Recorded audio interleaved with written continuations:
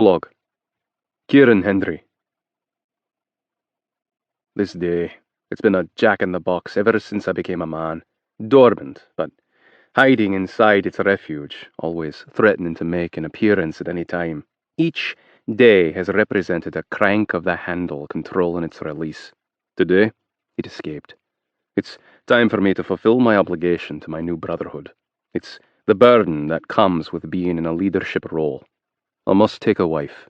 A wife I don't know. A wife born into a position at the top of a hierarchy. A wife who will forge a strong alliance between the Order and the Fellowship. A wife I don't want. I am Kieran Hendry, eldest son of Lennox Hendry and Arabella Greaves Hendry, the new leaders of the Order. Many would kill to be in their position, literally. But that isn't how the Brotherhood works. We are born into the role, like royalty. My mother has been called home to preside over the brotherhood that her father and brother once led. My dad will act on her behalf until I'm ready to take my place as the leader of these people. My first act, as their future leader, will be to enter into a marriage treaty with a Fellowship woman, bring peace between the Order and their enemy, the Fellowship. I've been conditioned to accept an arranged marriage as my fate for as long as I can remember. Doesn't make it any easier, though. I always thought I'd marry from within the syndicate, the brotherhood in which I was raised. I expected to forge a union with a woman I'd known my entire life, whose position within my brotherhood would strengthen my claim to leadership in the event of my paternal uncles' and cousins' deaths. A woman with virtue and purity who'd saved herself or her husband. Who the hell knows what I'll be getting with a woman from the Fellowship? The Fellowship killed my maternal uncle, and the brothers want retribution. They demand blood, a lot of it. But vengeance isn't our way. Revenge and death only yield rotting corpses. That isn't profitable. A dead man can't make money for us. Alliances, those yield gain. Profit is always our focus. My father pours 2 whiskies and brings one to me. I know you need this. I still haven't forgotten what it felt like to hear my father tell me that I was going to marry a woman from the Order as part of a marriage treaty alliance. I need more than 1 whiskey. I don't want a wife. I don't have to tell you that what you want doesn't matter. You're a Greaves and a Hendry, future leader of the Order. Being at the helm of this organization means you don't get a choice. It's your duty to strengthen your brotherhood with an advantageous marriage. You will marry a woman from the Fellowship. This marriage isn't something I can refuse. Do I at least get to choose which woman I'll marry? You have 3 choices. Well, at least there's that. The most desirable is Abram Breckenridge's older daughter, Ivana. The next would be his youngest daughter, Weslin. Last choice is Sinclair's sister-in-law. Not a Breckenridge, or even a member of the Fellowship yet, but she will be soon. Why is the sister-in-law a consideration? She's the sister of Blue Breckenridge. Sinclair will do whatever it takes to maintain Ellison's safety because he wants to keep his wife happy. An American who wasn't raised in a brotherhood. She'll be weak. Agreed. Hence the reason she's your 3rd choice. You'll only marry her if the other choices don't work out. I've heard of Abram Breckenridge. None of it good. What do you know about Abram's daughters? Not a lot yet, but I've placed both under surveillance. We'll learn as much as we can before you choose. It won't matter that the Order is under new leadership.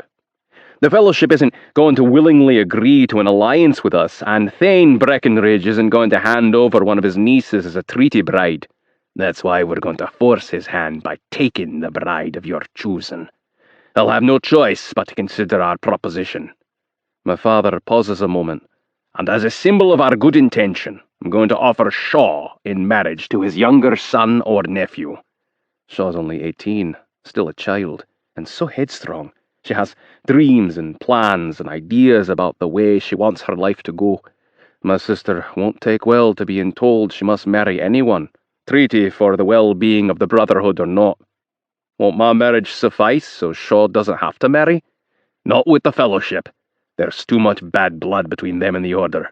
We have to propose an equal offering, or they'll never consider it. When is this going to happen? As soon as you decide which woman you want. I don't want any of them. I'll have a full report from the surveillance by the end of the week. Then, I guess I'm claiming a wife this weekend, which means I'm getting laid. I'm not pissed off about that. You'll need to bind your union to her as soon as possible. Bind my union. He means impregnate her. Once your bairn is inside her, the claiming can't be undone by anyone. A bairn. I don't want that either. I was born 9 months after my parents married. My father didn't waste any time binding his union with my mother. We've never discussed it, but I'm guessing he was persuaded to do so by his father, just as he's doing with me now. How did you feel when grandfather told you were going to marry mother? I wasn't happy, but I knew taking Arabella as my wife was my duty to the Brotherhood. Your mother and I both understood, and we made the most out of it. Maybe theirs hasn't been a fairy tale romance, but my parents love and respect each other, and they share a common goal. They want the best for the Syndicate and the Order. That includes making this alliance with the Fellowship. I'm the future leader of the Order. It's my job to ensure the prosperity of my Brotherhood and those we're in alliance with. If that means taking a Fellowship woman as a wife and putting my child inside her, then that's what I'll do, even if it's the last thing on earth that I want. Chapter 1. Kieran Hendry. I'm a marksman for my Brotherhood, an assassin, a hitman, but tonight I'm not ending the life of a loose end or an enemy or an opposition. The man I've been for the last 28 years is the one being ended. I'll soon be mated to a Fellowship woman, probably tonight. What can you tell me about the Fellowship women we're considering? My father sighs. Blue Breckenridge's sister is living with Thane's nephew. They're sharing a bedroom. Good thing that one isn't a front-runner. And the older Breckenridge sister, Dad pauses. She's spending a lot of time with a Fellowship man, behind closed doors, and overnight. What you're telling me is that 2 of my 3 choices are fucking other men. Aye. That eliminates both of them in my book. I won't have my wife hopping out of one man's bed and into mine. What of the younger Breckenridge sister? My men saw nothing unbecoming. She hasn't kept the company of any man. Westland's only interactions have been with family and female friends. I could ask my father to tell me more about this woman, but the truth is that nothing he tells me will matter. She's the only option I'll consider for my wife at this point. Where is she now? I've been informed that she left her apartment with Sin's sister-in-law, and they just arrived at Duncan's pub.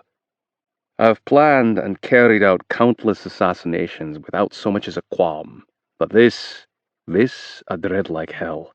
I don't tolerate the weaker sex well, the tears, the whimpering, the whole fragility thing.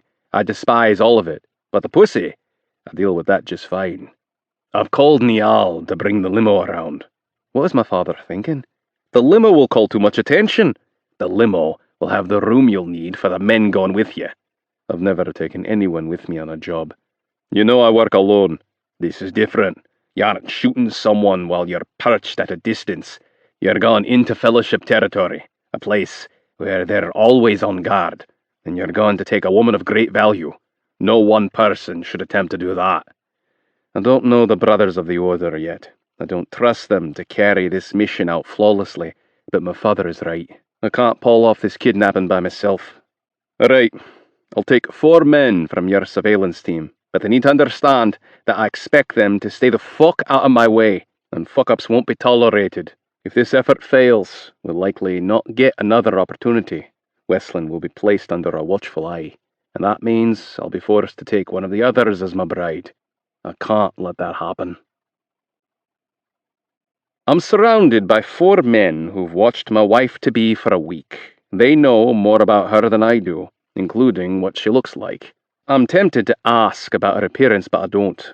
These men have possibly seen parts of Westland Breckenridge that should be reserved for my eyes only. If I found out one of them had looked upon her unclothed, I'd be tempted to yank his eyeballs out of their sockets. I've only had a few days to adjust to the idea of taking Westland as my mate. Don't ask me to explain it, but I already consider her my property, although I've never laid eyes on her. My possessive feelings are completely insane, considering how much I don't want her or this marriage. Westland and Ellison. That's them coming out of the pub, boss. They didn't stay long. I slid upward in my seat and watched the two women leaving the pub with a man. Who is he? Jamie Breckenridge. Family. Good girl, Westlin. Drive slowly until we reach them. When the car stops, we'll exit together. First man who gets to Westlin will hood her face and pull her into the back seat. Once she's inside, we're out of here. Jamie will be armed. I'd expect no less. I'll take care of him. I won't hesitate to put a bullet in him if he comes between me and my taking Westlin tonight. The back door opens, and we spill out of the car. Jamie Breckenridge moves in front of the two women, shoving both behind him. One of the women goes down, landing on the sidewalk. He pulls his weapon just as I knew he would, but he doesn't stand a chance at this showdown. Gunman versus doctor, it isn't a fair fight. My bullet enters his upper shoulder, the exact target I was aiming for. It isn't my intention to kill the man who is about to become my brother-in-law, just need to hinder him a little. He collapses to the sidewalk. One of the women screams and crawls to him on her hands and knees as though it's the end of the world. With that kind of reaction, I'm assuming that she's his American lover who wasn't raised in a brotherhood. A woman accustomed to these things wouldn't behave that way. She places her hands over the growing wet sphere, leaning over him and saying things that I'm unable to hear. Get them in the car, now! Them. Here we go with the fuck-ups. This is why I work alone. I'm the only person I can depend on to get things right. The other woman screams for help and fights impressively while Marshall holds her, and Glenn places a hood over her head before I'm able to see what she looks like. Not both women, just Westlin Breckenridge. That's not what your father ordered. He didn't mention anything about taking both women. No time to argue. We need to go now. We likely only have seconds before the Fellowship brothers inside the pub realize that something has taken place. The back seat of the limo fills, this time with 2 extra passengers. One more than I intended. I'm not certain which of these women is my intended. I thought Marshall and Glenn had Westlin, but now I don't know since my father ordered both women to be taken. On your knees. Hands behind your back. I'm not worried about the McAllister woman, but I'd expect Westlin to have had extensive training on what to do in the event of an abduction. Can't be careless with that one. The text comes in on the phone Glenn has taken from one of their purses. Fellowship. Let's talk. Kieran. I'll consider that after I've had me fun. Fellowship. Don't fucking touch them. I'm amused by whoever is texting. Does this person really think he can tell me what to do? Kieran. A little late for that. Don't come for them or they die. Kieran. We'll contact you when we're ready to talk. I toss the phone to Glenn and he returns it to the purse. No need to ditch it. The Fellowship will trace us to the compound eventually anyway. Wes? The woman to my right says. Her voice trembles, as does her body. She's like a frightened rabbit. I'm here. Westlin Breckenridge hesitated before answering and identifying herself. She's probably silently pleading with her friend to keep her mouth shut. I flick my wrist at Glenn, cueing him to skip binding Westlin Breckenridge's wrists. I want her hands free. She's not Fellowship. You gain nothing by taking her. I laugh at Miss Breckenridge's weak argument. You don't think the sister of Sinclair's wife is powerful leverage? Sounds to me like Miss Breckenridge doesn't think very highly of you, Miss McAllister. Westlin needs to learn sooner rather than later who it is she's dealing with. Crawl to me, Westlin, on all fours like the Fellowship bitch you are. She pleases me when she does as she's instructed, proving she's able to follow orders. A good quality to have in a wife. On your knees in front of me. Kneel before your master. I'm going to be her leader, her master, her husband. She might as well get used to being on her knees in front of me. I plan on having her in that position often. Good lass. I think I'll reward you for following orders by taking off your hood. I lean forward and slowly lift the covering from her head. I'm about to look into the eyes of the woman I'll call wife for the rest of my life. I'd be lying to myself if I said I wasn't mildly panicked about what I'm going to see. The interior lights are on, and I stop lifting the cover to study the lower half of her face. No mustache, no beard. A narrow nose, slightly turned up on the end. A perfectly pouty set of pink lips with a deep cupid's bow. I like what I see so far. I remove the cover from her head, and her eyes blink several times before focusing on mine. Bold, Black strokes line the top of her eyelids with a slight wing on the outer corner. Long, lush lashes surround irises of what color I can't tell, but they're much lighter than my nearly black ones. Sexy as fuck. Niall accelerates, and Westland tumbles toward me, breaking her fall with her hands on my upper thighs, her touch causing my dick to twitch. I'm instantly attracted to this woman, and it's a fucking relief like I've never known. No one told me you were such a beauty. She stares at my face, and I imagine her mind rolling through images in her memory the way a thumb flips through the pages of a magazine. Should I know you? Her voice and breathing are soft and steady, unlike her friend who's panting as though she might pass out at any moment. I'm Kieran Hendry. A wrinkle forms and deepens across her forehead, while her brows tense. Are you part of the order? Aye. My mum is Arabella Greaves Hendry. Torrance was her brother. The wrinkle across her brow lessens. Your grandfather married your mum off to a brotherhood in the north as part of a treaty.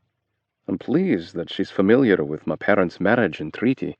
Aye, a very successful treaty, which made both brotherhoods very successful. And now the Order has asked her to come home and lead, because she is the next Greaves blood successor. The wrinkle in her forehead is back. A woman is acting as the leader of the Order? No, my father is acting on her behalf until I step into the role of leader. Not that my mother wouldn't make a powerful one. She's the strongest woman I've ever known, but she chose motherhood over leadership. Niall quickly brakes and then accelerates again, forcing Westland to grip my thighs again when she loses her balance. What are you going to do with us? That conversation is coming, Miss Breckenridge, but right now I'm really enjoying the sight of you on your knees in front of me. I study her Cupid's bow and consider reaching out to touch it. I really like your pouty pink lips, but I think I'd like them more if they were wrapped around my cock. She bares her pearly whites and snaps. I hope you like my teeth as well. That was unexpected. I'm impressed as hell with the bravery this woman is exhibiting. Ouch, Miss Breckenridge. That could be dangerous for my dick. I guess we'll go with the original plan instead. Her head tilts to the side, and her expression is one I've seen on my little sister 1,000 times. I call it her smart-ass face. The original plan being... I'll take you to my house, tie you to my bed, and do whatever the fuck I want to you. I look over at Miss McAllister. Both of you. Let's see what she has to say about that. Ellison isn't fellowship. You said that already? She isn't one of us, and doesn't understand any of this. She's simply the sister of a woman who married into the Brotherhood. This isn't her fight. She doesn't deserve to be injured or damaged. I love the way she substituted the word damaged for raped. This may not be Ellison McAllister's fight, but she will soon be part of the Fellowship. She isn't exempt from being used to my advantage. Are you asking me to leave her unharmed? Yes, please. Show her mercy. Westland is protective of Ellison, but let's see how far that inclination runs. What are you willing to do to keep Miss McAllister safe? Westland hesitates a moment. What do you want from me? I'm not ready to talk marriage just yet. I'm more interested in the fucking part now that I've seen her. Will you take her beating? Take her rape, plus yours? No, Wes, don't even think about agreeing to that. The frightened rabbit has been very quiet until now, and I prefer that she stays silent. I flick my wrist and Glenn slaps Miss McAllister's face through the hood. Shut your mouth. I'm negotiating with Miss Breckenridge. Ellison will be unharmed if I take hers and mine? Her eyes lock, and her voice remains steady. This woman isn't afraid, or at least doesn't appear to be. Westland Breckenridge is willing to sacrifice herself for her friend. Selflessness. You don't come across many women with that quality, and I'm going to take advantage. Yes, but one more stipulation, Miss Breckenridge. Take yours and hers, without a fight. Submit to me freely, and I won't harm a hair on your friend's head. Swear it on the life of your firstborn son. Those words are entertaining, since she's going to be the one to give me my firstborn son, and she has no idea. Don't do this, Westland. Westland acts as though she doesn't hear her friend's pleas. Swear you'll not harm her. Swear it on the life of your firstborn son, Kieran Hendry, and I'll do it. This will be a wonderful story to tell our son one day. How he was used to negotiate our first agreement before he was ever conceived. Miss Breckenridge of the Fellowship Brotherhood, I swear to you, on the life of my firstborn son, that Miss McAllister will not be harmed by me or any member of the Order. I can't resist dragging my knuckles down her baby's soft cheek. Do I have a deal? She nods. Deal. The motion of the car soon stops, and Glenn opens the door. Take Miss McAllister to the guest quarters. Feed her if she's hungry, offer her a shower and a change of clothes, but keep her confined there. You heard my deal with Miss Breckenridge. No harm is to come to her. Yes, sir. I grasp Westland's wrist and lead her towards my suite. Miss Breckenridge and I will be in my quarters. Do not disturb us under any circumstances. I have some claiming to do, and a firstborn son to conceive. Yes, sir. Wes, I'm so sorry, her friend calls out. It'll be okay, Ellie. Go! Westland doesn't know me. She has no idea what I'm capable of doing, and yet she's going to my quarters with me with her chin held high and her back straight as an arrow. She's under the impression that she'll be raped and beaten enough for 2 women, but there are no tears, no whining, no pleading. I admire the strength she's displaying. I open the door to my bedroom suite and hold out my hand. Ladies first. I think you mean captives first. Damn, she has a smart-ass mouth on her for someone who was just kidnapped by her people's worst and most dangerous enemy. Captive works as well. She enters and stands in the middle of the room, assessing her surroundings. This is a very nice prison. My compliments to the decorator. This woman is blowing my mind. How can she be brave enough to say such things? Is this all part of some kind of training you've undergone? I don't know what you mean.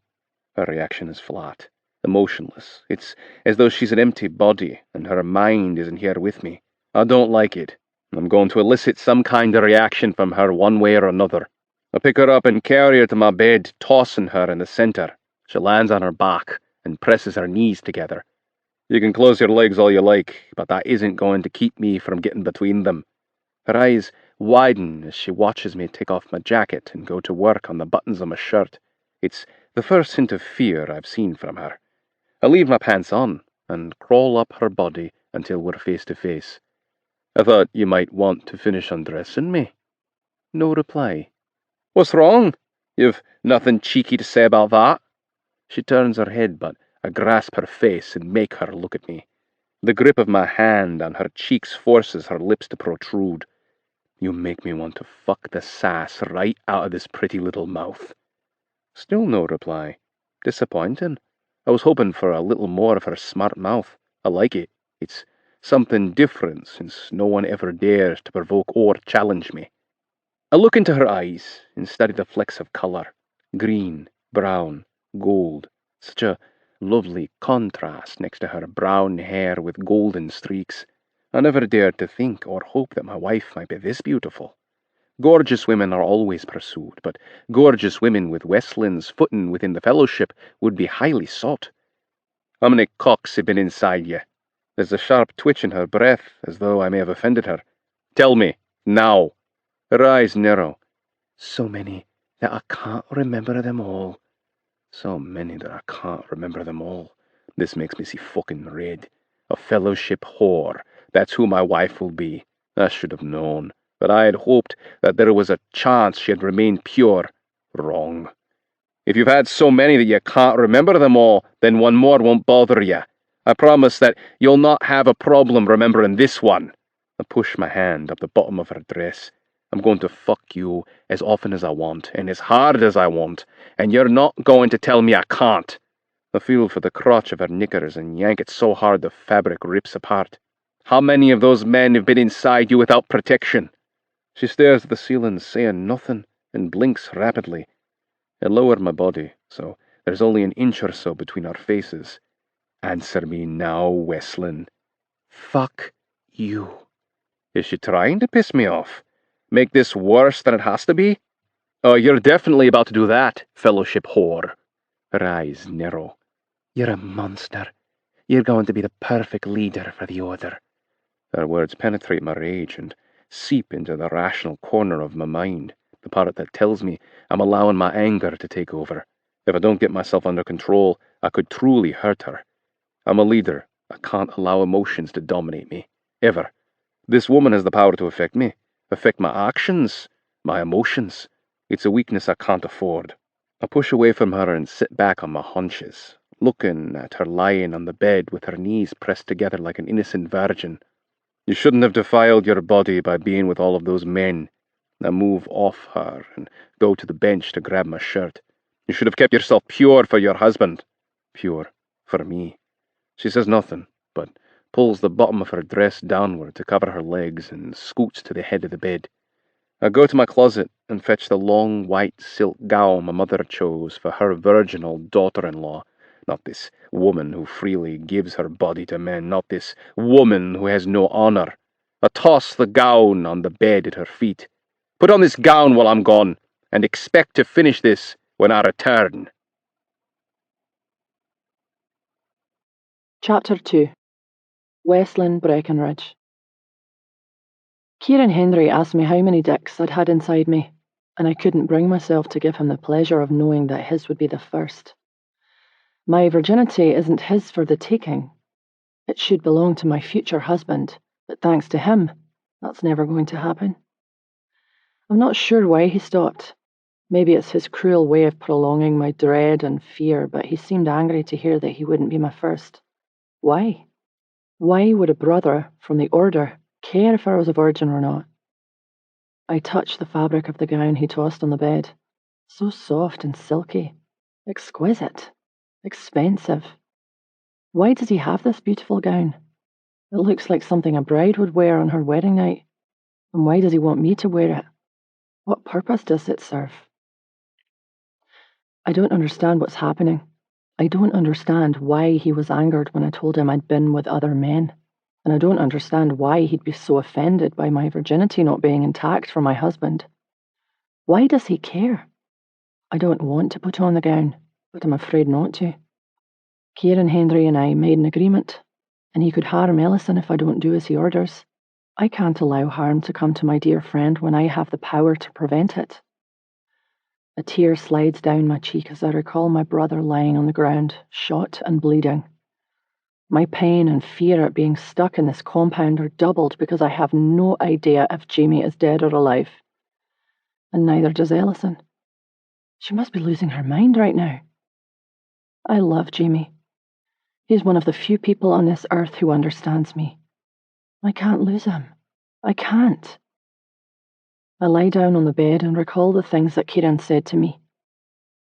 You make me want to fuck the sass right out of this pretty little mouth. I'm going to fuck you as often as I want and as hard as I want, and you're not going to tell me I can't. Expect to finish this when I return. He's going to do horrid things to me when he comes back, and I agreed to let him without a fight. This is how I'm going to lose my virginity, raped by the new leader of the order, sullied in the eyes of the Fellowship brothers. Not one of them will have me as his wife after this. Who am I kidding? Raped by the order's leader or not, no Fellowship man was going to claim or marry me anyway. My father ensured that outcome. He made certain that every brother knew I was off limits. Not one would give me the time of day. Good thing I never planned on being with a Fellowship brother, because I'll never find one who'll have me when Kieran Henry is finished with me. My father is dead, and the brothers still won't so much as look in my direction. It's as though they're afraid Abram Breckenridge will rise from the grave and fulfill this threat to massacre any man who touches me. I almost wish the evil bastard were still alive so he could make this Kieran Henry asshole sorry for everything he does to me. I decided a while ago that I would never marry a Fellowship man, but I always believed it would be on my terms, not because I'd been ruined by the new order leader. Life in Edinburgh with the Fellowship is the only life I've ever known. Where will I go after I'm considered tainted goods? What will I do with my life? I jolt when there's a knock at the door. Who is knocking and asking permission to enter the room where a captive is being held? Come in. The door opens and a short, stocky woman with grey hair pushes a table filled with food into the room. Hello, dear. I'm Mrs. Bruce. Mr. Henry asked me to bring your dinner while you wait for his return. She looks at the crumpled gown on the bed. He also asked me to assist you in preparing for bed. Dinner. I understand that, but rapists don't send little old ladies to prepare their victims for sexual assaults. Did Kieran leave the compound? Yes, he and the other Mr. Hendry had a meeting to attend. A spark of hope ignites inside me. Perhaps they were contacted by Thane to negotiate for our return. He and Sin and Jamie won't leave Ellison and me with these people. I know they won't. Mrs. Bruce uncovers the smallest of the 3 plates on the table. Mr. Hendry wants you to have oysters. Why in the world would that man care anything about what I eat? Oysters get the juices flowing. What juices? She lifts her brows and looks downward. Those juices, the womanly ones that put you in the mood for loving. What the hell? Eat up, Miss Breckenridge. He'll expect you to be ready when he returns. I'll be ready to leave. Please, Miss Breckenridge, I don't want Mr. Hendry to be angry with me because you aren't ready when he returns. These aren't logical people. They might physically harm this old woman because I didn't eat these damn oysters. All right. I lift the shell and swallow the first of the half-dozen oysters on the plate. Nice and briny. One of the best oysters I've ever had. You're a lucky girl. Mr. Hendry could have his pick of girls, but he chose you. Not everyone is pleased about his decision, but I for one couldn't be happier. It's time this happened. Someone has lied to this poor woman. I don't think you understand why I'm here. I understand perfectly. She uncovers a plate of duck confit and risotto. Eat up. You'll need your strength. I eat what I force down only because I don't want this woman harmed, and Mrs. Bruce covers the dishes when I finish. You didn't eat much. Nervous stomach. No need to be nervous. Mr. Hendry is going to make you a very happy woman tonight. Happy? I don't think so. Come with me. It's time for your shower. Mrs. Bruce goes to the bed and fetches the gown, frowning when she holds it up for inspection. He'll be back soon, so there's no time to iron it. I'll hang it on the back of the door, and we'll hope that the steam loosens the crinkles. She goes into the bathroom and turns on the water, but doesn't come out. Time's wasting. Get in here, lass. I go into the bathroom, and she still doesn't leave. Go on, turn around. I do as she says, and she lowers the zipper of my dress. I'll launder your clothes for you if you wish to keep them. Of course I want to keep my clothes. What else would I wear home? I don't think you'll have time to launder them. I slide the dress down my body, and it takes my ripped knickers to the floor with it. Mrs. Bruce bends down and lifts them from the floor. Oh dear. He ripped them. I see that. Would you like me to throw them out? Yes, please. I want no reminders of any interaction I have with Kieran Hendry. I cover my breasts with one arm while using the other to hold out my bra. No need to be timid with me. It's my job to assist Hendry women as needed. But I'm not a Hendry woman. Do you know anything about my friend Ellison? I prepared a meal for her, but someone else delivered it to her room. Is she okay? I have no reason to believe she isn't. Mrs. Bruce flicks her hand toward the shower. Get in, lass. Mr. Hendry will be back before we know it, and he'll be angry if you aren't ready.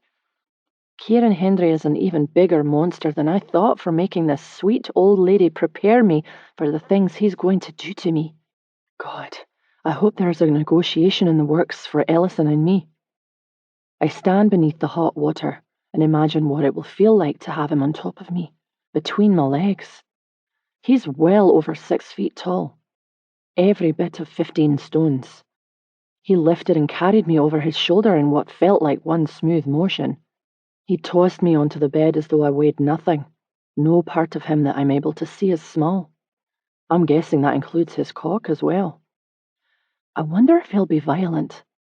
Have you done this before? Done what, dear? Prepared a woman for Kieran. She looks confused by my question. Of course not. You're the first. Will you tend to me afterward? No, that's for Kieran to do. She giggles. You truly are an innocent lass, aren't you? I've never been with a man, by force or voluntarily. Maybe I should ask Mrs. Hendry to come in and talk to you. She might be able to ease your nerves a bit. Kieran's mother might listen to me. I could plead with her, woman to woman, to stop her son from violating me. Yes, I would like to see her. Will you go get her now? Before Kieran comes back. Let's finish with you first so that you're ready when Mr. Hendry returns, and then if there's time, I'll have her come in. I quickly rinse the conditioner from my hair. I'm done. I turn off the water and step around the glass door to where Mrs. Bruce is standing with an outstretched, lush white robe for me. Reminds me of the way my nanny Iona would wrap me in a towel after my bath when I was a child. I tie the belt around my waist and twist a towel around my wet hair. Mrs. Bruce removes the white gown from the hook on the back of the door and shakes it. The steam helped. Good thing, because I certainly wouldn't want Mr. Hendry to see that I put you in a wrinkled mess. She returns the gown to the hook. Let's comb your hair and dry it. Mr. Hendry won't like you coming to bed with wet hair. I don't have time for this. I need to speak to Kieran's mother before he comes back. I snatch the comb from her hand and all but rip my hair out as I drag it through the tangles. I lean over and dry my hair on hot and high as I shake it out with my fingers. It's a wild, bushy mess when I stand upright. Miss Breckenridge, I think we should smooth your hair. It's fine. Kieran won't like it so big. Fuck Kieran and what he likes. Do you have a flat iron? Miss Hendry does. I can get it. Please do, and bring her with you when you return.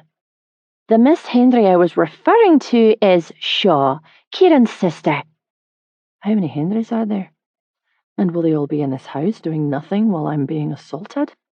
We should probably hurry. Don't want to keep Kieran waiting because I'm not ready. Yes, Miss Breckenridge. She holds out a brush. You should probably try to tame that while I'm gone.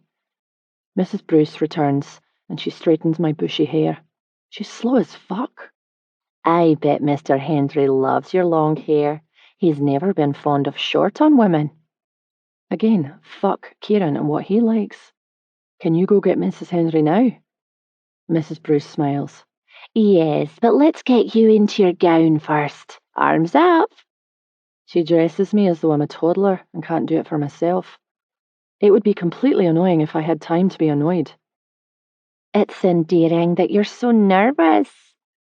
Endearing? I'm about to be brutalized. What the fuck could be endearing about that? Can you please hurry, Mrs. Bruce? I'm afraid Kieran will be here any minute. Of course. This is my last hope. If Kieran's mother has no mercy on me, it's over. I'm his to do with as he pleases. Chapter 3. Kieran Hendry. The Fellowship Council of Breckenridge Men stands when we enter. It's a show of respect, but we aren't held in high regard by them, and they aren't pleased by our presence. Welcome. I'm Thane Breckenridge. These are my sons, Sinclair and Mitch, and my nephew, Jamie Breckenridge, Abram's son. I'm Lennox Hendry. These are my sons, Kieran, Maddock, Calder, and Carson. Thane nods. Come, sit, let's have a drink. A red-haired woman enters the dining room with a serving tray of glasses and a large bottle of dark amber. Since it's the place of the hosting leader's wife to serve when two councils meet, I assume this woman must be Thane's wife, Isabel. Every great meeting has always begun with a fine whiskey. Don't you agree? Thane says. My father nods, but his eyes are on the redhead, as if he knows her. Aye, indeed. She serves us first and works her way around the table until everyone has a glass of whiskey. I watch my father watching her. She never once looks him in the face, but I'm convinced this isn't their first meeting. A man doesn't look at a woman like that unless something has transpired between them. Anything else, Thane? Isabel asks. That'll be all, thank you. The woman leaves, and Thane holds up his glass. Here's to a productive meeting where we're able to come to a mutual agreement. The warm liquid burns all the way down.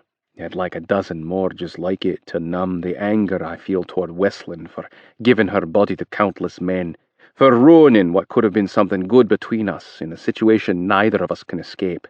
But now I'm going to be stuck with a whore for a wife, and she's going to be stuck with a husband who despises her for what she's done.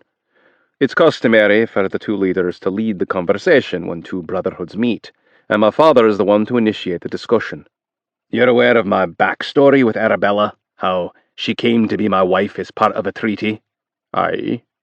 At the Syndicate, our belief is to operate with as few rivals as possible, and the Order has far too many powerful adversaries to ever function at its full capacity. We'd like to change the way it operates to mimic the Syndicate. That means making you our allies, rather than our enemies. The Order has been a cruel group of people. What makes you sure that, as a whole, they're going to support this reversal? Thane isn't mistaken. The Order was a cruel group of individuals under my uncle's leadership, but that stops here. That kind of behavior is counterproductive and will not be tolerated under our leadership. The people of the Order enjoy brutality because Torrens did. It's what they were taught. It's all they know. They need to be retrained to enjoy something else. I can do that. Thane doesn't look convinced. How do you propose to accomplish such drastic change? Only one way. Rule over them with an iron fist that they fear. So it'll take making examples out of some brothers, but I'm prepared to do it. A few public executions always put people in their place. Executions aren't something we take pleasure in, but they are often necessary. Our people will be resistant to this alliance, Thane says. Resistance by the Fellowship isn't the least bit unexpected. I understand there's been a lot of spilled blood between the two, but the benefits of partnering with us outweigh any grudge you hold. It will do nothing but benefit you and your people once we get things on track. Thane hesitates. If we do it, I would have to insist on some type of insurance. Jamie's eyes widen and his fists tighten, stretching the skin on top of his hands so taut that the blue veins appear as though they're trying to escape. If he isn't happy right now, he damn sure isn't going to be happy about what my father is going to say next. We're prepared to give you that, and we want our own insurance. We'd like to propose a double treaty. We take Wesleyan or Ivana Breckenridge or Ellison McAllister as a wife for Kieran, and as a sign of good faith, I'll give you my daughter Shaw to be married to Mitch or Jamie. Jamie Breckenridge's face is blood red. I bet his blood pressure is nearly at stroke level. We'll never give a one of them to you. I chuckle, wondering if he has so quickly forgotten that we have his sister and lover. You didn't give us Wesleyan and Ellison, but we have both of them. You're not keeping Ellison or my sister. Sinclair Breckenridge holds out his hand in Jamie's direction. I'm not part of their brotherhood, but I recognize the hand gesture as a warning to not overstep his boundaries. Jamie, you sit on the council, but this isn't your choice. Dad and I will make the decision based upon what's in the best interest of our people as a whole. We need Kieran's wife to be a Breckenridge, or the equivalent, so we're on equal footing. I fully trust that this partnership will work, and it won't come down to an eye for an eye. I wouldn't be offering you my only daughter if I didn't believe it would be successful. Thane looks at Sin and then back to my father. We can't make this kind of decision tonight. We need time to discuss it. I don't think we could make a snap decision about something this important either, but they need to understand that their women aren't coming home until a resolve is reached. In the meantime, we're keeping Wesleyan and Ellison. No, you can't agree to this, Thane. There goes Jamie, overstepping his boundaries again. Maybe it's time I set him straight on how this is going to play out. The part where we keep Wesleyan and Ellison is non-negotiable. I need time with them to help me decide which one I'll take as my wife. If I like neither, then I'll need a few days with Ivana. You'll take none of them as your wife. Jamie Breckenridge doesn't know me or how I tick. I don't take well to being told what I will and won't do, especially by a leader's nephew who will never be the head of his brotherhood. I grin and lick my lips. I plan on tasting one of them tonight, maybe both. I haven't decided yet. Aye, I'm being a dick. Taunting a man who is probably about to lose his mind with fear for his sister and lover, but he has opened his mouth more than once when he shouldn't have. He needs to learn his place. That's enough, Kieran, my father warns. Don't you fucking touch either of them! Despite being a doctor, the dumb bastard is a slow learner. Who's going to stop me? I will kill you. He stands and pulls his Glock, aiming it directly at my face. Not the first time I've looked down a barrel. Hell, it's not even the second, or third, or fourth. That's not a good way to begin the treaty.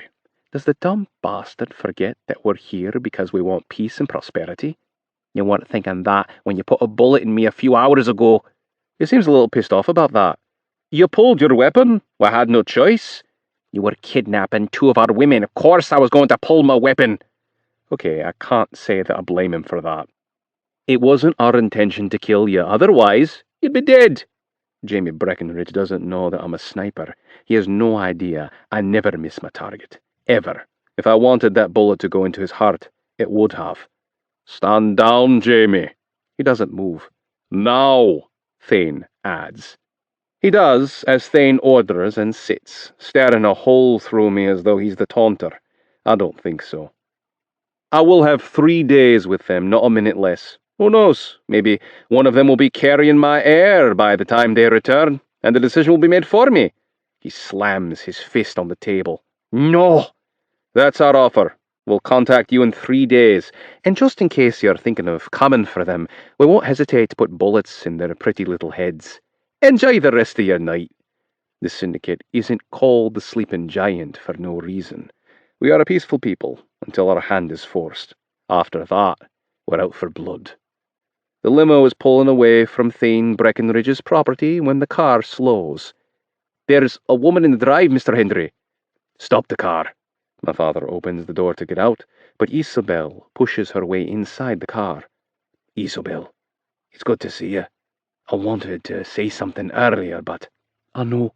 It's good to see you too. I wish we had time to visit, but I only have a few minutes before I'm missed. I was right. My dad knows Thane's wife. What is it, Issy? I need to speak to your son about my niece. She looks at me. Wesleyan is Abram and Tori's daughter. There isn't a reason in the world that she should be anything other than a monster with those two for parents, but she isn't. Wes is kind, loyal, dutiful, and pure. My niece is beautiful inside and out. She'll make a wonderful wife for you, unless you choose to mishandle her while she's in your care. In that case, she'll come to despise you, and believe me, existence is miserable when you're shackled to someone you hate. Pure. That word catches my attention. Wesleyan Breckenridge is pure. Abram might have been a mean bastard, but he made sure that Wesleyan wasn't touched by any brother. He was saving her for someone. It ultimately didn't work out, and no man has reached out to Thane to declare interest in her. Abram was saving Wesleyan for someone but not his older daughter? There must be a reason for that, but what? Abram is dead. He's no longer here to ensure his daughter's purity.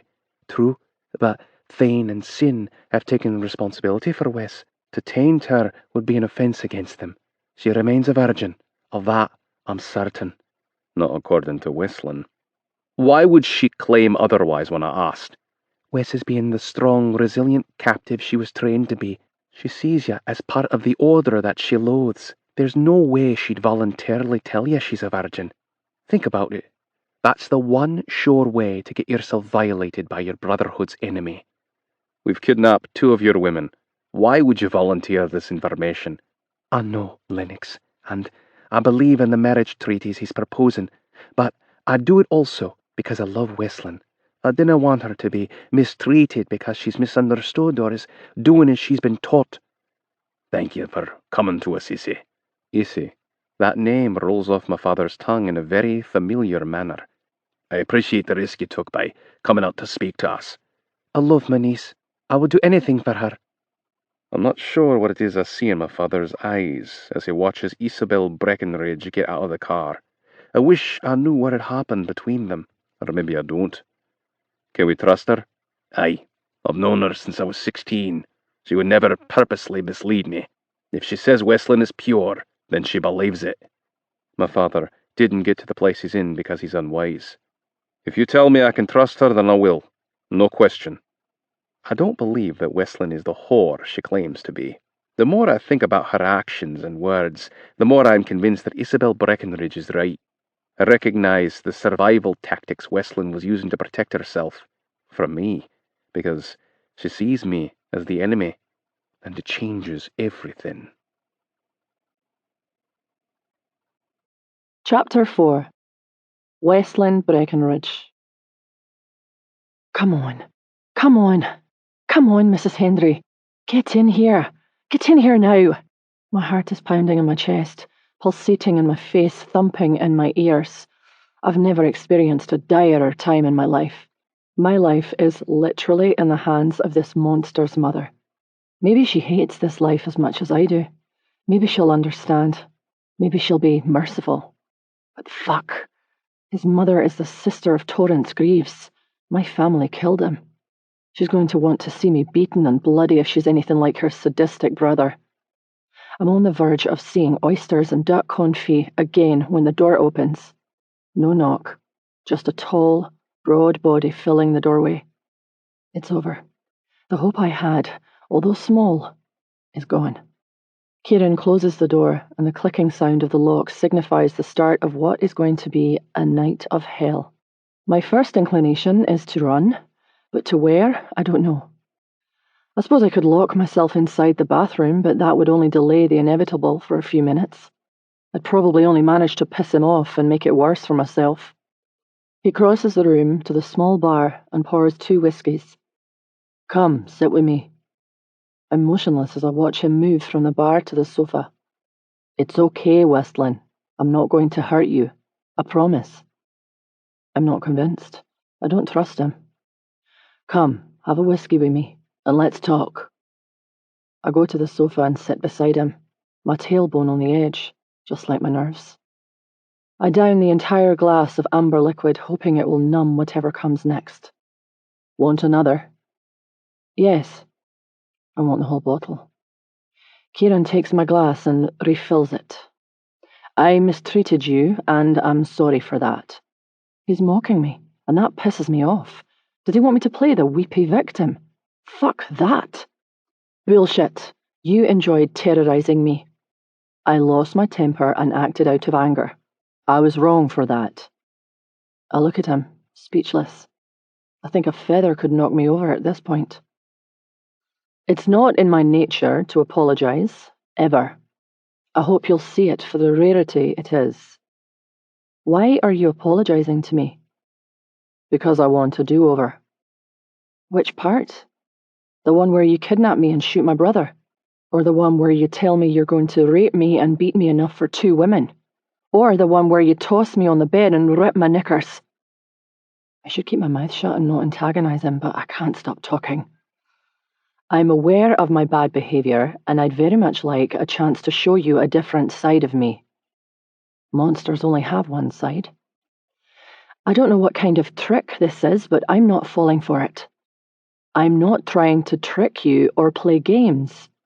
I'm not some stupid woman who will melt because this handsome man is saying all of the perfect things. I don't believe you. I can see why you wouldn't. He takes a big drink of whiskey. I've just been to meet with the Fellowship Council. My thoughts instantly go to Jamie. My brother was there? Aye, he's alive and well. A sore shoulder, I'm sure, but he'll recover fully.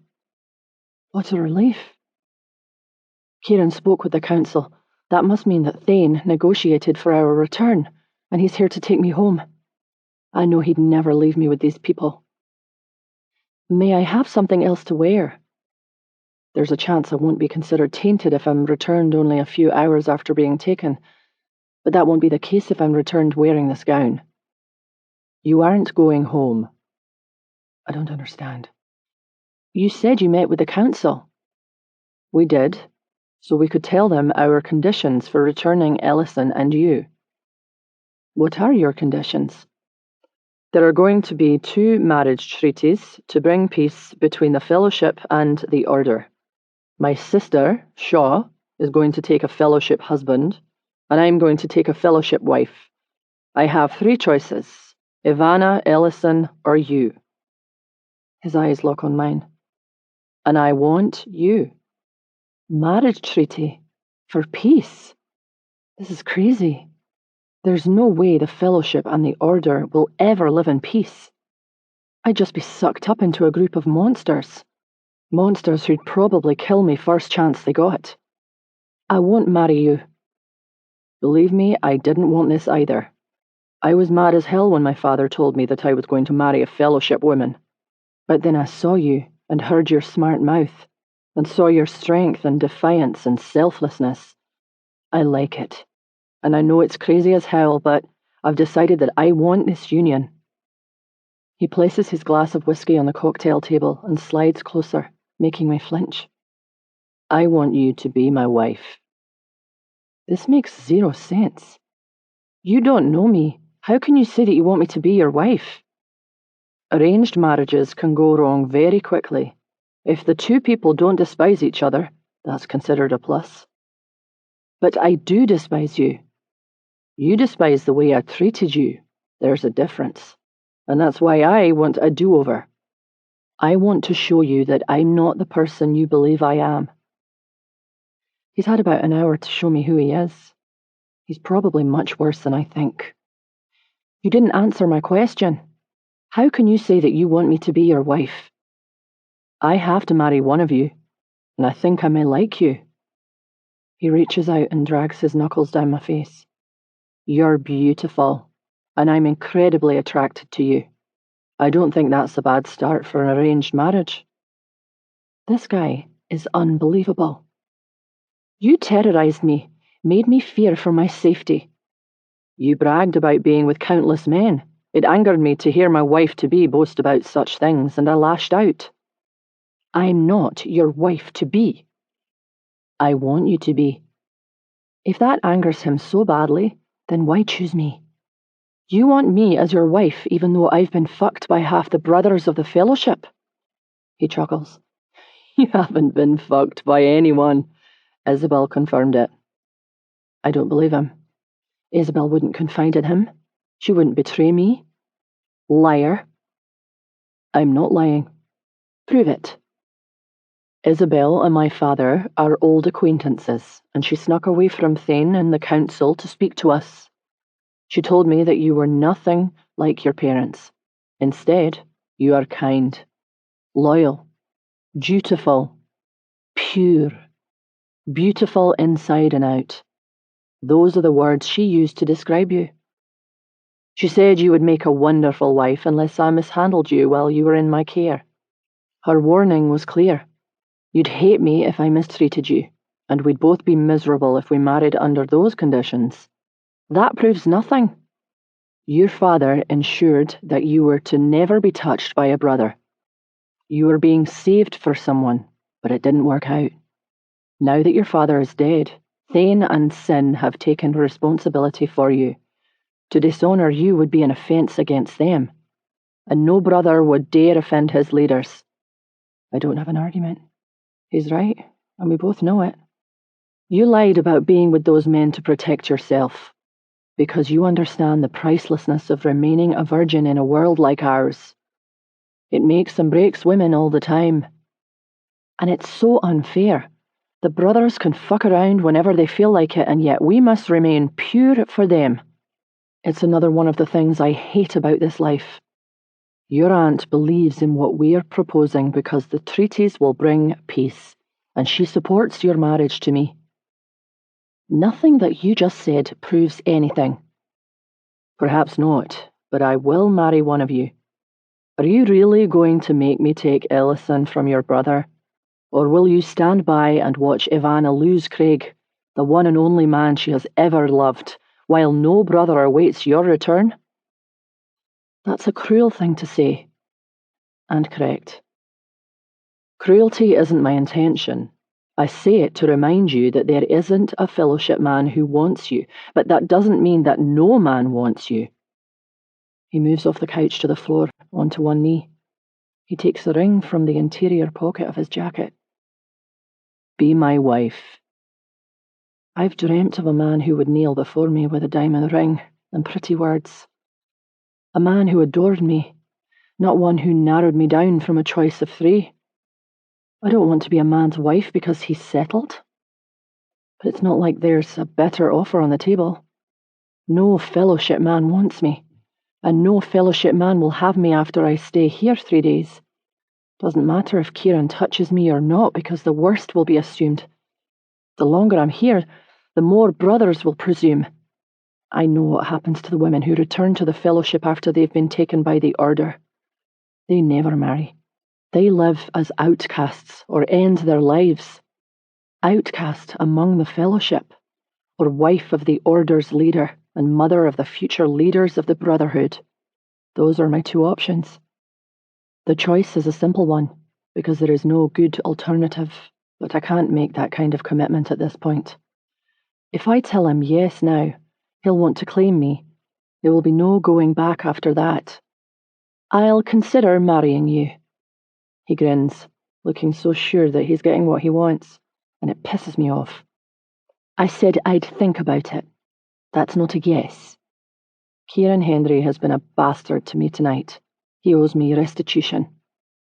He slides an enormous diamond ring on my finger, and it's a perfect fit. He lifts my hand and studies the ring on my finger. It looks good on you. I don't even know how many carats it could be, but it's a lot bigger than my mum's, and hers isn't small. This was my grandmother's wedding ring, a wee bit more than 7 carats. Exceptional colour and clarity. My grandfather paid more than £50,000 for it 50 years ago. Don't lose it. The ring is gorgeous, but it doesn't make me lose my good sense. Did you not listen to what I just said? Consideration isn't an affirmative. You're going to say yes, and we both know it. Such a confident arse. He's used to getting everything he wants, but he isn't going to snap his fingers and make me jump. No, we don't both know it. It's going to take work on your part to convince me after the way you've treated me tonight. I've never worked to win a woman in my life. I don't doubt that being the truth for a second. I bet he could charm the pants off any woman, except me. There's a first time for everything. Do you know how many women from the Order and the Syndicate would jump at the opportunity to be my wife? I'd guess most of them. I don't know, and I don't give a damn. They'd line up for the chance to be in my bed for just one night. Kieran is a leader. That alone makes him a desirable mate, but he's also handsome. Black hair, nearly black eyes, tall and broad and muscular. I saw the bulging muscles in his chest and arms when he took off his shirt earlier. I'm certain that he's highly sought after by the women of the Order and the Syndicate. That would end if I were your wife. I won't allow you to infect me with your whore's sexual diseases. I would never put the health of my children's mother at risk. I guess that's sort of a sweet thing to say, but I don't buy it. That's a bold statement to make when you've never had to be faithful to one woman. I'm not stupid. I know leaders aren't monogamous. They fuck whoever, whenever they like. Except Sin. He's the exception to the rule. I'm certain that he'd never cheat on Blue. He loves her and the babies too much to ever so much as consider betraying them. I'll be a good and faithful mate, because it's what you ask of me. As your husband, I would want to please you. I'm surprised to hear him say that. Men in leadership roles are usually only concerned with their own pleasure. You want to please me? I very much want to please you, and I plan on doing so as soon as you'll let me. So now you want my permission instead of my submission? I'd take you any way you'd give yourself to me. Ivana and Blue and Ellison talk about their sex lives all the time. I pretend I've had experiences as well, but the truth is that I've never even made out with a guy. One stolen kiss when I was 16. That's it. I'm not a dope. I know how things happen, but it isn't the same for all couples. The different stories I hear from my friends are evidence of that. Ivana loves Craig. Blue loves Sin. Ellison loves Jamie. I don't love Kieran. Shite. I don't even like him. He's a total dick. But a good-looking dick. And his body is very hot. I'm curious to know what sex with him would be like, since we aren't in love. I wonder if I'd like it, or if it would fall flat because I don't feel love for him. If I said that I wanted you to please me, how would you do it? Kieran gets up and tugs on my hand. Come with me. I stand, and he leads me away from the sitting area toward his bed. I'm going to show you how I would do it. Oh no. I meant in a hypothetical situation, not the real thing. We're not going to have sex, but you asked a question, and I'm going to give you an answer. He stops when we reach the bed. Lie down on your back. No way, I'm doing this. Kieran? Shh. I'm not going to do anything you don't want me to do. I swear. He grins. On the life of our firstborn son. Our firstborn son. I sit on the side of the bed and slide to the middle, closing my eyes as I lie flat on my back. I press my knees together when I remember that I'm not wearing knickers and wait for whatever will come next. When I consider what I'm doing, I realize it's one of the stupider things I've done in my life. Lie on a bed, without knickers, before a man who threatened to rape me. The bed dips, and I jolt at the same time that my eyes pop open. A second later, Kieran's face is hovering above mine, close, but our bodies not touching. The first thing I would do is kiss you. An open-mouthed kiss because I would want to feel your tongue against mine and taste the whiskey still lingering there. He moves lower, and I feel his warm breath on my skin. When I finished, I'd kiss your neck, beginning at that sensitive spot below your ear. And I'd slowly move downward until I reach your tits. Kieran moves lower so his face lingers over my chest. I would suck this one first and roll my tongue around your nipple while I squeezed the other with my hand and used my thumb to make your nipple hard. Strange sensations fire from my nipples down to my lower groin. I tense and relax the muscles inside my body. Down there. Even the act of breathing becomes more pronounced, more intentional. His face poises over my lower abdomen. My mouth would never leave your skin as I kiss your stomach and think about putting a baby inside you. Oh, fuck. When I finished here, I would spread your legs apart.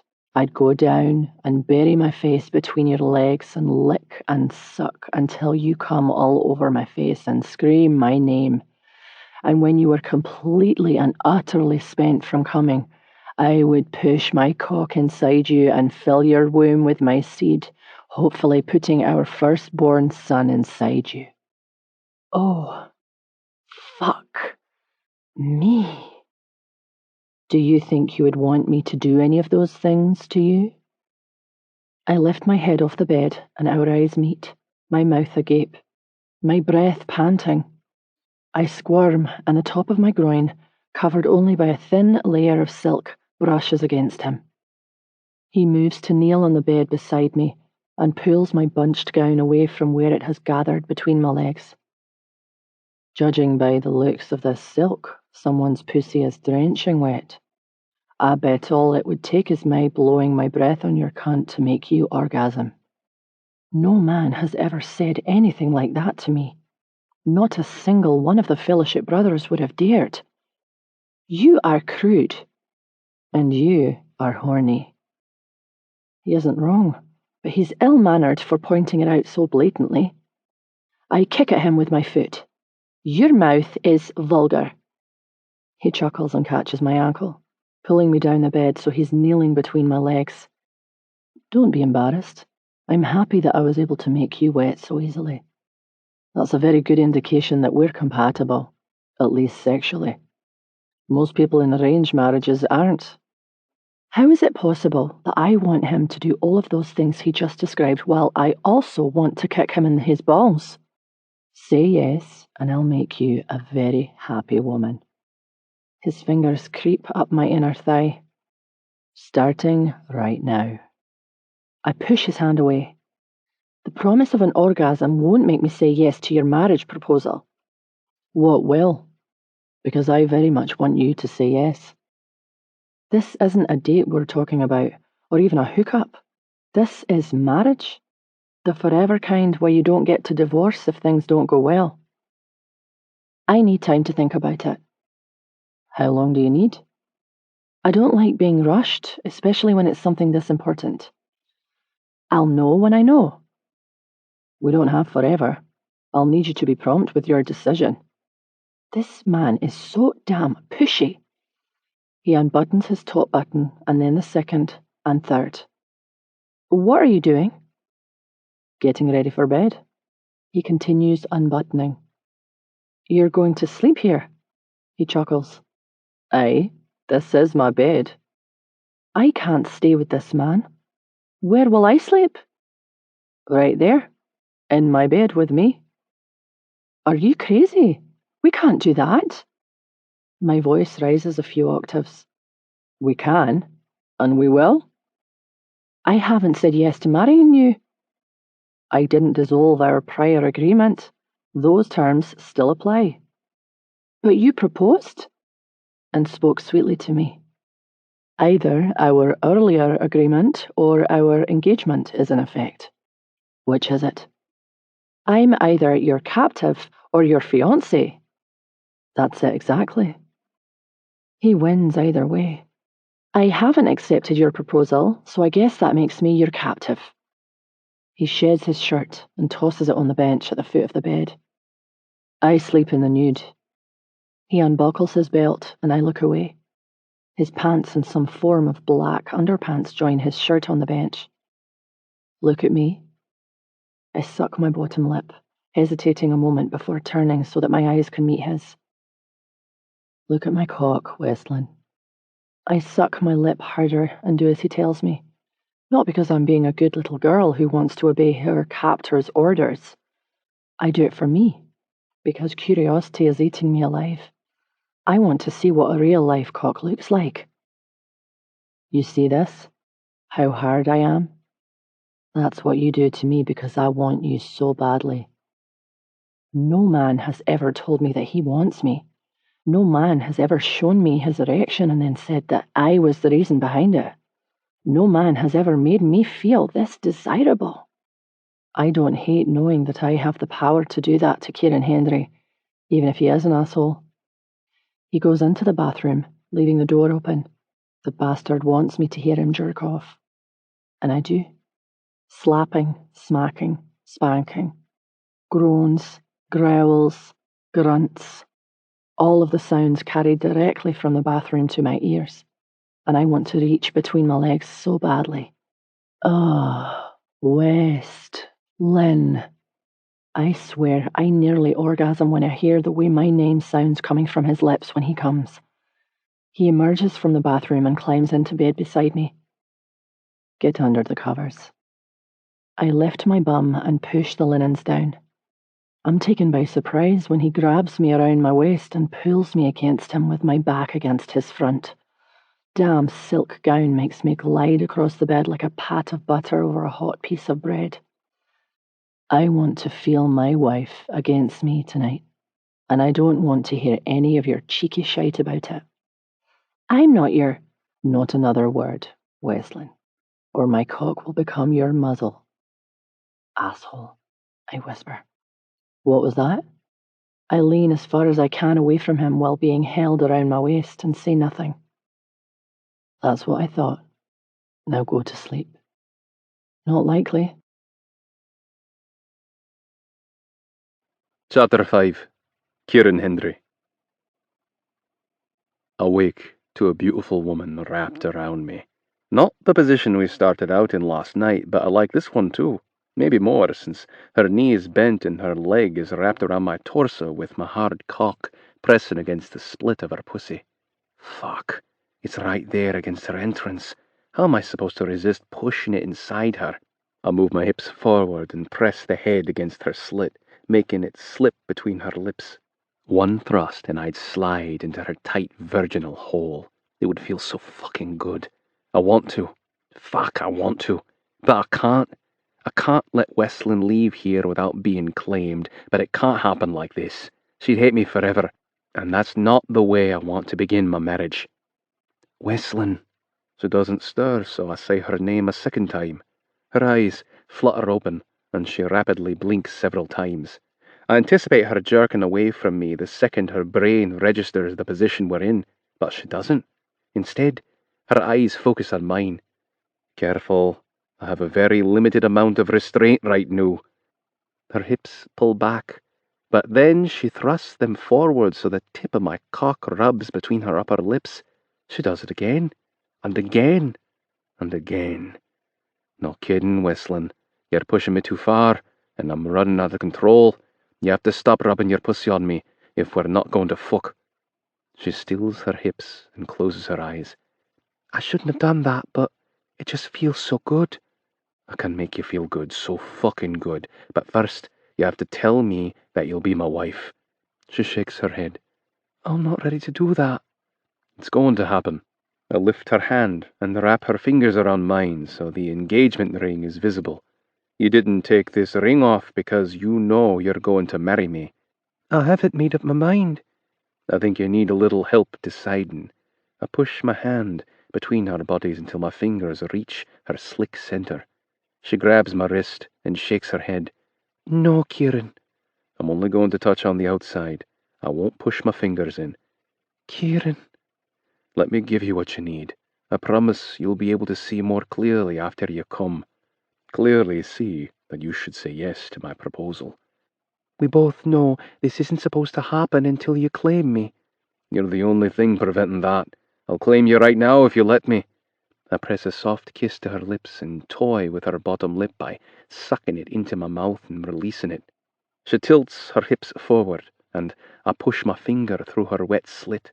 Once my finger is well coated with her natural lubrication, I move it to her clit and rub it side to side over the tiny erect nub. Your pussy is so wet. I want to taste it. Westland presses her forehead to mine and tightens her grip on my upper arms. Oh, God, that feels so good. Don't stop. Her breathing increases, and she wraps her hand around my cock. I want us to come together. Oh, fuck. I open my eyes and jolt when I see the back of Westland's head, because she's lying on her side, her back turned to me. Breath deep and steady, not awake with her hand around my cock. Fuck. That dream was a cruel joke. She's in the same position as last night when I pulled her against me with my arm draped over her waist and her bum pressed against my cock. I'm not sure she has moved a muscle in the last 7 hours. Fuck, my dick is hard. I can't continue to be this close to her and not act upon all the things I want to do to her. I need to shoot something. I shower and find Westland awake and sitting up in bed when I leave the bathroom to choose my suit for the day. Her eyes are red and swollen. She cried last night? I didn't hear a peep from her. Good morning. Her eyes do a once-over before she looks away from my body, covered only by the towel wrapped around my waist. You can look at me if you want. I don't mind. Her only response is a shake of her head. I'm going to the shooting range. I'd like it if you came with me. Same response, which is no reply. I'm very good. Some people enjoy watching me with a gun. Why would I want to watch you shoot a gun? Because it would be more interesting than these 4 walls, and because I'm proud of my skills. I'm eager to show her what I can. I want to see Ellison. It's not going to happen. I don't even know for sure that she's okay. I swore to you on our firstborn son's life that no harm would come to her. That's not something I take lightly.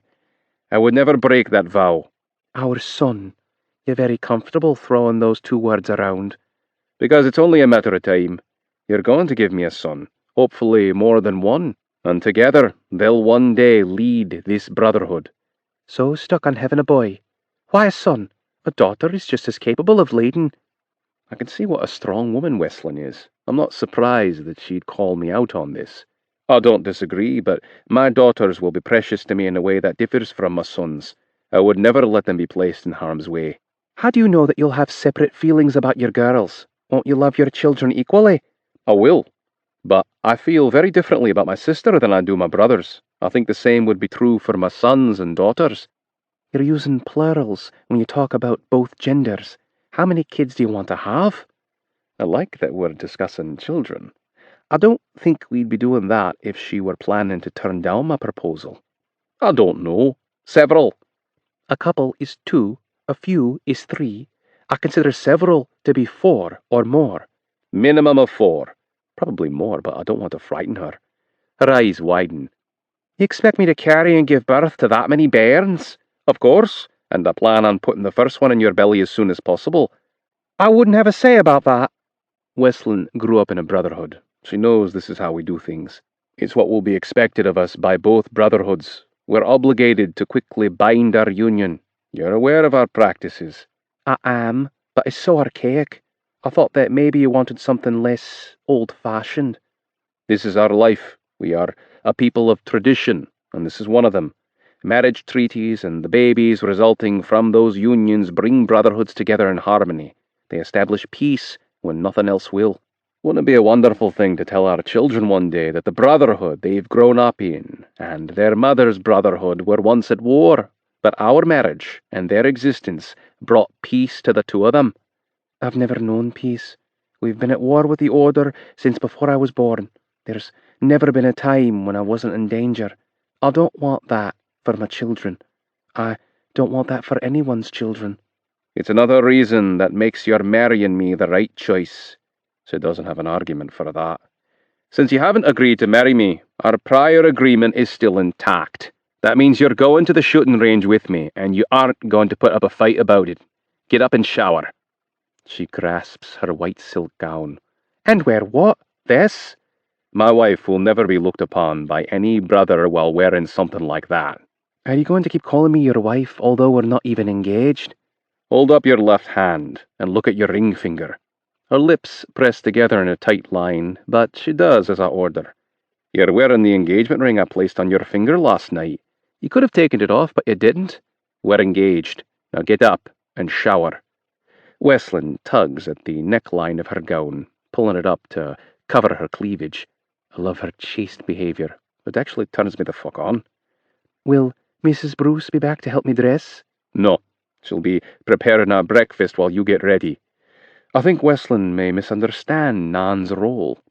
I had her come to help you last night because it was supposed to be a special event. She only helps the Hendry women prepare for important occasions. You didn't tell me what I'll be wearing today. I suppose I didn't.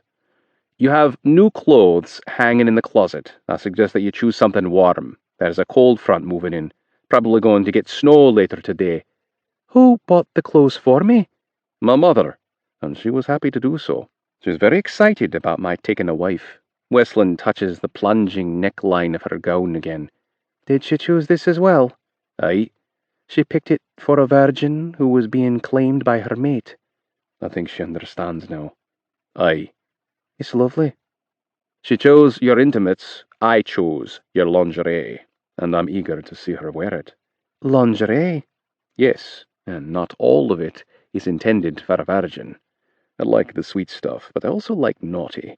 Some of the pieces I chose for Wesleyan are sexy as fuck. Her eyes widen. Oh. Would you like to meet my mum? Maybe talk to her about her experience as a treaty bride. I would love to talk to your mother. I'm glad to see how eager she is to meet her mother-in-law. I'll introduce you after we get back from the shooting range. Wesleyan looks at the towel around my waist. Are you finished in the bathroom? Aye. She watches me as she slides off the side of the bed, and a smile when she dashes to the bathroom and shuts the door with a loud thud. Well, I wanted an inexperienced virgin. I got one. A very timid one. Wesleyan has gone her entire life without sex. She must be horny as fuck. How could she not be? How old are you? I call out to her through the door. Can't believe I didn't ask that when I was considering which woman I'd take for a wife. 23! Untouched for 23 years. Bet her toes curl in under 30 seconds the first time I put my hands on her. Giving Westlin her first orgasm, hearing her moan with ecstasy for the first time. It's going to be so much fun. How old are you? She calls out. I open the door. 28. What are you doing? She's already in the shower, but I have a clear view of her through the glass, despite her hands being used as a shield to hide from me. Small waist, curvy hips and thighs, full breasts spilling over the top of her hand. I am not disappointed. And I'm tempted as fuck to drop my towel and get into the shower with her. I don't want to continue speaking to you through the door. Then you shouldn't have called out and initiated the conversation. Get out. You don't think a man has the right to look at the woman who belongs to him? Even if I say yes to your marriage proposal, I won't belong to you. I'm my own person. She's delusional if she believes that misconception. That's where you're wrong, Westlin. When you take my name and my cock, you will become mine. My property. But that also means you'll become my treasure to protect. I will place myself between you and whatever danger presents itself. No harm will ever come to you or our children. That's my vow to you. She stares at me for a minute before dropping her hands, giving me an unobstructed view of her naked body. I'm not sure what it means, but fuck, I take advantage of what she has on display. This woman is gorgeous. Everything from the top of her head to the tips of her pink toenails is perfect. She's exactly what I would have chosen in a mate. I feel my dick begin to harden, and I don't want to go there. Not again, when I know she'll offer no relief. My cock doesn't want my hand. I'll wait for you out there. All right. I'm not certain because the glass is fogging up, but I think I see a smirk on her face. I'd love to kiss it off and replace it with a mouth agape, begging me to give her more. It's going to happen, Westlin Breckenridge Henry. It's only a matter of time. Chapter 6. Westlin Breckenridge. A broad smile spreads across Mrs. Bruce's face when Kieran and I come into the kitchen. Good morning, Nan. Her face lights up when Kieran kisses her cheek. The affection I see between the two is surprising. I didn't expect you to be up so early this morning. Tried to sleep in, but my doll wouldn't let me. First of all, don't call me your doll. And second, I didn't do anything to keep you from sleeping. Trust me, even if you were unaware, you definitely did keep me up. My cheeks warm and pulsate. I can't believe he said something so blatantly cheeky in front of this sweet old lady. Come to the table. Both of you need a hearty breakfast to restore your energy. I wonder exactly what it is Mrs. Bruce believes we did last night to need all of this restoration of energy. Kieran pulls out the seat left of the captain's chair at the end of the table. You will always sit and stand to my left. Another ridiculous, archaic tradition. Haven't you heard of gender equality? Women can sit and stand wherever they like. You will sit to my left. You will stand to my left. You will sleep to my left. Unless we are in a bed where the door is to the left. In that case, you will sleep to my right. It's imperative that you are always positioned where I can best defend you if we are attacked. Because I'm right-handed. Not because I'm trying to suppress your gender. How was I to know that he wasn't trying to define my gender role by placing me to his left? Well, you should have just said so. I didn't think I had to. Didn't your father have your mother stand to his known dominant side? I can say one thing for Kieran. He will be adamant about protecting me if I become his wife, just as a husband should be. I liked what he said while I was in the shower, not the part about my being his property. I liked him saying that I would be his treasure to protect and that he would place himself between me and whatever danger was presented, and that no harm would ever come to me or our children. His drive to keep me safe is sexy. Very sexy. I didn't see that protective nature in my father, and it's shameful to admit. My father wasn't concerned with protecting anyone but himself. He was a real jackass. I never met your father, but I've heard many things about him. I'm sure that nothing he heard was good. You didn't miss out on anything except evil incarnate. He was killed by Sinclair, his own nephew. That tells me a lot about Abram. My cousin didn't have a choice. My father told Sin that he was going to kill his twin sons and then join the Order to lead the fight against the Fellowship. I never told anyone about my father's heinous threats to murder those innocent babies. He brought so much shame upon our family. Your father should have been killed, probably sooner than he was. He was evil, and I fully understand that, but I could never bring myself to hate him because he never mistreated me. I think he loved me the only way he knew how. What about your mother? I'm curious to know what kind of woman marries a man like Abram Breckenridge. A power-hungry one. She should have married Thane if it was power she wanted. It was mortifying to have the overbearing parents who walked around acting as though they should be the ones leading the Brotherhood. Completely disrespectful. Thane was too kind to my father. It took a lot of work and patience on his part to keep Dad at bay, but he did it because he loved his brother. I'm sure Thane has taken responsibility for your mum. Yes, but not because he wanted to. He felt it was his duty, but that doesn't mean he or Isabel are going to tolerate her shite. Believe me when I say that she pushes them to their limits, just as my dad did. Isabel told me you were being saved for someone. My father wanted me to marry Sin. I see the same puzzled look on Kieran's face that I've seen on everyone else's when they hear what my father was planning. Your relation is too close for marriage. Technically, no. My father was adopted, so we aren't genetically tied, but that never mattered to either of us. Sin and I are cousins. We were raised together. I could never think of him in any other way, blood relation or not. I guess if Abraham couldn't be leader of the Fellowship, marrying you to Sinclair was his next best option. But why you and not your sister? She's older. He never said why, but I think it's because he saw me as a better puppet. Ivana has been too selfish and spoiled to concern herself with Fellowship business. She wouldn't have carried out his instructions because she'd have been too busy shopping or having her nails done. My sister has been high maintenance in the past, but I've seen a change in her since she fell in love with Craig. He doesn't have the money or status to maintain the luxurious lifestyle she's been accustomed to, but she doesn't care. She makes me so proud of her. Further evidence that you are the one I want. No man has ever spoken to me the way Kieran does, telling me that I'm beautiful and that he wants me and that I'm going to be his, feeling desired and wanted. It's intoxicating, even if it is coming from this brute. It's a nice change from being ignored by Fellowship men. Kieran looks at my plate. You need to eat to replenish your strength so Nan doesn't figure out that we didn't fuck all night. Blue says that Sin's mouth is filthy when they're behind closed doors. Ellison says the same about Jamie, but this crude language coming from a man is new to me. And after I ate all of those oysters to get my womanly juices flowing. I close my eyes and regret the words the moment they leave my mouth. Kieran chuckles. That was me who got your womanly juices flowing, doll, not the oysters. I should have known that you'd be crass and bring that up. It wasn't me who brought up your womanly juices. Damn it. He's got me there. I walked right into that one because my tongue got ahead of my brain. I should change the subject to something else he'd be interested in discussing. I hold up my hand and spread my fingers. This really is a gorgeous ring. Gorgeous ring for a gorgeous girl. I knew that would change the direction of our conversation. No one would ever look at my hand and wonder if I'm taken. A definite warning sign for other men to fuck off.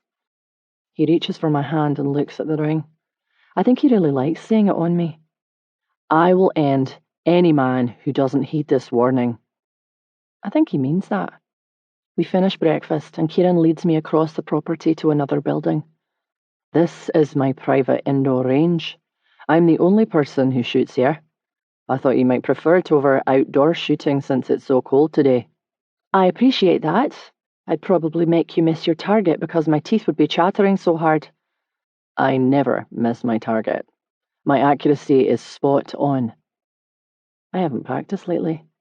My accuracy is not spot on. You shoot? That caught his attention. I nod. I do, but I'm not the best. It isn't possible for you to be the best because I'm the best. Kieran isn't all serious all the time. I like this lighter side of him. Cocky much? He chuckles. I'm very cocky when it comes to shooting a gun. I think you're cocky about more than shooting. Won't argue with you. I follow Kieran to a bay, and he crosses one arm over his midsection. He pulls a handgun from a holster and then repeats the action on the opposite side. I did not see that coming. I had no idea that you had those guns on you. I always have guns on me. Always. Unless I'm naked. But even then, they aren't far from my reach. He uses his finger to beckon me. I go to him, and he places a pair of safety glasses on my face. Stand here and show me your stance. I move into the position Blue taught me. Arms fully extended, shoulders relaxed, feet hip-width apart, knees slightly bent, upper body leaning forward ever so slightly, weight balanced. Tight grip on my invisible handgun. Very nice, doll. Did Abram teach you? No, Sin's wife, Blue. Ah, Blue Breckenridge, the former FBI agent who fell in love with and married her target's son, the next leader of the fellowship. Only married a year, and already breeding the next generation of leaders. 2 sons and a daughter. That's impressive. They took in an orphaned baby girl while Blue was pregnant with the twins. I'm not a bit shocked that Blue refused to give her up, even though she already had 2 sons of her own on the way. 3 babies. It's like having triplets. Bairns moving in 3 different directions at once. I don't know how she does it.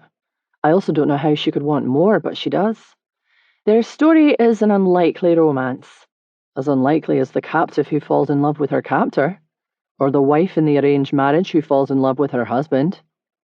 I could never fall in love with him, the leader of the order, the man who kidnapped me, the man who threatened to do whatever he wanted with my body against my will. But I can't let him know that. I suppose stranger things have happened. Kieran holds up one of his handguns. What kind of gun did you shoot when you were taught? Beretta. Blue's gun of choice. Both of these are heavier and more powerful, but this one will feel more like a Beretta in your hands. I take Kieran's gun and wrap my hand around it the way Blue taught me. Definitely heavier. The recoil is going to be stronger than a Beretta, so you must grip it tightly. I lift my arms and relax my shoulders. I have a tight grip. Set your sights on your target. Visually align it. I nod. Stop nodding. You'll lose your alignment. I'm getting tired of being bossed around by this man. Stop annoying me. Your smart mouth is going to get you into a heap of trouble with me. Keep on and you might find yourself across my lap getting spanked. I should keep my mouth shut and not provoke him, but doing so does something to me. I can't resist poking this bear. That's amusing. Maybe you can be a comedian if this order thing doesn't work out for you. I'd spank you right now if you weren't holding my gun. You'd like that, wouldn't you? I'd like it far more than you know. I bet he would. He's probably into all kinds of kinky and sadistic things. He looks like the type. And I bet the foolish women of the syndicate and the order would let him do whatever he likes. Are you ready for your ear protection? Please.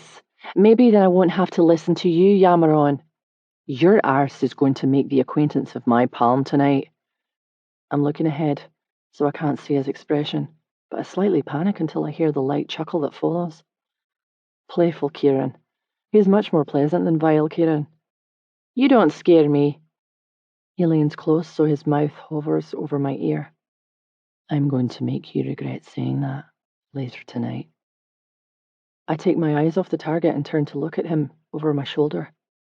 Careful, I haven't made my decision about the proposal yet. We both know you have. He lifts the protective earmuffs and stretches them over my head. This is an extended magazine. You have 22 rounds. Got it. He lowers the earmuffs over my ears and I resume my stance, visually aligning the center of the paper target. I fire the first shot, completely unprepared for the rearward force that pushes me off balance, forcing my back to collide with Kieran's front. He removes my earmuffs, and I hear him laughing. I warned you, doll. Shite, that is powerful. You're a wee one, so that's a lot of cake back for your small upper body to handle. Does the power frighten you? It does a little, but I'll never let him know. I can't ever let him see me cower. No. Want to fire it again? Yes. Kieran places one hand on my lower abdomen and the other on my upper back, pushing me into position. His hand on my stomach makes all of those exciting tingles I had last night return. Damn it! I hate this man. That shouldn't be happening. You need to balance your body in a more forward position for this weapon. I shift and he uses his hands to adjust my body. Still not quite right. He moves behind me, wrapping his arms around my body and putting his hands on top of mine. His front presses against my back, forcing my body into the firing position. I feel his breath against my ear before I hear his voice. You're perfect. His mouth grazes my earlobe and chills erupt down my body. Don't move. He replaces the protective gear over my ears, and I hesitate a moment before firing over and over until the magazine is empty. Incredible. The force behind this weapon is electrifying. Makes me feel powerful, brave, invincible. I place the gun on the table inside the bay and remove my earmuffs. That gun does not play. He takes the earmuffs from me and tosses them next to the gun. He advances and I retreat until my back is pressed against the wall of the bay, trapped, watching you fire off those rounds. It was hot. Men will use any excuse for being horny. All I did was shoot a gun. He shakes his head. It was so much more than just firing a weapon. I hear the sincerity in his voice, see it in his eyes. What does that mean? And why does it seem so important to him? You handled my gun with confidence. You fired it with skill. No fear, no hesitation. His hands cup the bottom of my face. He leans in, pressing a soft kiss to my mouth. It pleases me greatly to see those qualities in my wife. I don't know if it's his hands touching my face or his lips against mine or hearing him call me his wife, but something makes those damn tingles in my pelvis return. The same ones that made me wet last night. Thank fuck I'm wearing pants. Kieran Hendry makes me feel like a woman, a desired woman.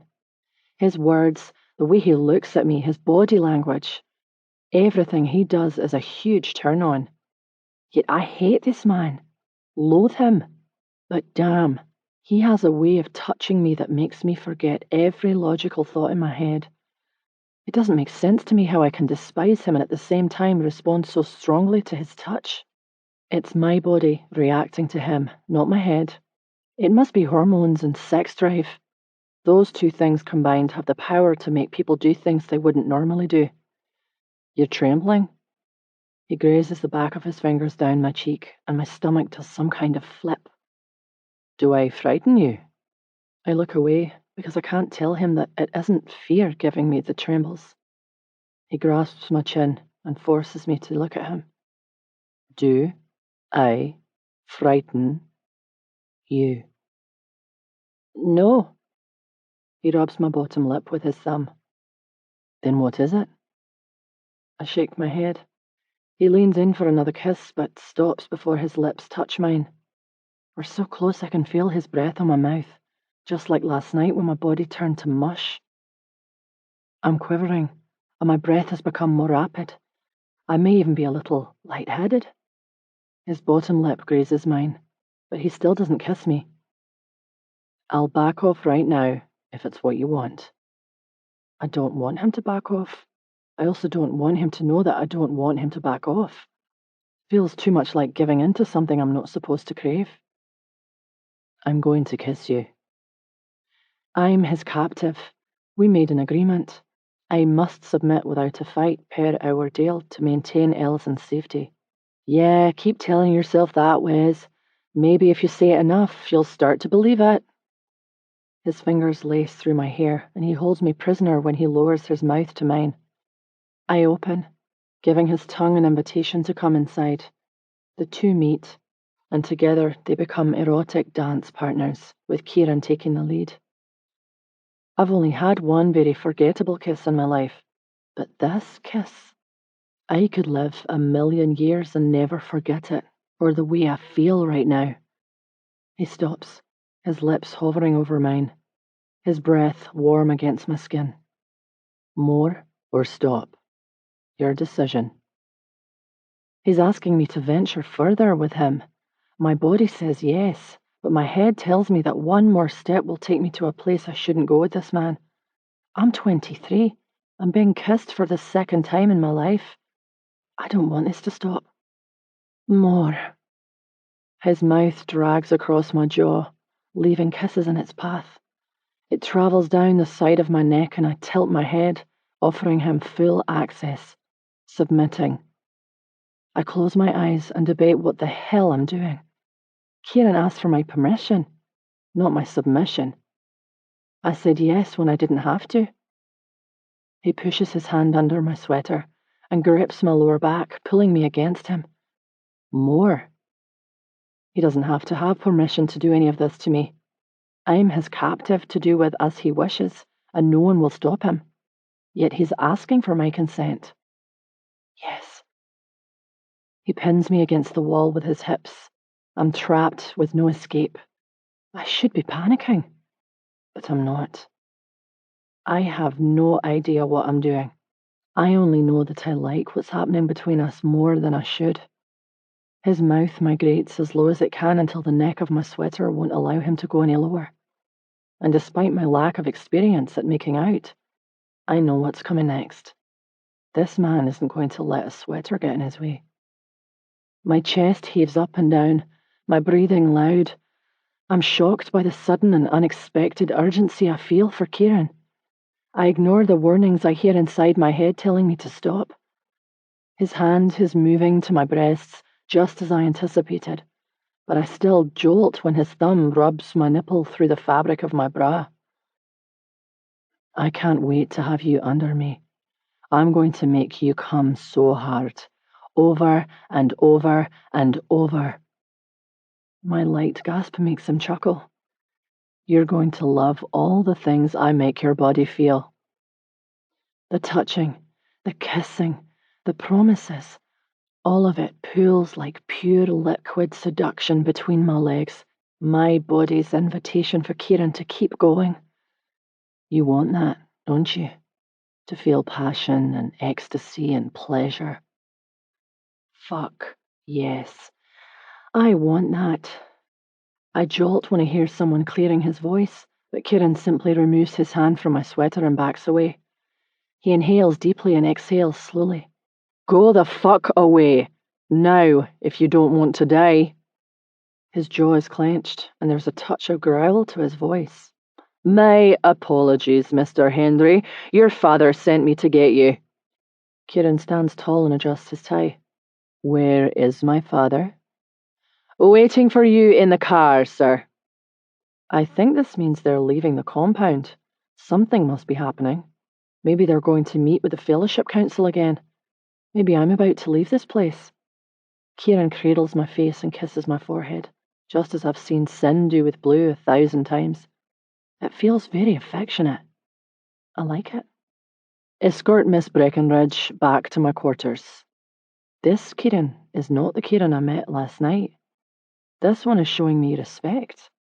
This one is working for my affection. This one is trying to win my heart. But after last night, it may be too little too late. Chapter 7. Kieran Hendry. Worst timing ever. I was making progress with Wesleyan. She's bending. Every minute we spend together, I can feel it happening more and more. She's going to say yes soon. I'm very happy about where she and I are, but I'm concerned about what's going on. Something must have gone sideways. My father would never pull me away from Wesleyan at this pivotal moment for no good reason. I get into the car, and my father gives Niall the signal to drive. I'm sorry to interrupt your time with Wesleyan, but we have a problem. I assume it's the kind of problem that only I can solve. Aye, We've had a wrench thrown into our plan. His name is William Walker, and he's currently gathering supporters to start a revolt. He's trying to convince brothers to overthrow us before we can carry out the marriage treaty exchange. This I take fucking personally. It directly affects my mate and me. This isn't a forgivable offense to commit against your leaders. The brothers of the Order don't know us. They don't understand our ways. But they're going to. And it's going to be a lesson well learned. Not one of them will question why we are called the Sleeping Giants when I'm finished ridding us of this wrench. I reached for the hard case containing my M24 and popped the latches. I take out the rifle and begin the drill of preparing my weapon for my next assassination. Where are we going? Walker and 4 others are meeting in one of our warehouses right now. Good. They'll be wide open, with limited options for cover. Am I killing all of them? I place 5 rounds in the magazine. 1 bullet for each man committing treason against us. No extras needed. I never miss. Leave one alive. A witness who can tell everyone what happens when you commit treason against the Hendry. Yes, sir. This rifle and I have been a pair for 13 years. We've taken down many fierce brothers and many cowards together. Does it matter which one survives? No. Just as long as it's not Walker. He dies first. I finish the drill and place my M24 in my lap. Have you had Westland yet? No, but I think we're moving in that direction. I was in the middle of making progress when your man came to get me. I didn't want to interrupt what little time you have with her, but I had no choice. We have to act now. I understand, and I agree. You can't let Westland leave the compound without bedding her. I know, and I'm working to gain her consent. I don't want to do it by force. I hope it doesn't come to that. I don't know Westland well, but I'm certain that she'd hate me forever if I claimed her by force. Consensual is best, but I can't stress to you how important it is that you bind your union as quickly as possible. I'm aware. Care for a bit of advice from your old man? Aye. You're 28 years old, and in a position of power. I'm certain you've had plenty of women by now, and need no advice on the act itself, but this time will be different from any other time you've been with a woman. None of the ones before now have been your virginal wife. You're claiming a woman for the first time, but you're also trying to get her pregnant. This won't be like any experience you've ever had. I've never had a virgin, never been inside a woman bear, or came inside one either. I knew from an early age never to have unprotected sex, even if I thought I felt some kind of affection for my lover. Not that I've ever had anything more than a hard-on for any woman. There's nothing else in the world like it. I'm hoping that will happen tonight.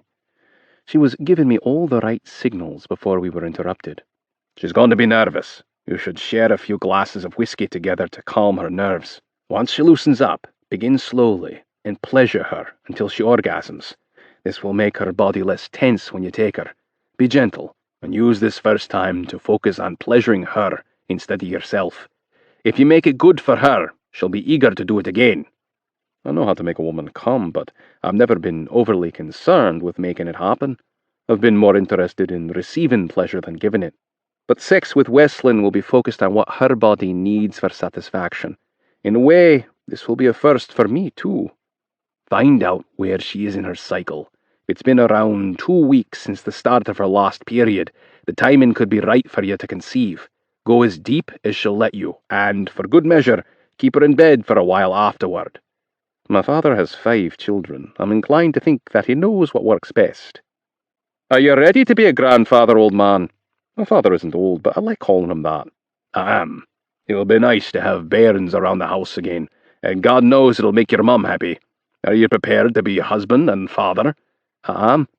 I don't know Westland, but time will fix that. And I don't love her, but I think time could fix that as well, if she's open to it. I'm keen to find out what our future holds. The car comes to a stop in front of the warehouse. I'm giving you a 3-minute head start to enter through the back door before I go in through the front. Why go in at all? I can take care of it by myself. Being present for these hits sends a message. Sitting in the car, ensuring that my suit isn't splattered with blood, achieves nothing.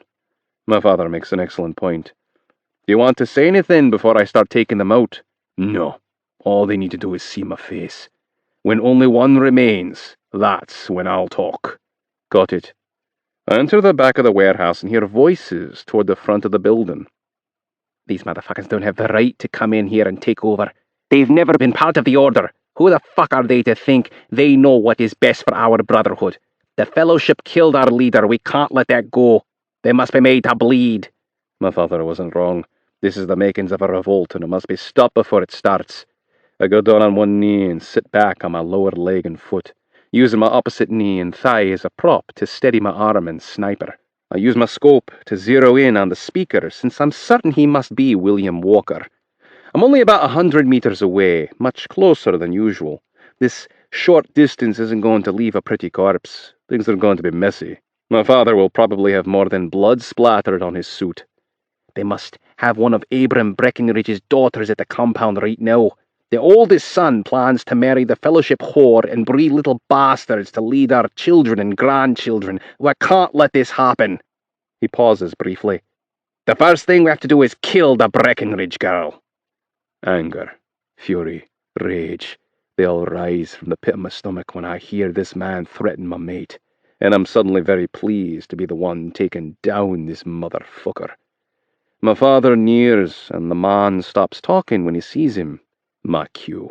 I pull the trigger, and the bullet enters the center of his forehead. It falls to the ground, and the other 4 men look around the warehouse, searching for the source of the shot. The first one gets up to run, and I put a bullet through the back of his head. 2 more run, and they meet the same fate.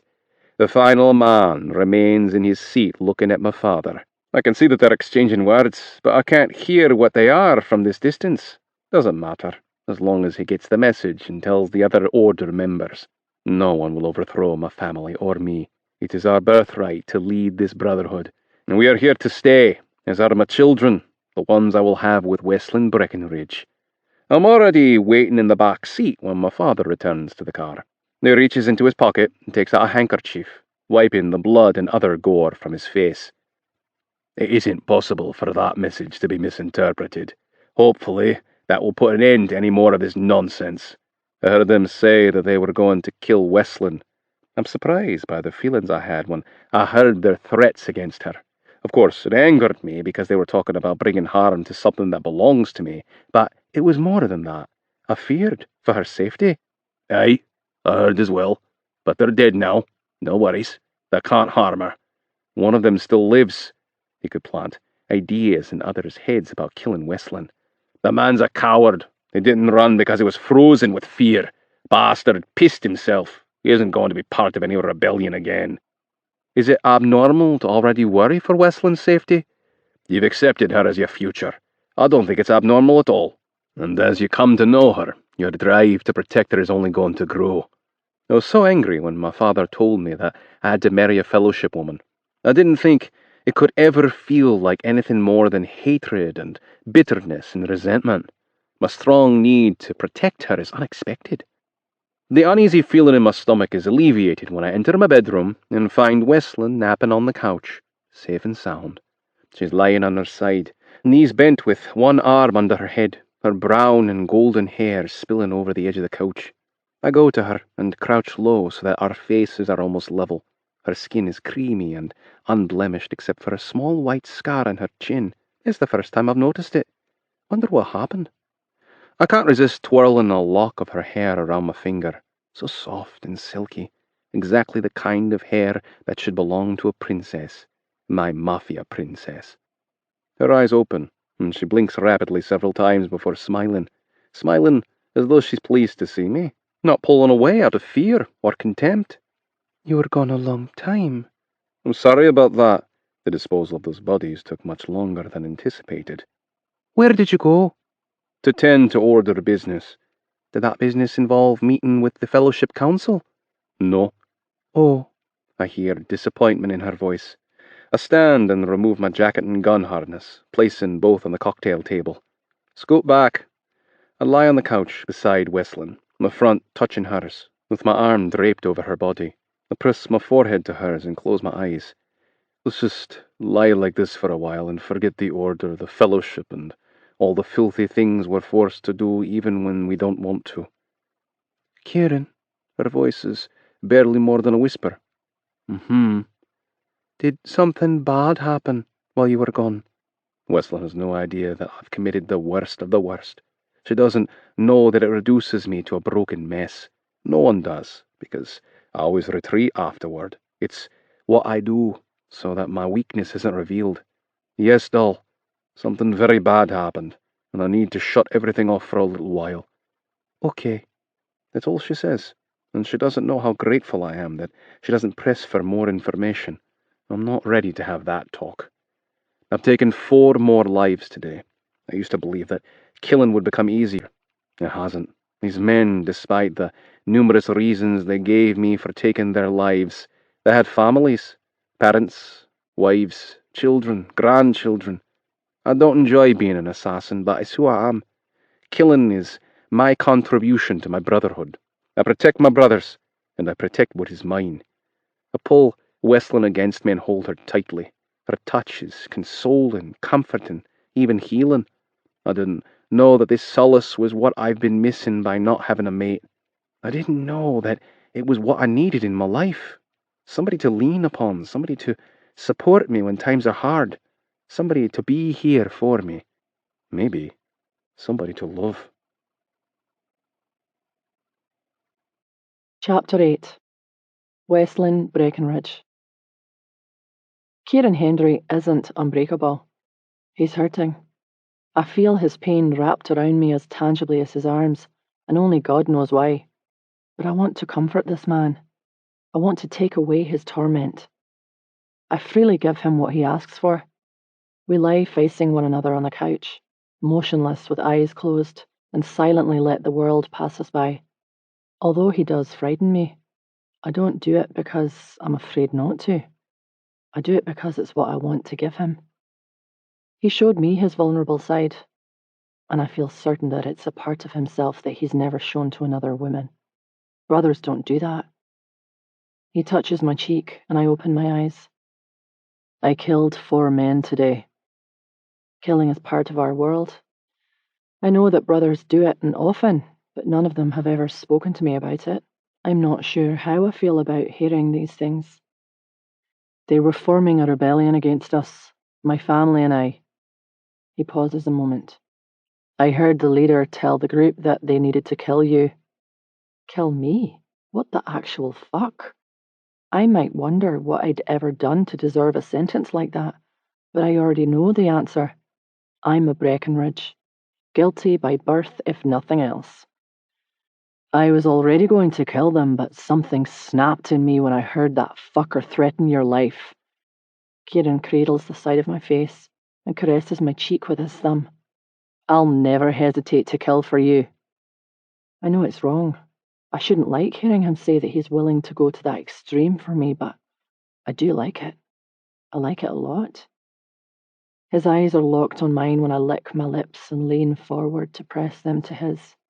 Just the surface of lips on lips until we simultaneously open and our tongues find one another. I press my palms to his chest and circle his pecs through his shirt, feeling the firm muscle beneath my hands. So hard, so strong, so masculine. I can't believe how nervous I feel. The butterflies in my stomach are alive and fluttering out of control. Electrifying tingles are bouncing back and forth between my nipples and knees. Our kiss is slow, seductive, and sultry, until Kieran grabs the back of my head and pulls me closer, deepening our kiss. My body has a mind of its own, squirming against his. He rises to a sitting position and pulls me with him, lifting me to sit atop him, my legs straddling his body. I've never been wrapped around a man this way. His hands move to my bum, and his fingertips dig into my hips through my pants. He pulls my body against his and rocks. Hard, dry humping me. I hold on tightly and move in counterpoint. It's nothing but instinct, and there isn't a single cell in my body that's not on fire for him. This is wrong, I whisper. Doing it isn't wrong when it's with your intended. Kieran gets up from the sofa and holds me around my waist, carrying me from the sitting area to his bed. I am your intended. He lowers my body to the bed and crawls over me, nestling between my thighs. Let me claim you, Westlin. I swear that I will make it so fucking good for you. This man has flipped a switch inside me. Ice cold to red hot. Polar opposites. The war between my body and mind is a crazy and unbelievable clash, and I don't know which one is stronger. Kieran Hendry is a stranger. How is it possible for me to want to give him my body? Hand over a piece of myself to him forever? I want to, but... He places a finger to my lips. No buts. I can't do this until I've spoken to my family. Kieran tilts his head and sighs. That's not going to happen, doll. You are a leader. You can make it happen if you want. I'm not the leader. My father is, and he's made his decision. There will be a marriage treaty between the Order and the Fellowship. I'm not saying no.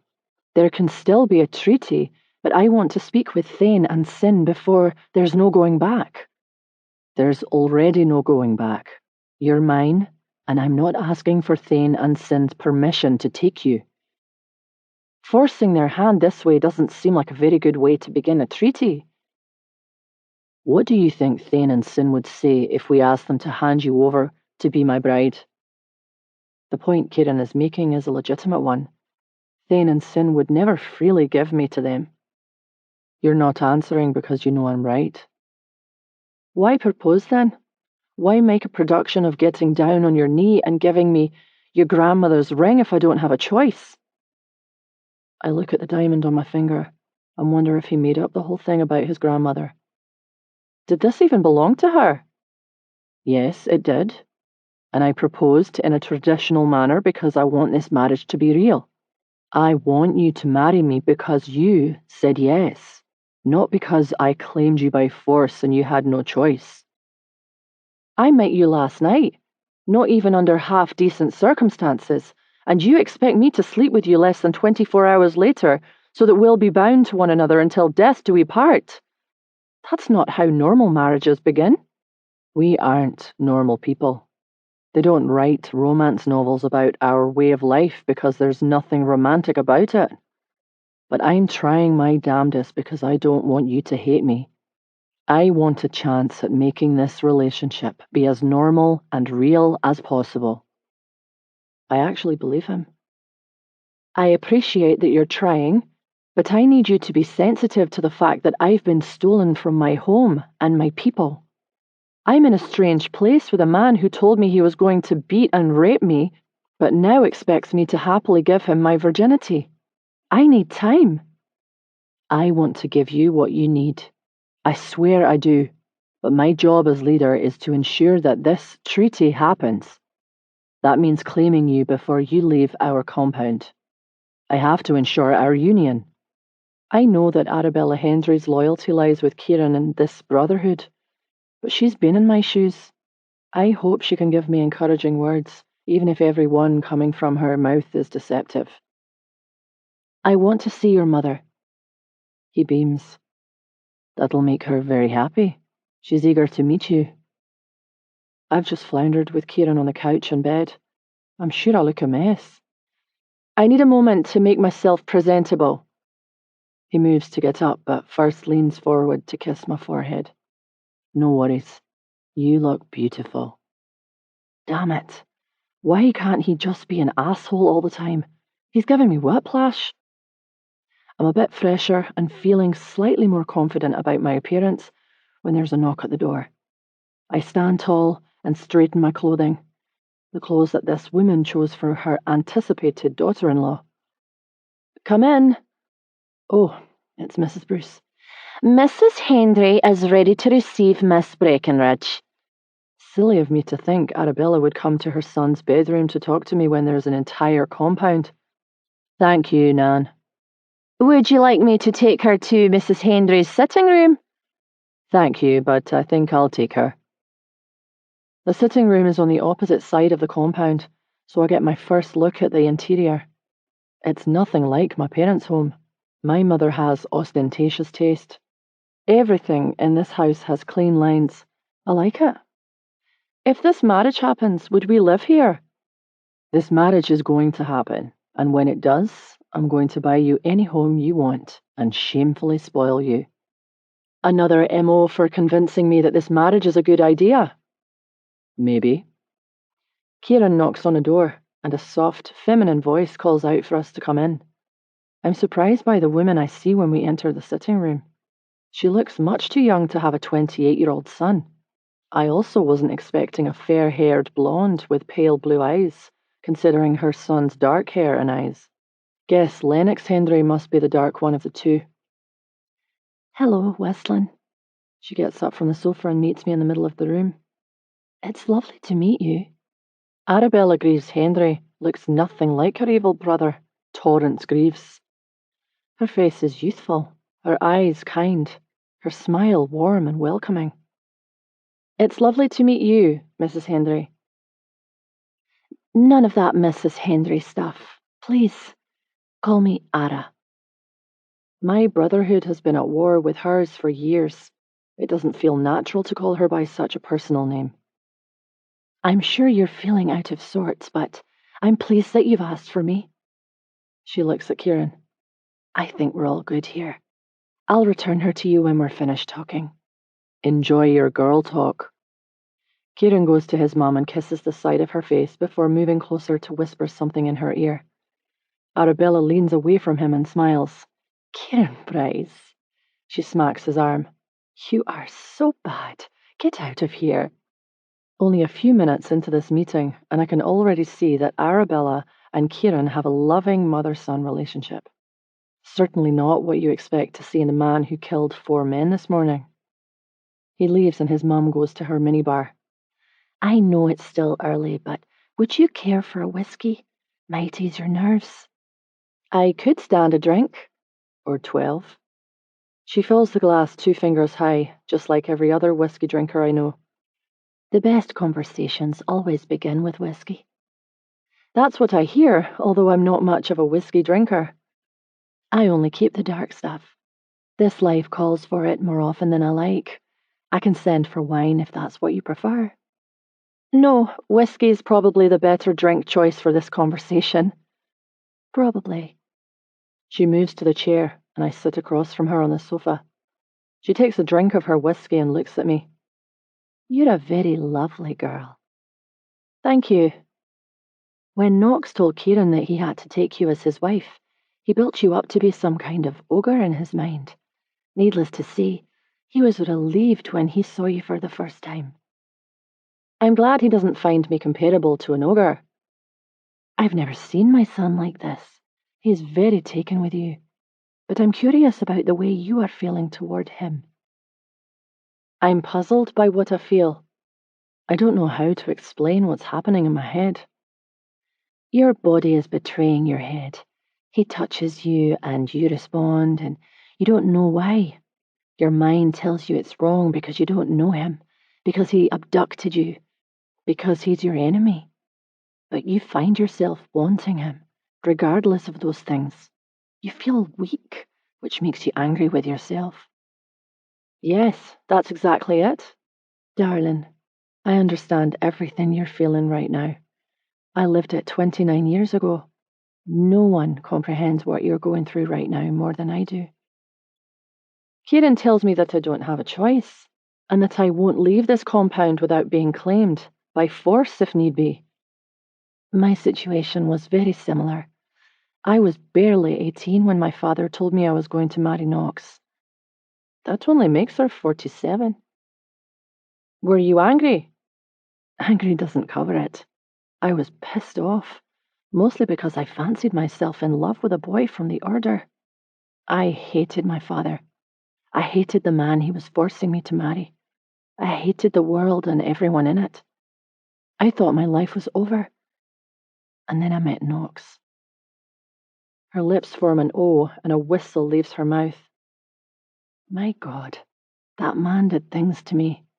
Pissed me off. Turned me on. I didn't know if I was coming or going. Sounds familiar. How long did you have from the time you met until he claimed you? 3 days. Her situation is more like mine than I thought.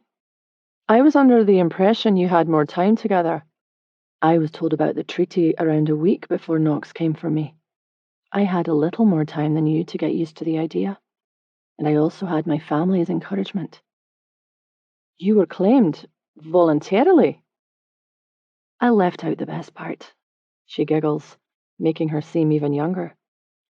Knox spent every minute of our first 3 days together pursuing me, romancing me, winning me over. The man was the master of seduction. By day 3, I was ready to jump into bed with him, and that's exactly what I did. I enjoyed the hell out of it too. Often. I was already pregnant with Kieran by the time we married a month later, just as Knox intended. I'll have the same fate if Kieran has his way. You were okay with being pregnant by a man you just met? Knox didn't feel like a stranger for long. I quickly came to accept him as my intended. Everything else just fell into place. Leaders can't be soft. They must be unmerciful and iron-fisted and hard-hearted. There are times when it's necessary for them to be cruel and savage. How does that work in your marriage? I only saw it work one way within my parents' marriage.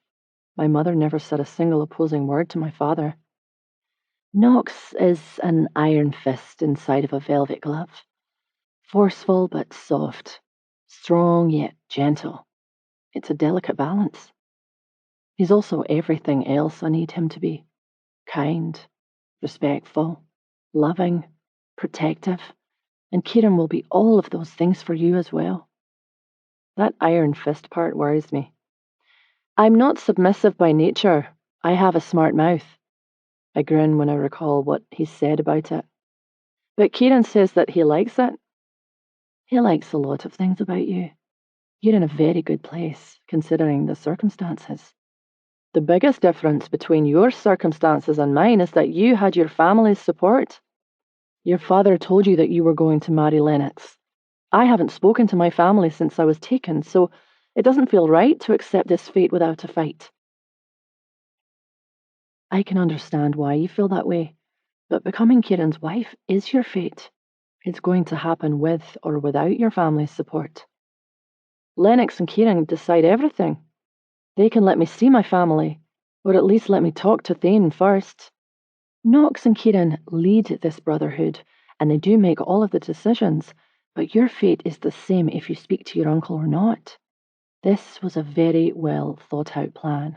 It's been decided, and there's no going back. Arabella can't help me. I'm saying that now. Don't fight this, Westlin. Don't fight him. Willingly give yourself to Kieran. Make it an experience you'll always remember for pleasant reasons, not dreadful ones. Arabella speaks fondly about her, claiming, it wasn't a horrid experience for her. Maybe it can be enjoyable for me too. You've not met Knox? I haven't. I think it's time you meet your father-in-law. Lennox Henry, the Order leader. My father-in-law. That's more than just a little bit intimidating. Arabella picks up her phone. Is Kieran with you? She pauses. I think so, but... Arabella looks at me and smiles. I really believe that this transition would go much smoother if she were able to call home first. Another pause. Don't go anywhere. We're coming to you. Oh my goodness. I can't believe that she just encouraged Lennox to allow me to call home. Thank you for doing that. Calling home won't change anything, but it could ease your mind going into it. I want to give you that, if at all possible. Thank you, Ara. I really appreciate it. He didn't say yes, but he also didn't say no. We'll see. Arabella leads me down a hallway and then a staircase to a room located in a basement. Dull, dark, dreary. I think it's the Order conference room. Every man at the table stands when Arabella and I enter. 5 pairs of eyes on me. It's unnerving. I immediately know who Lennox Henry is based upon appearance alone. Salt and pepper hair, sable eyes, tall and broad. An older version of Kieran. Miss Breckenridge, I'm Lennox. It is a pleasure to meet you. Nice to meet you. Not really. It's the cordial thing to say. and I don't wish to anger him if he's considering letting me call my family. You have a lovely home. It still doesn't feel like home, but I'm sure that will come in time. Edinburgh is a wonderful place to live. Have you been able to explore much? Bella and Shaw have done some exploring. He calls his wife Bella. Makes him seem more human. Arabella's gaze shifts from her husband to me. We've explored a little, but we'd like to do more. Maybe it'll be safe to do so after the treaty is in effect. I want to tell Arabella that she and Shaw could explore as much as they like, and the Fellowship wouldn't bother them. Hurting women and children isn't our way. That's been the MO of the Order. Fellowship women are the ones who've been in danger. The boys and I have been too occupied with settling brotherhood business to see much of the city. Lennox gestures toward the other men around the table. These are our other sons, Maddock, Calder, and Carson. Maddock and Calder look like Lennox and Kieran, but Carson is fair and favours Arabella. We exchange polite banter about it being nice to meet one another, but I don't miss the way each of them is looking at me. Unsettling to have all of these eyes on me at once. Boys, your mum and I have a private matter to discuss with Kieran and Westlin. We'll adjourn for now and pick up with this again tomorrow. Kieran's brothers file out, but not before one punches him in the arm.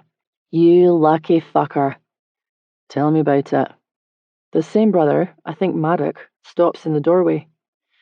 Do any of the other Fellowship women look like you? People say that my sister and I look alike. He doesn't need any ideas about taking Ivana, and I know one sure way to discourage him. But she's in love with someone. She's already given herself to him. Fuck, that's too bad. There are plenty of attractive single Fellowship women, but I'm not telling him that. This brotherhood doesn't need more motivation for abducting another one of us. Arabella waits until her other sons are gone. What do you think, Knox? Would it be okay for Westlin to call her family? Maybe just for a few minutes.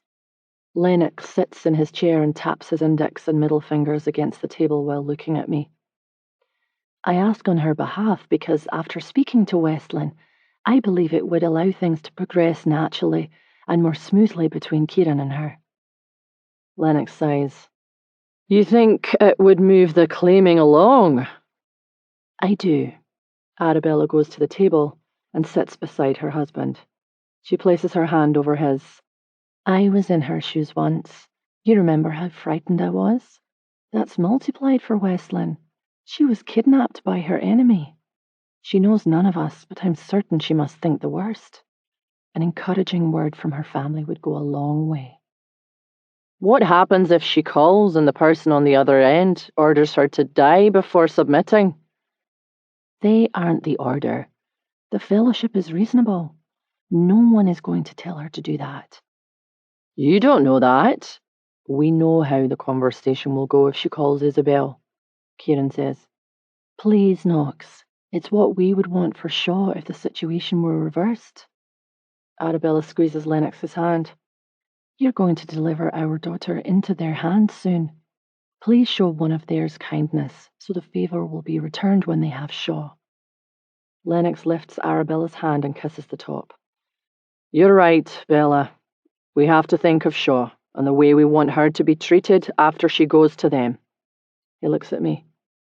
You may speak to Isabel, but in front of us and on speaker. We can't give you privacy. Thank you. Kieran takes my phone from his jacket pocket and holds it out. I can't believe it's been within my reach all this time. Not that it would have done me much good if I'd gotten my hands on it. Thank you. I'm not at all surprised when Isabel answers on the first ring. Wes? It's me. Oh, darling. I knew you were safe, but I'm still relieved to hear your voice. Can you tell me what's happening? I want to verify Kieran's story and see if he really spoke with Isabel, or if he was lying to persuade my decision. Kieran told me that he and his father spoke with you last night. We spoke briefly. Okay, he was telling the truth about that much. And you know about the marriage treaty? That they want me to marry Lennox and Arabella's oldest son.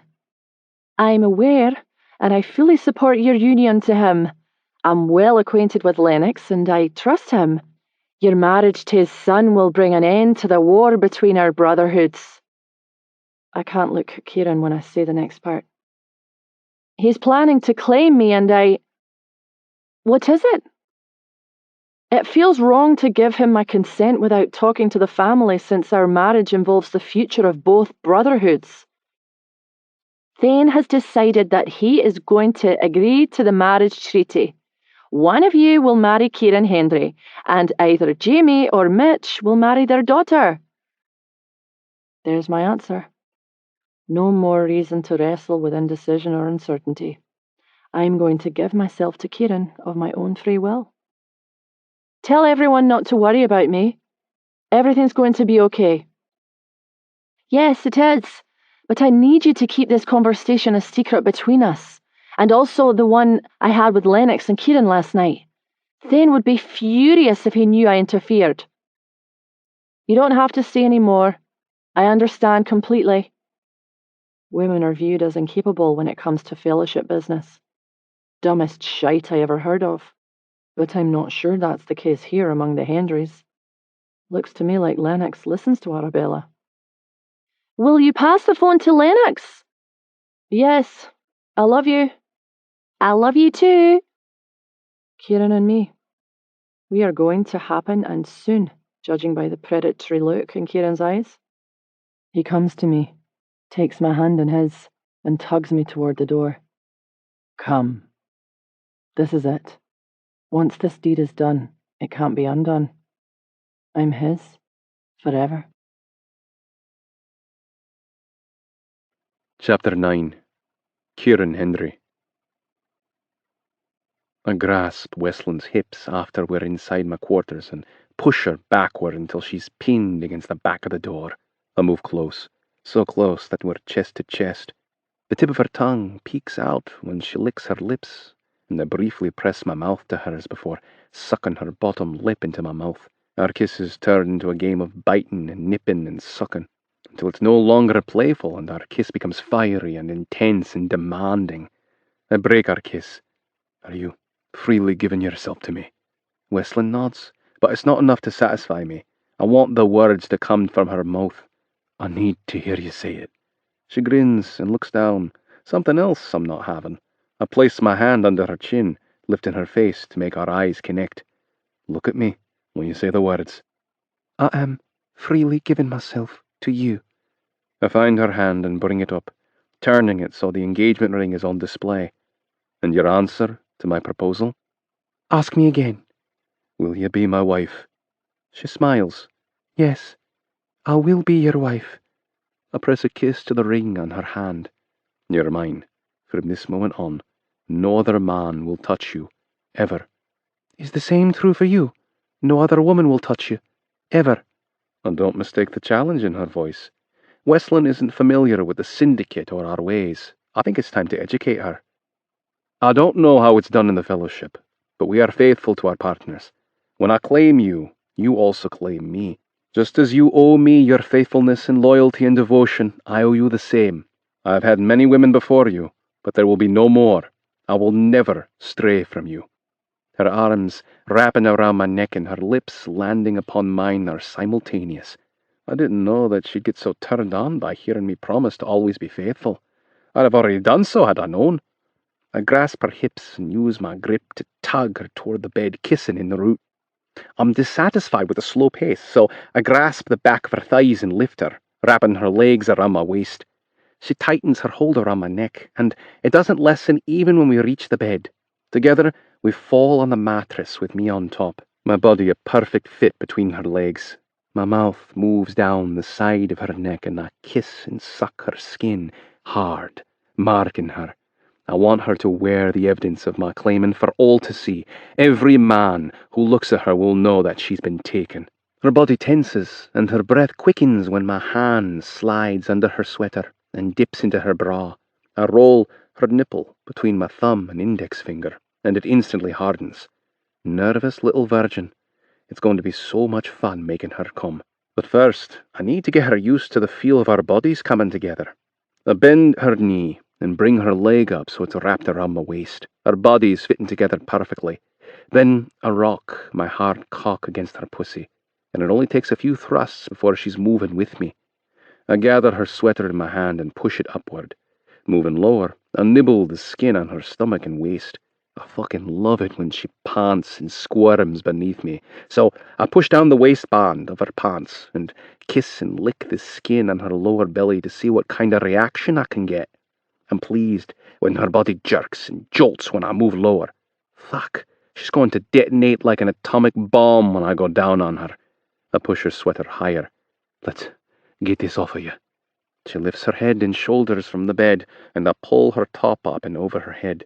Her breasts are thrust upward in a black and white lace push-up bra.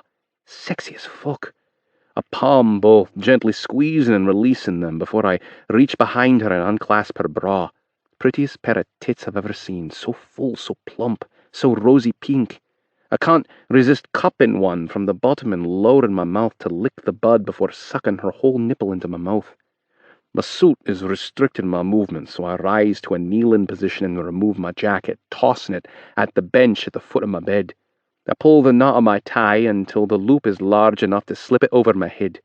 I'm surprised when Westland sits up, untucks my shirt, and goes to work on unbuttoning it, and it turns me the fuck on.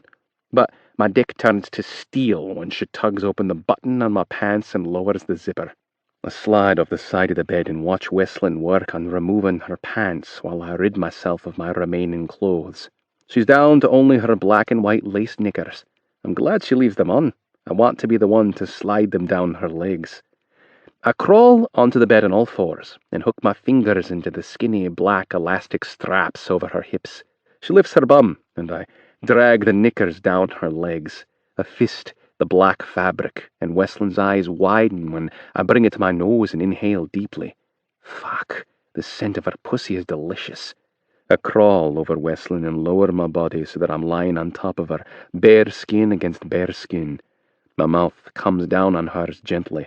Our kiss is soft and slow and sultry. I can't recall ever kissing this way. Can't remember ever wanting a woman this much. My mouth leaves hers and moves lower, down her neck, down her chest, down her stomach. I'm about to make you feel so good. A good like you've never known. Westland lifts her head and looks down at me, hovering over her stomach. What are you going to do? I'm going to make you come. Hard. I'm going to make it so good that one time won't ever be enough to satisfy her. Chapter 10. Westland Breckenridge. I'm going to make you come. Hard. I'm still looking down at Kieran, his eyes on mine, when his tongue darts out and he licks the top of my slit peeking out above the Y where my legs meet. Holy shite. The tingles spinning in my lower pelvis are out of control, and I realise that my mouth is gaping open when I hear my own breathing. No, not breathing. Panting. Kieran moves lower and pushes my legs back and apart. His wet tongue swipes up my centre slowly, softly. Oh my God. Feels good. Yes. Then you're really going to like this.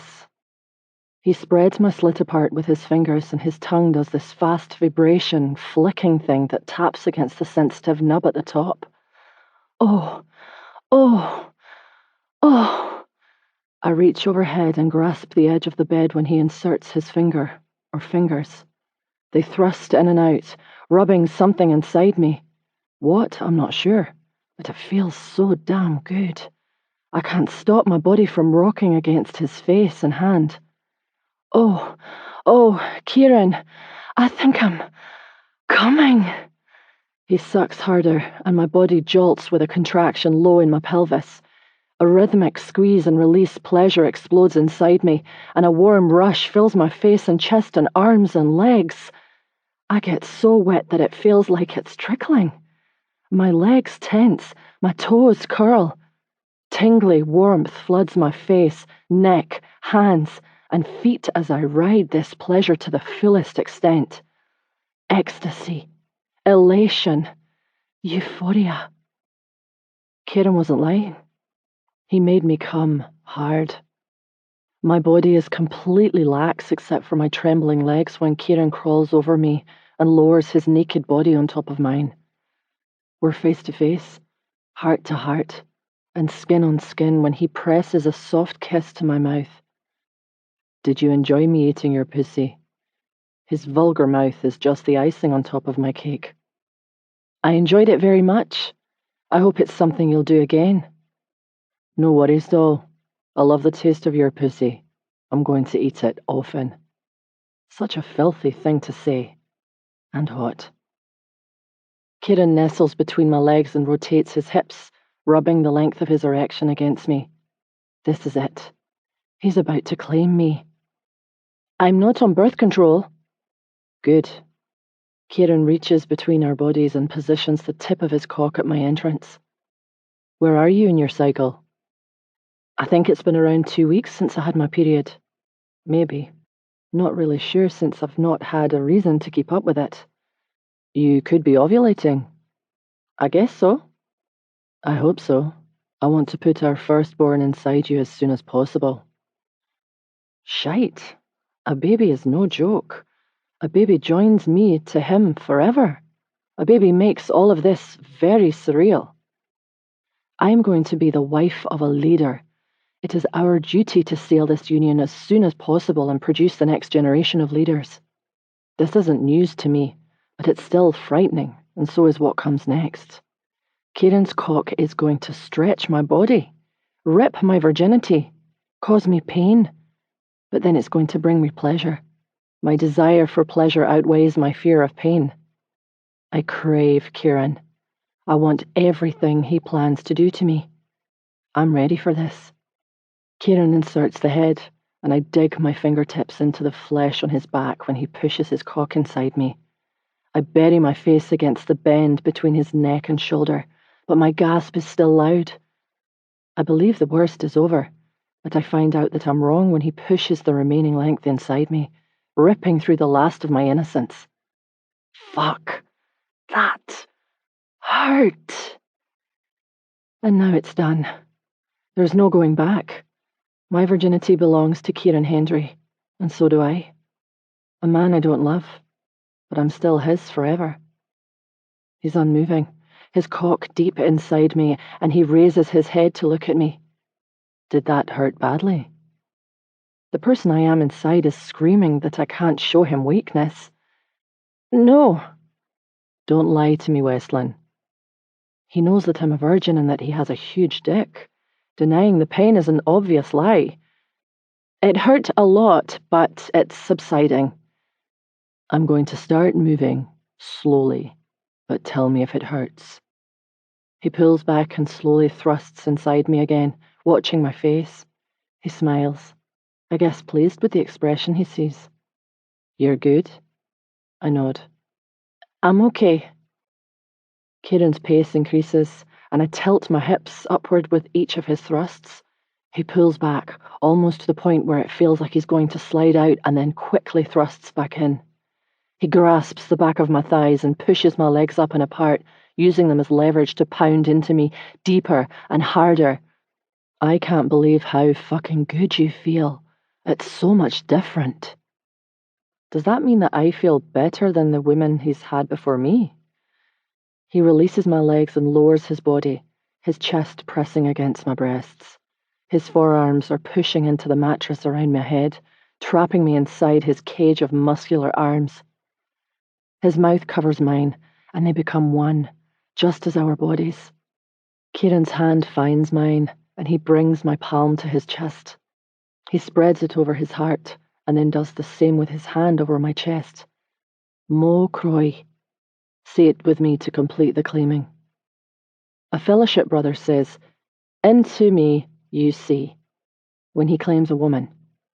I'm not sure what I expected people from the syndicate or the order to say to one another, but I never expected Mo Croy. It's Gaelic, meaning my heart. Saying that to someone is very intimate and special. It's not something to be taken lightly, and damn if I don't love it. I press my hand to his heart, and I think his is beating even harder and faster than mine. Mo Croy, we say together. We're doing this for the future of our people, but the smile on his face isn't duty. The gentleness he's showing me isn't duty. The intimacy we're sharing isn't duty. He presses his forehead to mine, and his breath increases. A groan accompanies the last few thrusts. Oh, fuck, I'm coming. So hard. Filling me with his seed. He stills and lifts his face so that we can make eye contact. I wait to see what he'll say, but nothing comes. Instead, he kisses my mouth, pulls out slowly, and rolls away to lie beside me. He lies there panting for a moment until he catches his breath. That was so fucking good. I've seen movies and read books and heard all kinds of things from my girls, but all of that went out the window when he got on top of me. I wasn't sure what I should do. I love that you didn't know what to do. Our first time should only be about me taking you, making you mine. It was perfect. He lifts my hand to his mouth and places a kiss on top. And now you are mine. Forever. I am. I think this is the time when true lovers would talk about how much they love each other, but that's not going to happen between us. Our relationship, if it can even be called that, is the epitome of putting the cart before the horse. I don't know you at all. What would you like to know? I guess we should go back to the beginning. Tell me about growing up in the syndicate. My grandfather, Douglas Hendry, is leader of the syndicate. My father's older brother, William, will become leader when my grandfather passes, which will probably be soon because he isn't well. I'm sorry to hear that. Grandfather has had a long run. He's tired and ready to go. My uncle will be a good leader. He's been trained for it since he was a boy. Does your uncle have sons? 2. My father was never going to have a chance at being leader. As the second son, he accepted that a long time ago, and he was content to sit on the council. But he was still trained as though he might one day lead. It's the way, just as Jamie has been trained, to some degree, to lead. Aye, as was I. He shakes his head as though he's still in disbelief. I never thought I'd be at the top of the hierarchy, and now here I am, the next leader of the order. And you are going to be the wife of a leader, just not the one you thought. I never thought I was going to marry Sin. The whole notion was just ridiculous. Then what did you see in your future? I was planning to leave the fellowship, marry someone normal. Well, half of that actually happened. You've left the fellowship. True. I giggle and feel a gush of something wet and sticky between my legs. I don't want Kieran to think that I'm gross. I feel dirty down there. I should clean up. Just semen and virginal blood. It's to be expected. Kieran catches my wrist when I try to sit up. Not yet, just in case you're ovulating. He isn't kidding around about trying to conceive. You heard what Isabel said. Thane is agreeing to the treaty. I don't have to get pregnant right away. I heard what she said, and I also know that I'm not taking chances. A bairn is the only way to ensure that our bond can't be undone. I want more of this. Lying in bed, talking, learning what kind of man Kieran Hendry really is. I'd like to get to know my husband before a baby comes into the picture. No worries. You'll have plenty of time to get to know me before our baby comes. Kieran rises and moves to kneel between my legs. He pushes them apart and cups his hands over my mound. He glides his fingers up and down my sticky, wet centre. His fingertip grazes my clit with every upward stroke, enough to stimulate but not nearly enough to satisfy. It's torture, the sweetest kind. I have a plan for how I'll keep you occupied while you lie here and wait. You're going to like this. He wasn't wrong the last time he said that. He places his fingers over the top of my slit and rubs it in a circular motion.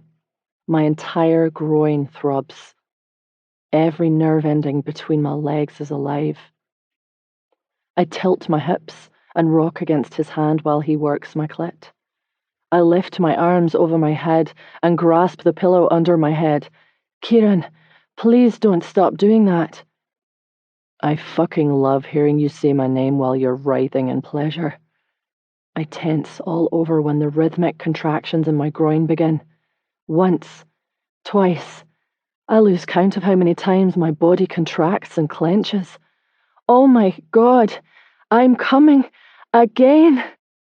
I relax when it ends, and my entire body goes slack. That includes allowing my thighs to fall completely apart. I feel another wet ooze, but I don't have it in me to care if Kieran sees the bloody mess between my legs. And I don't think he minds anyway. He was more than happy to cause it. That was beautiful to watch. That was beautiful to experience. Kieran lies down beside me and flattens his palm against my stomach. I'm relieved that you're not prudish. He slowly moves it upward and palms the underside of my breast. The act feels more exploratory than sexual. I think we're going to have a very healthy sex life. I hope so. I've seen how important sex is in a healthy relationship through Blue, Ellison, and Ivana. I've also seen the flip side where bad decisions regarding sex can drive apart two people who love one another. Leith and Lorna belong together. Everyone seems to know that except them. I place my hand on top of his. Our relationship is off to a good start. It would be off to a better one if you'd let me see Ellison. No.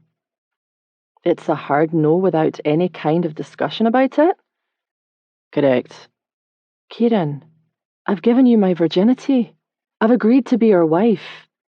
I let you come inside me, and now I'm lying here to increase the odds of conceiving. I'm in this with you. What more could I do at this point to convince you? You are in this with me, and I don't need your friend trying to persuade you otherwise. I've bent for you. A lot?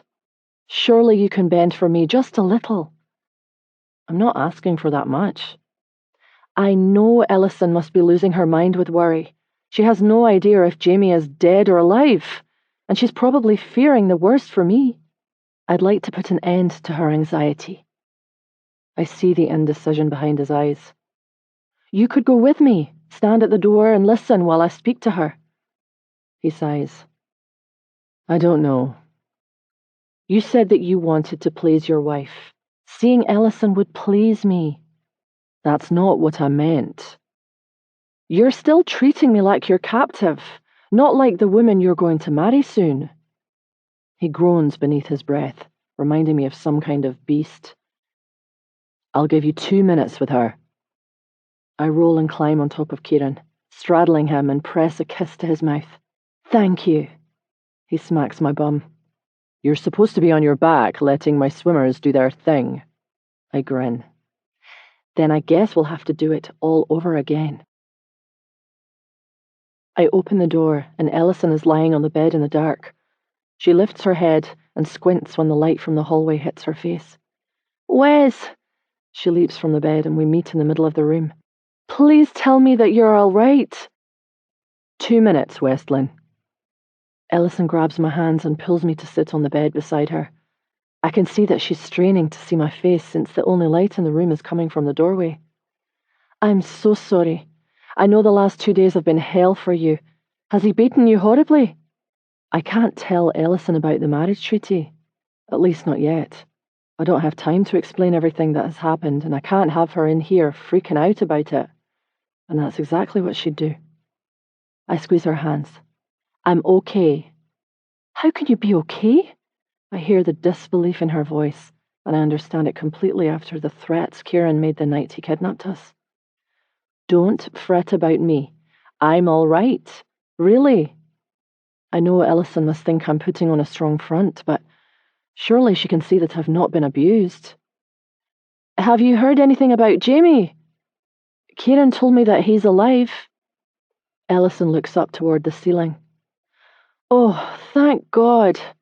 She takes the few seconds she needs to absorb the good news and then leans closer and whispers, "What is going to happen to us?" I want to ease my friend's worries without alarming her about what has happened. Kieran left me in his quarters right after we arrived.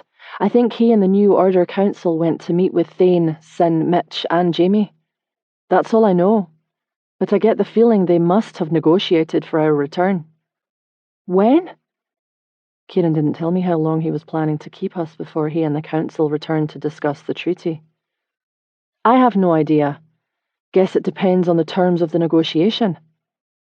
Time's up, Westlin. Back to my quarters. Is that where you've been confined all of this time? His quarters? I was, but I'm not exactly confined now. Can't tell her that. Yes. I'm so sorry that you're going through this ordeal. I need her to see that I'm all right so she doesn't continue to worry. Look at me and listen to what I'm telling you, Ellison. Really, hear my words. It's okay. How can it be? She doesn't understand now, but she will soon. Westlin, you're done here. I have to go. Stay strong. Everything is going to be fine. We embrace one another, and she whispers, "You stay strong." I wish I could tell Ellison the whole story so that she can comprehend that I'm truly all right. But that'll come later, when I have time to explain everything. Chapter 11. Kieran Henry. Westlin didn't tell Ellison that I'd claimed her, or that we were going to be married. I thought she'd be eager to share the news with one of her best friends. You didn't say anything about us. You gave me 2 minutes with her. I couldn't throw that kind of information at her when I didn't have time to explain the situation from start to end. In case you've forgotten, she isn't fellowship. She wouldn't understand anything about our marriage treaty. There was no way to make her comprehend in a matter of a couple of minutes why I'd agreed to something like that. She'd have been even more worried instead of less. I guess. You could have given me more time with her, especially if you wanted me to talk about us and everything that has happened. You're angry with me. I hear it in her clipped tone. I'm annoyed. I love that she feels she can be honest and tell me such things. People are typically afraid of saying something to offend me. 2 minutes wasn't enough time to say much of anything. Try to understand my position. I couldn't risk your friend convincing you that marrying me is a mistake. It wouldn't matter if she successfully convinced me or not. What's done between us is done, and I can't take it back. I'm yours, Kieran. I love hearing her say that she's mine. Yes, you are. I'll pull her into my arms and press a kiss to her lips. Would you like to shower before bed? I would love a shower. I thought so. She didn't seem to be much of a fan of post-coital body fluids. But it's something that she'll need to get used to. There's going to be a lot of that swapped between us. Is it okay if I join you? I could use a shower myself. She nibbles her bottom lip and nods. Mm-hmm. Would you like Nan to change the sheets while we bathe? Westlin's cute little nose scrunches. I hate for her to have to do that, but I don't want to sleep on blood-stained sheets tonight. She won't mind. I kiss the top of her head. Go start the shower, and I'll be there after I call Nan. Westlin is massaging the thick white lather into her hair when I enter the shower. I was planning to do that for you. Do what? Shampoo your hair. You want to wash my hair? Aye. I've never done it before, and I'd like to do that for you. It seems like something special you do for your wife. Okay, if you want. She turns so that she's facing away from me. Have at it.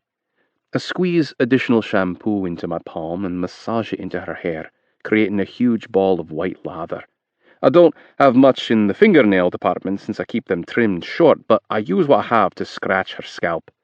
Does that feel good? Mm-hmm. I love your hair, the colour, how long it is, the way you wear it, how soft it feels compared to mine. Yours is very different from mine. She turns around and reaches for the top of my head. Aye, that is some thick, coarse hair you have there, sir. I don't think you'll ever go bald. Yours is like silk, very feminine. I was surprised when I saw your mother's fair hair and eyes. Most people are. We're total opposites, but I think my eyes are shaped like hers. Wait until you see my sister. She looks like Daenerys Targaryen. Her hair is lighter than your mother's. Hair so blonde it's almost white. Yes, and her eyes are an even paler blue. Why haven't I met your sister? I'm ashamed of Shaw's behaviour right now. No Hendry should be acting the way she is. Shaw's pissed off at the world right now. She's lashing out like a child. How old is she? 18. 18 is a child, and for the record, I'd probably have done the same if I'd been told 5 years ago that I was going to be handed over to another brotherhood to marry a man I'd never met. Perhaps you shouldn't be so hard on her. It's true. I've been stern with her, probably more so than I needed to be, but it's because I don't want Westland to think poorly of her. I've forbidden Shaw from having contact with you until she pulls herself together, and don't want you to meet her while she's behaving badly. She's a sweet lass, just young and strong-willed. I don't dislike strong-willed. I'm a little bit that way myself. Yes, you are. You and Shaw are a lot alike in that way. You're alike in a lot of ways, actually. I look forward to meeting her. I hope that she accepts her fate soon. I'm sure Thane will expect us to deliver her into Mitch's care as soon as the final agreement is made. It'll complicate things if Jamie or Mitch refuses to marry her because of her behaviour, and I don't like complications. Jamie loves Ellison. He isn't going to marry Shaw, and I don't think you really want your sister to be married to a man who loves another woman. Mitch is unattached. She should marry him. Mitch is the second son of the leader. His position is more ideal than your brother's. Jamie will never have a chance at being leader. He knows that, and he doesn't care. He would much rather be a doctor. Mitch will one day be second in command. He would be the better choice if you want Shaw to be married to someone who takes leadership seriously. We'd prefer that. My father was second in command. It isn't a bad place to be. You know what else isn't a bad place to be? Tell me. In this shower, with you. I wrap my arms around Westland from behind and glide my hands over her wet skin to palm her breasts and kiss the side of her neck. Your hair isn't the only thing I'm fond of. She leans against me, pressing her wet back against my front, and covers my hands with hers. What else are you fond of? I have a deep appreciation for these. I move my hand from one breast to cup her between her legs, gliding my middle finger into the centre of her split and finding that hardened nub. And I love this. The pace of her breathing increases when I push my finger back and forth, flicking her clit. You are so good at that. Come for me again. Tonight is all about Westland and her pleasure, laying the groundwork for the intimate relationship I want to have with her from this night forward, turning my intended into a willing, wanting, always ready for sex vixen. I introduce another finger and change to a twitchy side-to-side motion. Is that good? Her hips buck against my hand. Oh, God. I'll take that as a yes. Yes. Fuck yes. More bucking, squirming, writhing. I'm coming. Boss? No fucking way a brother is brave enough to enter my quarters without permission. No fucking way a brother is standing at the entrance to my bathroom while I'm in the shower with Westland, standing there like some kind of dumb fucker while I rub her off. I cover Westland's mouth with my free hand and smother her moans. We twist and I shield her naked body with mine so she can't be seen by this dumb asshole. Get the fuck out of here now! My apologies, boss. You didn't answer your phone. The man's voice is trembling. Because I'm in the fucking shower with my mate. Your father sent for you. Says it's an emergency. My father knows I'm with Westland, claiming her, sealing our bond, locking in our future with the Fellowship. He knows how pivotal this moment is. He wouldn't have sent for me unless it's urgent. Again. Where is my father? The conference room. Tell him that I'll be right there. Yes, sir. Westland turns in my arms and I grasp the sides of her face. We'll pick up with this when I return. I don't know what has happened, but I assume it's not good. If you have to go out to solve a problem, please be careful. Her plea sounds like that of a true mate. I'm always careful, doll. I place a quick kiss against her mouth and step out of the shower, not even taking time to dry off before putting the same clothes back on. I'm adjusting my tie when I enter the conference room. A leader can never be seen appearing less than professional. I was beginning to wonder if you were going to be able to stop fucking your new mate long enough to join us, Maddox says. I bet it was difficult to tear yourself away from that pussy. My brother always likes to see how far he can push me. I give him plenty of leeway, but that's over when it comes to Wesleyan. Because you're my brother, I'm going to allow you that one transgression against my mate, but heed my warning. Never say my mate's name and the word pussy in the same sentence again, or you'll be sorry. Damn, my brother is ready to defend the honor of a woman. Her pussy must be pure magic, he grins. I didn't say her name. I warned him, and yet he's continuing to push me where Wesleyan is concerned. I can't let that go. I charge across the room and grab Maddock around the throat, pulling him from his chair and shoving him against the wall. I told you not to address my mate in that manner. Shite, Kieran, Maddock was just fucking around, Calder says. You're choking him. I'm not fucking around with you. There's a growl to my voice. Not when it comes to her. Calm the fuck down, Calder says. He places his hand on my shoulder. He was kidding. I release my hold on Maddock's throat and shove him toward his seat. Do not disrespect my mate again, even in jest. My brother reaches for the front of his throat. You're out of your fucking mind over that woman. Kieran is taking his role as her mate seriously, just as he should. This makes me very proud. I straighten my suit, and then Maddock and I join our father and other brothers at the table. I immediately know something has gone down when I see the expression on my father's face.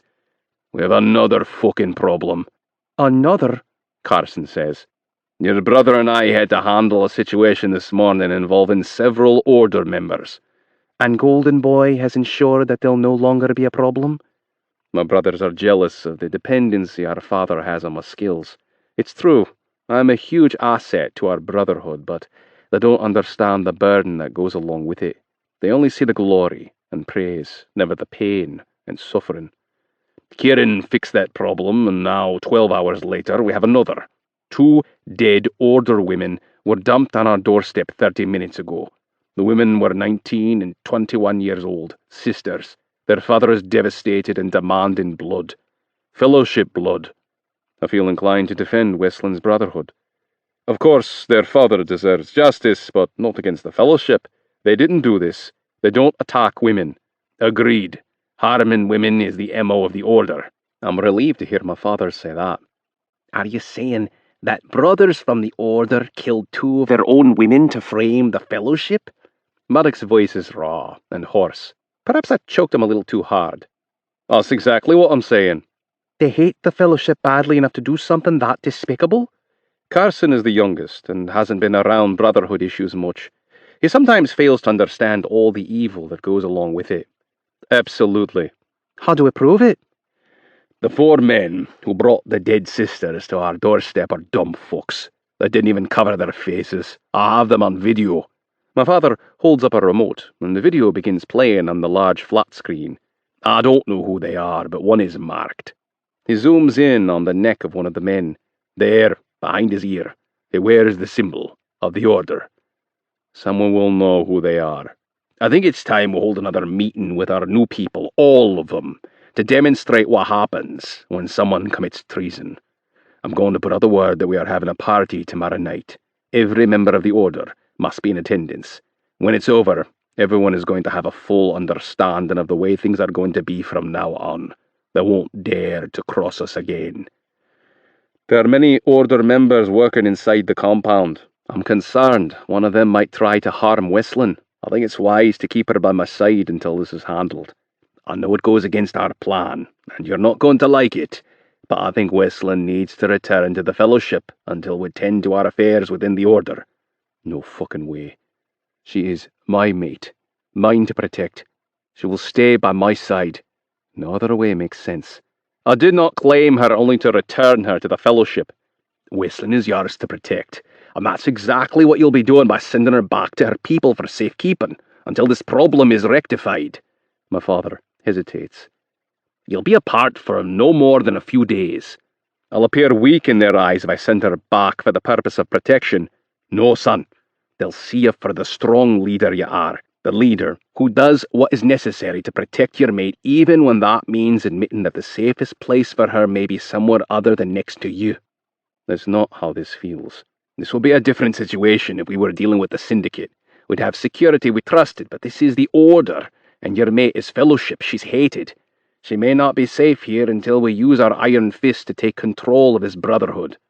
What if the Fellowship won't let me have Westland back? What then? That isn't going to happen. You've had her.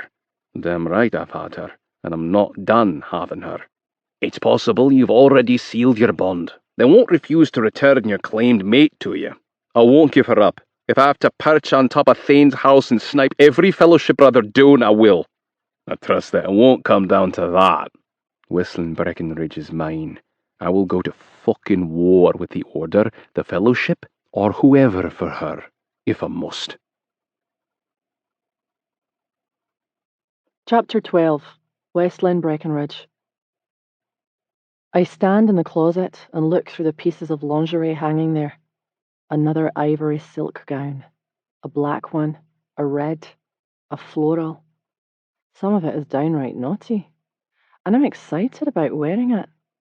But after I've had more time with Kieran, I'm not brave enough to go there just yet. I'm slipping into the black silk gown, no panties, when there's a knock at the door. Who is it? Kieran's sister.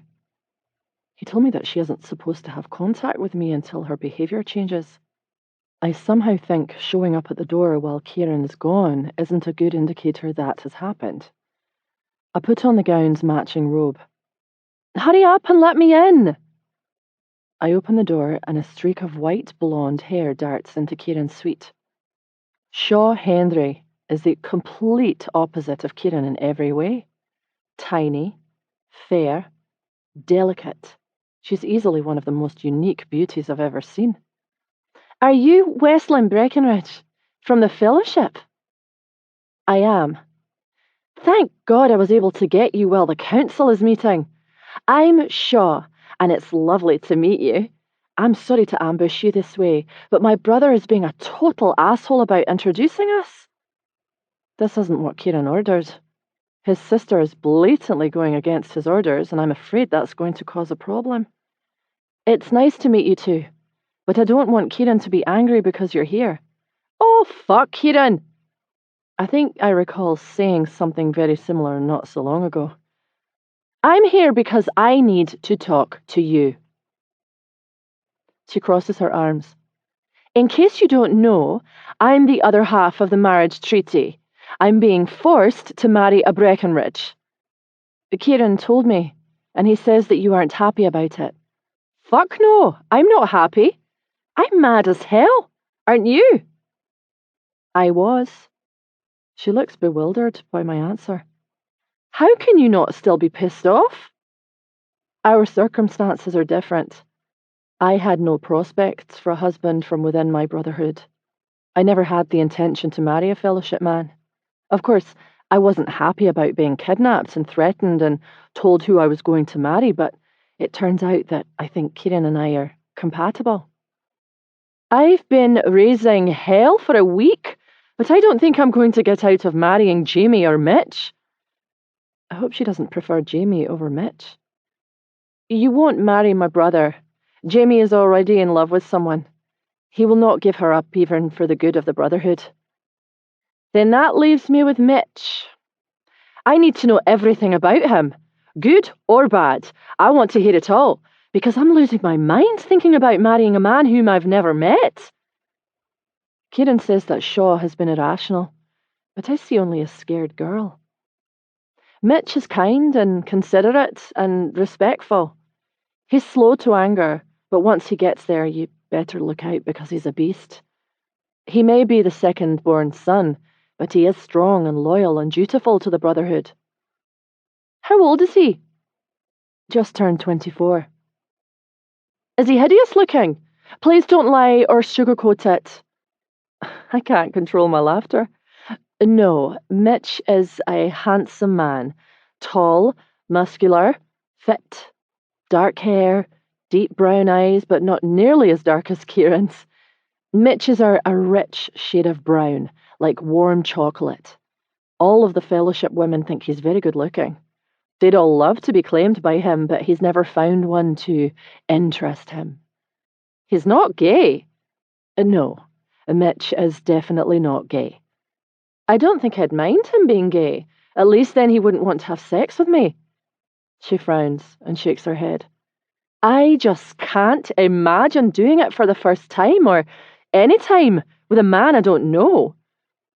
It sounds crazy and I don't know how to explain it, but being intimate with Kieran doesn't feel like being with a stranger.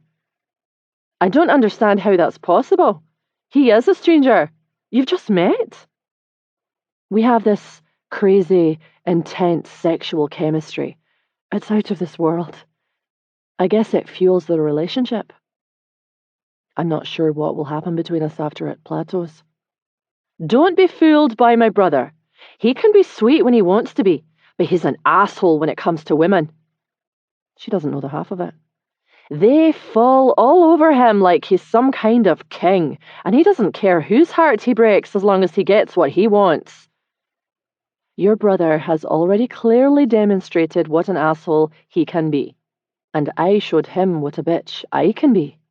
But we've talked and come to an understanding. What kind of understanding? If we must be married for the good of our brotherhoods, we're going to make the best of it. Our marriage is going to be real. Kieran has already claimed you. Yes. You were a virgin. I was. Was it horrible? This poor girl looks terrified. No, I liked it. I can't stop my grin from spreading. I liked it a lot. I hate asking because it was with my brother, but what was it like? Have your friends not told you about being claimed? None of my friends have been claimed, and I'm not allowed to associate with girls who would allow men to bed them. My parents have sheltered me. Wow. This girl really has been guarded by Lennox and Arabella. I know the feeling all too well. My father threatened every brother within the fellowship with severe mangling or death if they so much as looked my way. Same. The men of the syndicate acted as though I didn't exist. I don't know if it's because they found me revolting or because they feared the wrath of my father and brothers. The only daughter with 4 very large older brothers. I can see where that would be intimidating for a boy who was interested in Shaw. You're a beautiful girl. Surely you must know that no man could possibly find you revolting. She shrugs. I have no way of really knowing when they avoid me like the plague. I can promise you that Mitch will not find you revolting. He'll think you are the most beautiful girl he's ever seen. They'll make a very cute couple. You haven't told me what the claiming was like. Please, I need someone besides my mother to tell me what's going to happen. It's awkward telling my young sister-in-law about being claimed. And it's more awkward to tell her that I was really into it because her brother made me so horny. Definitely need to tone that part down. Kieran wanted to make it good for me. He went slow and was gentle. I won't lie to you. It still hurt. But not for long. A minute at most. The pleasure made me forget about the brief moment of pain. I know his duty was to seal your bond. Do you think he did? Maybe. I'm not sure about the timing because I haven't been keeping up with my cycles. If it didn't happen, I suspect it will soon. It'll be Mitch's duty to seal our bond as soon as possible, but I don't want to have a baby right now. Do you? I'd prefer to wait, but I'm okay with it if it happens. Actually, after being around sin and blues babies, I might be more than okay with it. I'm not okay with it, not even a little. Your feelings might change if things go well between you and Mitch. Do you really think things could go well between us? If you'd asked me before tonight, I'd have said no. But after being claimed by Kieran, I know it could go very well. Shaw is younger, but her circumstances are different than mine. Better in a lot of ways. She's been told by her family what's going to happen. She'll be delivered to Mitch, not stolen by him, or threatened. Her family is encouraging this union. Her marriage to Mitch has real potential. If anyone understands your uneasiness, it's me. I truly believe that you could be happy with Mitch, especially if you're inclined to make it work, even a small bit. The door opens, and Kieran stills when he sees Shaw. "What the fuck are you doing in here?" His voice is a roar, a growl, so loud it's nearly deafening. "I ordered you to not have contact with Westlin until I said it was permitted." Shaw stands in place, saying nothing. I think terrified, or pissed off. I can't decide which, but I feel the need to shield her from Kieran's wrath. "Don't be angry. She just wanted to meet her new sister-in-law." "It's okay. You don't have to protect me from this asshole." "Watch your mouth, Shaw. Despite what you may think, you're not too big or old for me to belt. You're not my father. And you'd better be damn glad of that, because I wouldn't overlook your bullshit as he does." Shaw bats her lashes and grins. "I have Dad wrapped around my little finger, don't I?" "Not for much longer. Your arse is getting carted off to the fellowship in 4 days." "In 4 days?" The colour leaves Shaw's face. "You're lying. Trying to piss me off for disobeying your order to keep away from your fiancé, and all because I have a brain and an opinion about what I want for my life." "You were born into the wrong family if you want to call the shots in your life, and I'm not lying. You're going to the fellowship in 4 days." "We'll fucking see about that." Shaw marches toward the door and yanks it open, slamming it closed on her way out. "That's the reason that I forbid her from seeing you. I knew she would behave like a brat." "She's upset, and she has every right to be. No one wants to be told what they must do, and even more so when it involves marriage and sex. I bet you didn't react well to being told you must marry me." "I damn sure wasn't happy, but I didn't throw a temper tantrum." "She's an 18-year-old girl who's been with her mother her whole life. You're a 28-year-old man who was taken from your mother and reared by your father and grandfather to become a powerful leader. Big difference." "True, and Mum has coddled her.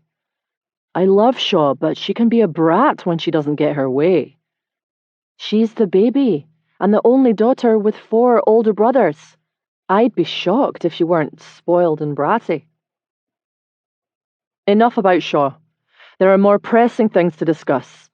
Kieran takes my hand in his and tugs. "Come, we need to talk." We need to talk. Nothing good has ever followed those words. I sit next to Kieran on the bed, and he cups his hands around mine. 2 Order women were killed and dumped on the steps of our compound tonight. Some of the brothers have come forth and placed blame on the fellowship. They demand blood. The fellowship didn't do that. You have to make them understand that it had to have been another brotherhood. Neither Thane nor Sin would have ordered that. It's not our way. It wasn't another brotherhood. It was the Order. Are you sure? I know the Order is ruthless, but that would mean that they killed 2 of their own women to frame the fellowship. That takes a special kind of evil. The stupid fuckers who dumped the bodies were caught on camera. We've not identified them, but we've studied the video. One of them was inked in the space behind his ear with the mark of the Order. These people are monsters. And I'm going to be married to the man who leads them. What if he and his father can't reform them? That's more than a little frightening.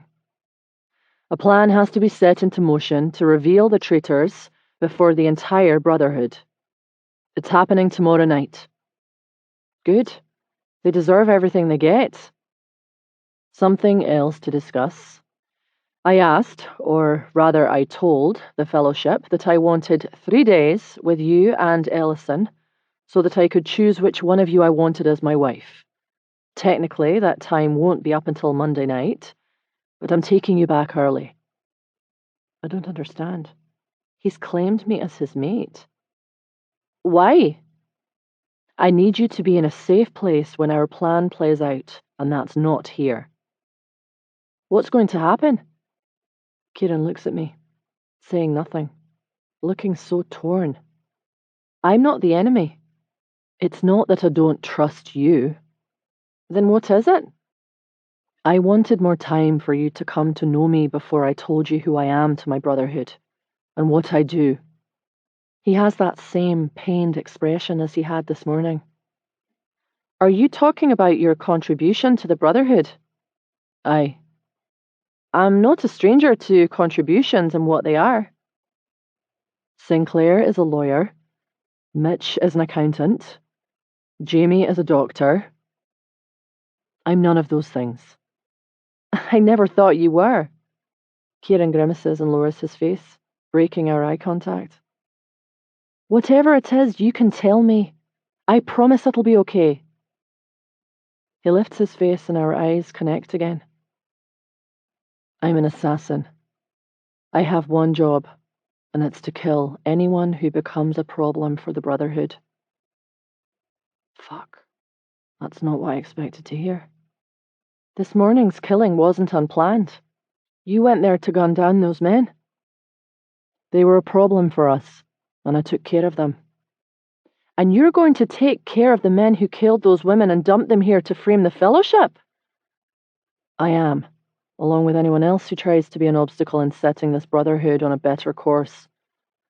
Tomorrow night could turn into a bloodbath, but no Order member will walk away unclear about the way this Brotherhood is going to function going forward.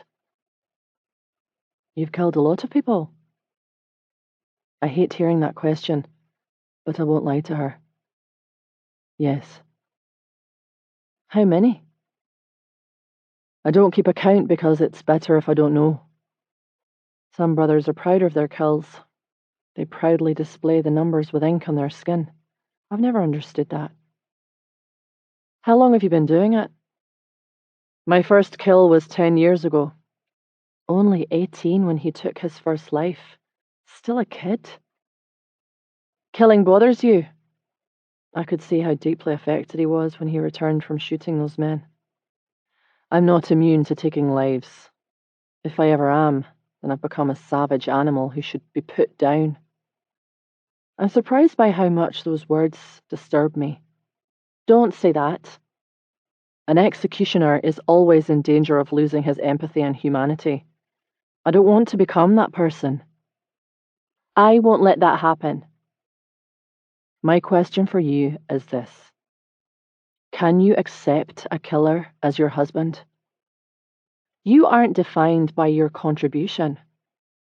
I lean forward and place a kiss against his lips. I will accept you as my husband just the way you are. I'm a dreadful person who does vile things. He closes his eyes and presses his forehead to mine. I don't deserve you. I slide off the side of the bed and crawl on top of him, one leg on each side of his hips, and wrap my arms around his shoulders. I want to make him forget about who he is and what he does. Let's not talk about it anymore. I move my hips and grind against his growing erection. In fact, let's spend the rest of the night not talking at all. Kieran and I are already in the back seat when Ellison is escorted out to join us. She immediately reaches out to me for a hug. Oh my God, Wes, I'm so relieved that you're in this car. Not one word is said by anyone during the drive home. I can't bring myself to talk to Kieran in a casual manner in front of Ellison. And I also can't speak to Ellison as though I'm still a captive in front of Kieran. I hide my left hand from Ellison beneath my leg. It's a precarious predicament. Kieran may be silent, but his possessive hold on my thigh speaks volumes. It tells me how much he hates taking me back, how much he's going to hate being apart for the next few days. And I feel the same. Lennox phoned Thane to tell him that Kieran was bringing us home, and I'm not surprised to see the Fellowship Council standing in front of the house, awaiting our return. The car stops, and I expect Ellison to jump out and run to Jamie. But she doesn't. Not even when Niall opens the door. Kieran looks at me and then to her. You're free to go, Miss McAllister. Ellison slides over and gets out of the car, but I stay behind. Come on, Wes, let's go. Miss Breckenridge and I need a private moment. She'll join you in a minute. Ellison doesn't move. Go, Miss McAllister. Now. Kieran motions for Niall to shut the door. The instant it closes, he pulls me into his arms. I don't want to leave without you. It feels wrong. I don't want to be separated from you either. I had no idea I could develop an attachment to someone so quickly. I'm coming for you in 3 days, and I'm not leaving Fellowship property without you. I'll be ready. He holds the sides of my face and kisses me like crazy, like he may never see me again. Until Wednesday, Kieran. He kisses my forehead. Until Wednesday. Call me if you need anything. Anything at all. I will. Kieran taps on the window, and Niall opens the door. Jamie races toward me when he sees me leave the sedan. My brother pulls me against him and uses his body to shield me from Kieran's sight. Are you okay? I'm fine, Jamie. Kieran lowers his window. We'll contact you in 3 days to set up the next meeting. Bye, I silently mouth. Everyone inside, Blue and Isabel, are desperate to see Westlin and Ellison, Thane says. Isabel gives me the we will talk later eyes before she hugs me. Thank God you came back to us safely. The entire Brotherhood has been in a state of chaos. I understand it's the last thing either of you feel like doing right now, but the council needs to question you about the abduction. Thane is eager to get answers for his questions. Isabel releases her hold on me. Can they wait until tomorrow? It's late, and both of them are exhausted. Thane doesn't know it yet, but I have no intentions of being questioned now or later. Thane looks at Ellison. Is that what you want? To come back for debriefing tomorrow instead of getting it over with tonight? I haven't slept. I'd probably be more help if we waited, since I'm not sure I'm thinking straight right now. Poor Ellison. I hate so badly that she was a wreck while I was having the time of my life. Can you give them something for sleep? Blue asks. I'm not surprised. Blue was abducted and held captive by Kieran's uncle not long ago. She had a lot of trouble sleeping after she came home. I have some mild sedatives at the infirmary. Jamie can keep his sleeping pills. Nothing for me. I don't need anything but a bed. You're sure? You could take half if you don't want to be fully sedated. Positive. Westlin needs her rest, and I'm sure she'll do that best at her flat. I'll see her home. Isabel is dying to get me alone so that she can ask what happened. Thane puts his arms around me. I'm sorry we didn't protect you. It's unforgivable. Don't give it another thought. I'm fine. Thane pulls away and looks at my face. You're fine. I was treated very well by the Hendry family, like one of their own. Because I am one of their own. That's not the impression I got from the oldest son. Oh, Kieran, what did you say to my family during that meeting? I don't know what Kieran said to give you that impression, but he was good to me. No need for a debriefing, nothing to tell. I can see that I've shocked Thane. Well, that changes things. I'm exhausted. Am I free to go home? Of course. He hugs me once more. We're very glad to have you home safely. Isabel is silent until we get into her car. Eventful weekend, eh? That's a total understatement. Are you a claimed woman?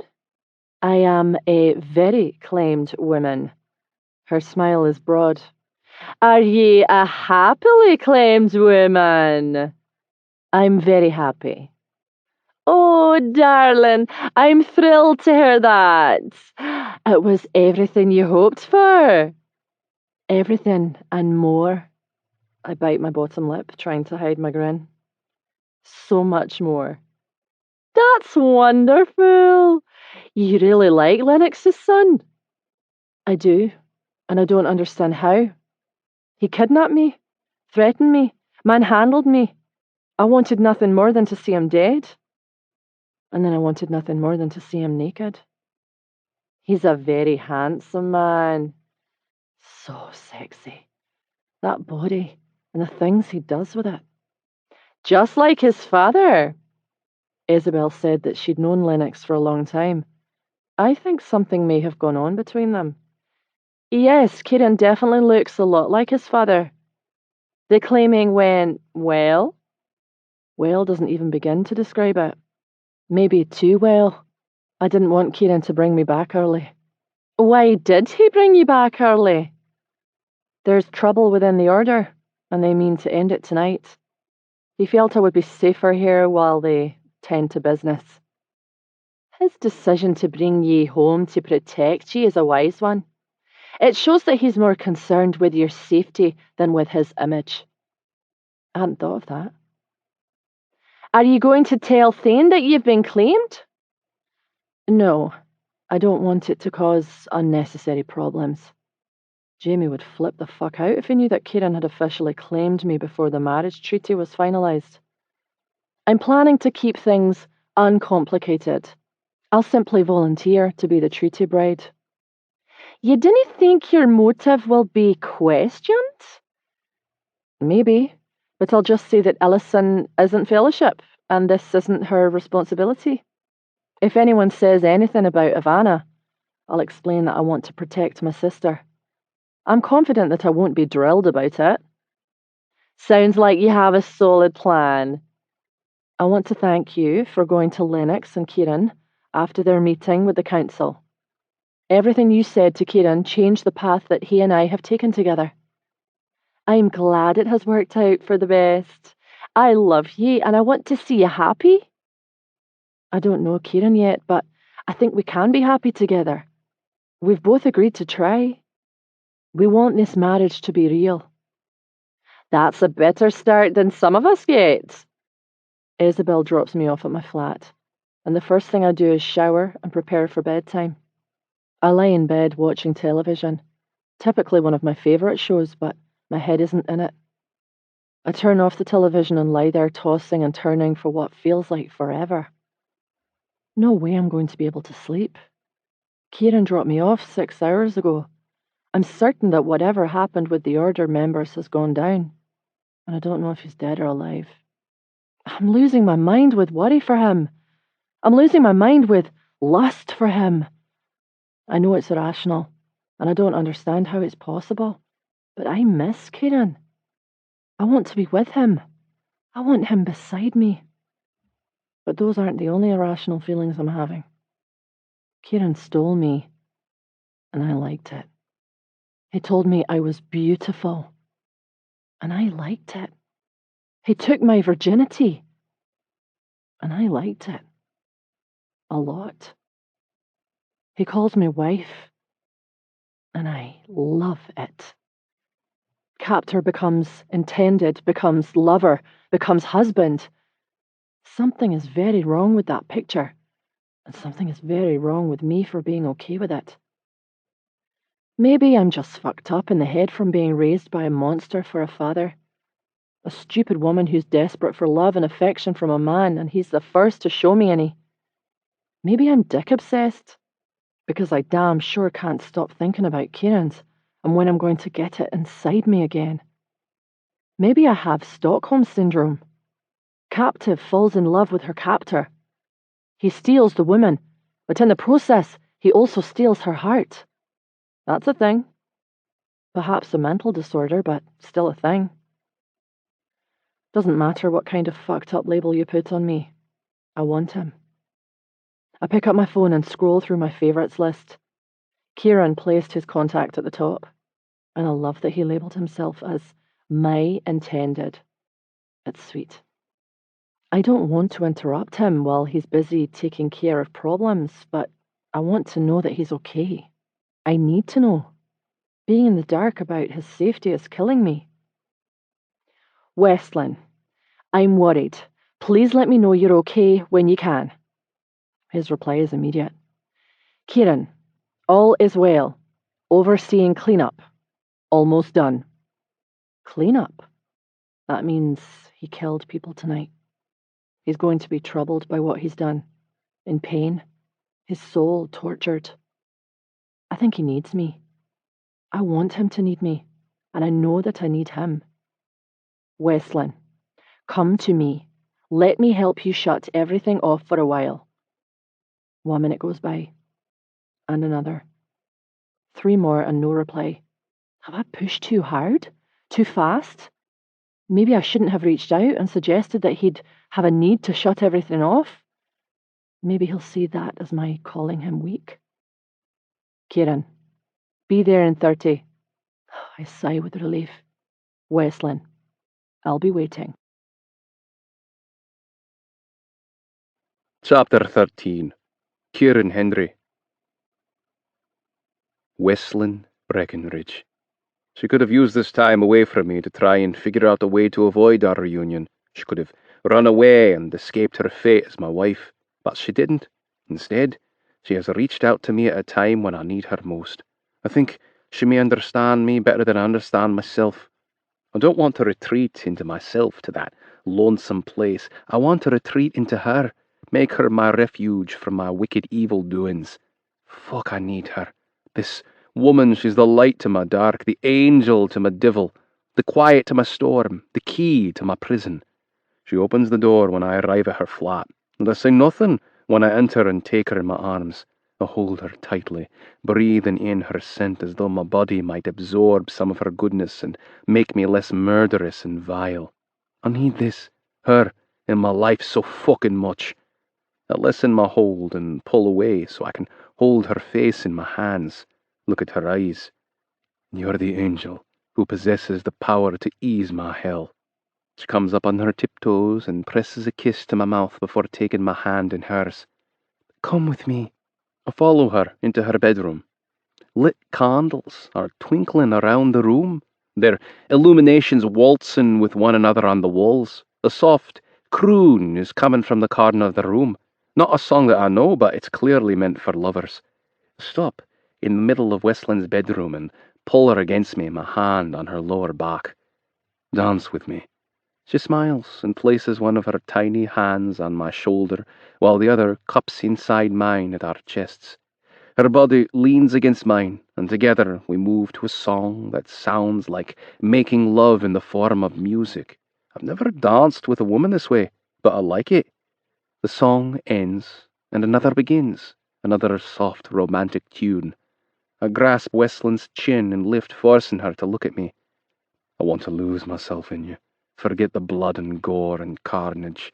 She nods. You can have me, any way you need me. I tug her toward the bed, and she follows without hesitation. We're standing at the bedside when she glides her hands up my chest, pushes my jacket from my shoulders, and tosses it to the chair in the corner. She moves to my tie next, sliding the knot down. I reach for my top button, but she stills my hand. I want to undress you. She brings my fingers to her mouth, kissing them. I want to do everything for you tonight. And you will, doll, as long as I ultimately remain in control. I can't ever lose control. The last button of my shirt is unfastened, and I think she's done until she moves to my cufflinks. Times like this, I hate wearing these kinds of clothes. It would be so much simpler to pull a t-shirt over my head, drop a pair of jeans, and get down to shagging. A jeans and t-shirt guy. That's not who I am. I'll never be that guy. Westland pushes my shirt from my shoulders and tosses it to the chair to join my jacket. Her mouth drags wet kisses across my chest while her hands explore my pecs. My cock twitches when she bites one of my nipples and then flicks her tongue over it. She unfastens my pants and lowers the pull tab of the zipper before looking up at me and licking her lips. My cock strains to be released, to get to her, inside her. She comes up on her tiptoes and presses a kiss to my mouth. Her plump pink lips, a hint of sweet wine still lingering, taste delicious against my mouth. I can't help but wonder what it would feel like to have them wrapped tight around my cock. I kick out of my shoes when her hands slide into the sides of my pants and boxer briefs. I almost wince when she grips my hips, digging her nails into my flesh. My intended takes her time undressing me, looking at and touching almost every inch of my body. It's both agony and delight. Every muscle in my body is tense as sexual desire slowly eclipses restraint. This woman is driving me mad and pushing me beyond the edge of self-control. I love kissing Wesleyan, enjoying the taste of her mouth, delighting in the feel of her tongue against mine. But I end our kiss because my cock is greedy. He wants his turn with that pouty mouth. I'll take a single step back and sit on the edge of the bed, looking at Wesleyan in that virgin white nightgown, her nipples pushing through the thin fabric, makes me erection throb. I want my fiancée to get on her knees and suck my cock. Fear flashes in her eyes, but it's quickly replaced with fiery passion. My cock twitches when she lowers herself to the floor and kneels before me. Grasping the back of her head, I pull her closer.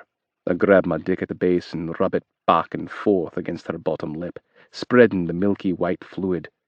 Lick it. She looks up at me with hooded, submissive eyes, and the tip of my dick trickles more pre-cum.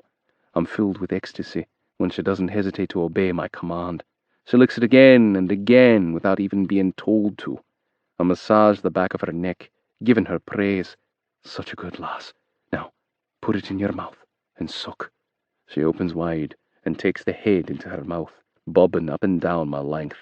Her tongue is soft, wet, and sensual against the underside of my throbbing cock. Her hand moves up my legs, and she lightly cups my balls from the bottom, massaging one of them between her fingers. Fucking tingles run up my spine, and I can't contain the moan building at the back of my throat. Oh, Wes. Fuck. She briefly breaks off and licks her lips before taking it into her mouth again, this time so deeply that she gags and tears stream down her face, but she doesn't stop, and I'm captivated by the sight of my dick in her mouth. Her mouth feels amazing, but I'm ready to slide into her wet pussy, because that's where babies are made. I don't want to come in your mouth. She instantly stops on command. I love the way she obeys without hesitation. Such a good girl. Take off your gown. And she does. She's not wearing knickers, so she's completely bare for me to look at after the gown is gone. I can't believe that you're mine, that I get to have you for the rest of our lives. I want to feel her slick juices gliding all over my cock, but not before I taste them. Lie down on the bed. She climbs on her bed and lies on her back, knees pressed together. Spread your legs. I want to look at you. I stare at her pussy. Despite the dim lighting from the candle, I can see that it's gleaming, wet and slick, just as I had imagined. I slide 2 fingers into her, and the tip of my dick trickles a little when I feel the warm moisture between her legs. Her body responds. The arch in her back deepens, and so does her breathing. I move to kneel on the bed between her legs, and my mouth dives into her sweet pussy. I flatten my tongue and move it up and down through her center, careful to only graze her clit. I want this to be a slow burn, but she has other plans. Her hips move in counterpoint against my mouth, so my tongue will hit that sensitive spot at the top of her slit. My girl is horny and isn't being timid about going after what she needs. I like her aggressiveness. I think I'll reward her. I flick my tongue against her clit and then suck it hard. Her hips tilt upward, giving me more of her pussy to lick and suck. And I know in this moment that I own more than just this orgasm I'm about to give her. Wesleyan is mine. She has taken my cock, and next she'll take my name. That puts me on top of the fucking world. I press my mouth between her legs and show her what it means to be mine by alternating sucking and licking and flicking my tongue against her clit. I question if her backbone is going to break with the way she's tilting her hips upward and curling her shoulders so that she can watch my mouth devour her. She caresses the top of my head, and our eyes lock. Panted breath moving through parted lips, hooded eyes, wrinkled brow. I love the I'm about to come so fucking hard face she's making. Oh, God! She fists my hair, and her hips buck while her body jolts. Wet floods my mouth, and I taste her orgasm so fucking delicious. I can't help but lap up every drop. Her panting slows, and her tense muscles become relaxed. That's when I know that her orgasm has come to an end. I crawl over her and brush my lips against hers, before giving her a slow kiss to coax her back to me from whatever blissful place she's gone to. Our kiss is slow and soft and sweet.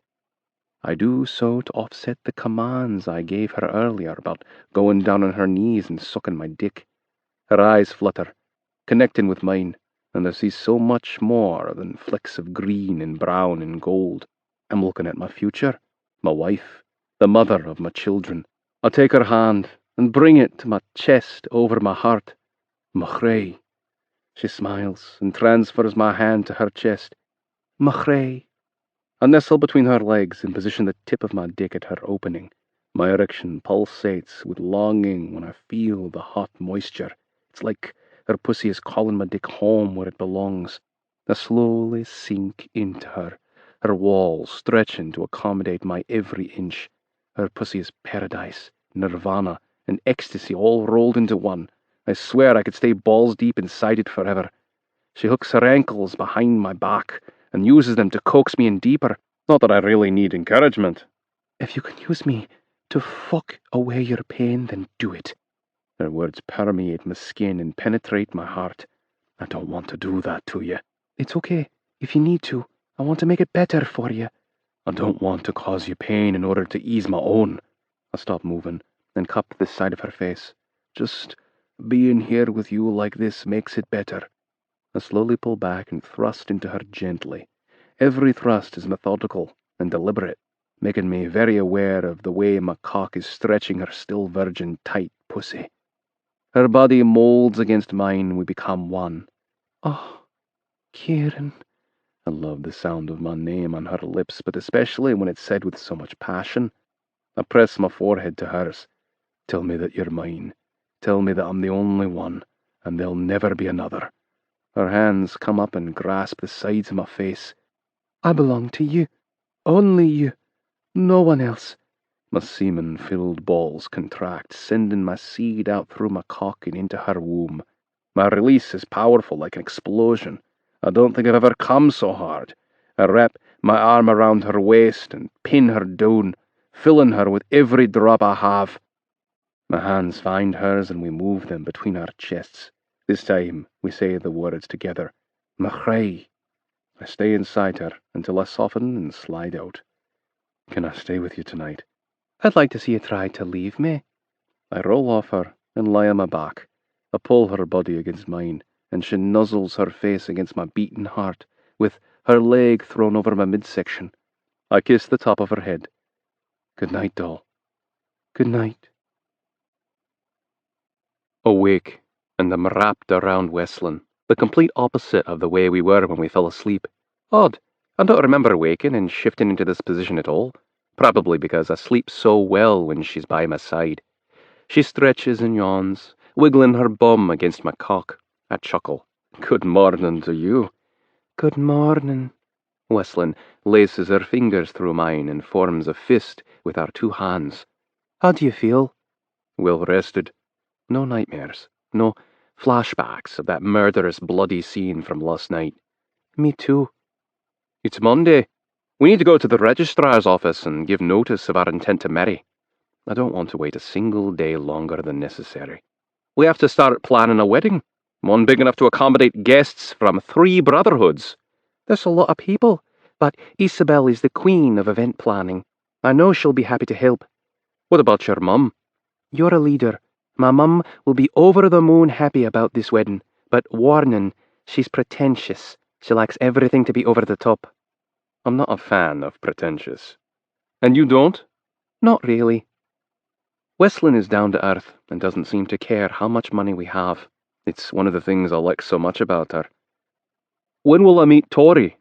I was thinking we'd wait until after your meeting with the Fellowship Council and it's official. It's already official. The Fellowship Council just doesn't yet know that it's official. I've been thinking about the meeting, and I think we don't tell the council that you've already claimed me. No fucking way. I won't risk this falling through. All of this is fucking with my nerves. I won't rest until I know that my bairn is inside her. It won't fall through. We would tell them the truth if it looked like it was. I just think it would go a long way with the council to hear that you didn't force anything. I didn't force you to do anything. You freely gave yourself to me. That's not what I mean. I think it would cause less strife if they have the impression that you're going to claim me after the treaty agreement. I think they'll feel more respected. and that's good for everyone involved. I don't want to go into this meeting and even entertain the idea of marrying Ellison or your sister. That would feel so wrong. You won't. I'm going to step forward and volunteer. She didn't just now come up with this idea. You have all of this already figured out, don't you? I know Thane and Sin and Jamie. Trust me. This is the way this should be handled for a smooth transaction. My wife-to-be has a head for managing brotherhood affairs. She's highly intelligent. Reminds me so much of Mom. I don't like it. I'm used to taking whatever I want. But I'll do this for you, because it's the way you'd like it to go. I want you to be happy. And I want you to be happy. I know one thing that would make me very happy. I bet it's the same thing that would make me very happy. Wesleyan releases my hand, and I move it to cup her between her legs. What about this? You're moving in the right direction. I roll my hips and rub my growing erection against her bum. We haven't done it from behind. We also haven't done it with me on top. Both of those sound good to me. Which one do you want to try? She giggles. I want to ride you. I roll to my back, and Wesleyan crawls over me, straddling my hips. I may not know what I'm doing. You're a smart girl. I bet you can figure it out. She lowers her upper body and kisses the side of my neck, sucking the skin into her mouth. Her hips grind in a circular motion against my hardening cock. Does that feel good? I grasp her hips, digging my fingertips into the fleshy meat. Fuck yeah. She sits up straight and arches her back, finding my erection with her hand to guide it inside her opening. I'm going to fuck this dick so hard. Wesleyan and I both jolt when we hear a woman scream. Wesleyan Breckenridge, what are you doing? She rolls off me to her back and yanks the sheet up to cover both of us. How did you get into my flat?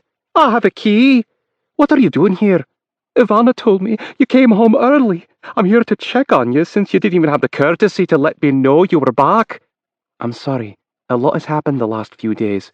Please tell me that you've not allowed this man to ruin you. The woman rubs her forehead. Oh, God. No fellowship man is going to have you now, even if Thane bribes him. I don't care for the way this woman is speaking to Wesleyan. That's enough of that. Who are you to decide what's enough? I'm to be her husband, so when I say it's enough, it is enough. She sneers. Her husband? I don't think so. She is a Breckenridge. Her marriage will be an advantageous one, not to some nobody who's not even part of the Brotherhood. Mother, has he tainted you? The woman can see that I'm naked. Wesleyan's naked. We aren't teenagers playing around in the sack.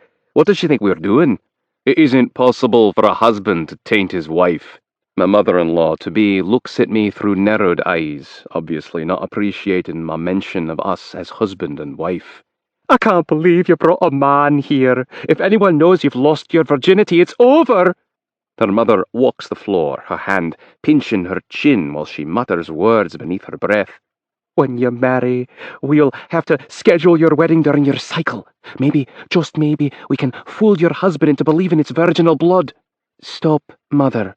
Kieran has claimed me, and I'm going to marry him. Kieran? Kieran Hendry? There's no mistaking the instant delight on her face. The new up-and-coming leader of the Order? Aye, that would be me. She places her palms together and brings them to her face to hide her grin. My daughter is marrying a leader. That is wonderful news. I need you to keep quiet about it until after the meeting with the council. She laughs. Why in the world would I do that? My daughter is marrying a leader. I want to tell everyone. We don't want the council to know that he's claimed me before the terms of the treaty have been agreed upon. It would cause problems. Oh, we definitely don't want to cause problems. I won't say a word to anyone. I don't like this woman. I want her gone. We're in the middle of trying to seal our bond. Wesleyan punches me. Kieran, say no more. I'm out of here. She stops in the doorway and looks back. It needs to be a boy. Well, at least we agree upon that much. Mother, get out. I've been away from Wesleyan for 2 days. I don't like it one bit. I'm ready to bring my intended home where she belongs, and I'm about to do just that. It doesn't feel right walking into this meeting with the Fellowship Council to ask for Wesleyan's hand. It's like asking for something that already belongs to me. and I'm not accustomed to asking for anything. I take what I want, just like I took her and made her mine. But understand the point she's making about playing nice with the Fellowship. They aren't a brotherhood you should provoke, hence one of the reasons we are seeking an alliance. I could be a cocky bastard, but even I know that you don't want the Fellowship as an enemy. My father and I enter the dining room where the Fellowship Council, Wesleyan, and Ellison are waiting. My eyes immediately go to my intended like a magnet to steel. I can't not look at her. She's so fucking beautiful it hurts. I can't believe the misery I've endured while we've been apart. Gentlemen, please join us, Thane says, but I barely hear him.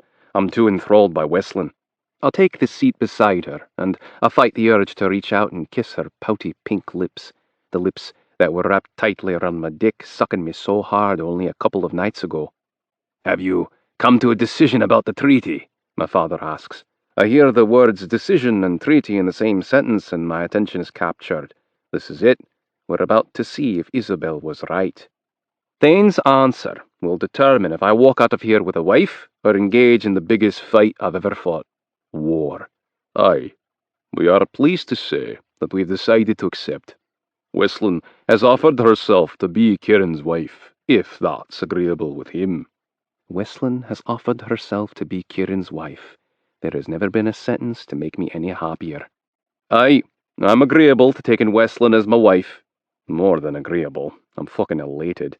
I think Kieran and Wesleyan will make a good match, my father says. He's wrong. I already know that we make a perfect match. And your decision on who will be taking Shaw as a wife? I will, Mitch says. No surprise there. Wesleyan said that Jamie wouldn't do it. Fine by me. He and I aren't on the best of terms right now. I can handle him being my wife's brother, but I'm not keen on him being my sister's husband, especially when he's been fucking that McAllister woman. Very good. My father is pleased with Mitch's decision. He's the one Dad wanted for Shaw anyway. The second son of a leader, same as him. He knows Mitch will have a good stand-in within his brotherhood. Shaw's place within the Fellowship will be solid. Kieran and Wesleyan will notify the district registrar tomorrow of their intent to wed. Already done. Do we agree that the wedding will take place in 4 weeks? No objection from us, Thane says. My father's plan couldn't have worked better. I get a beautiful wife, one who loves to fuck, a wife who sucks my cock, a wife who sees my pain and wants to make it better. She's perfect for me. I couldn't ask for more. I'm going to be happy with her, and it's such a surprise. I never expected that. We could really fall in love. Kieran will claim Wesleyan tonight, unless there are any objections. I can't stop the grin spreading across my face. I probably look like a teenage boy who's about to get his first grope of a girl's tits. Thane flicks his hand in the direction of the empty chair. I see only one bride here for the exchange. I was waiting for someone to point out my sister's absence. I hope her obstinate behaviour doesn't affect Thane's decision to let me take Wesleyan with me today. I'm not leaving this compound without her. My apologies for Shaw's absence. I'm afraid she needs a little more time to adjust to the idea of marrying someone she's never met. She is a Hendry, and will fulfill her duty.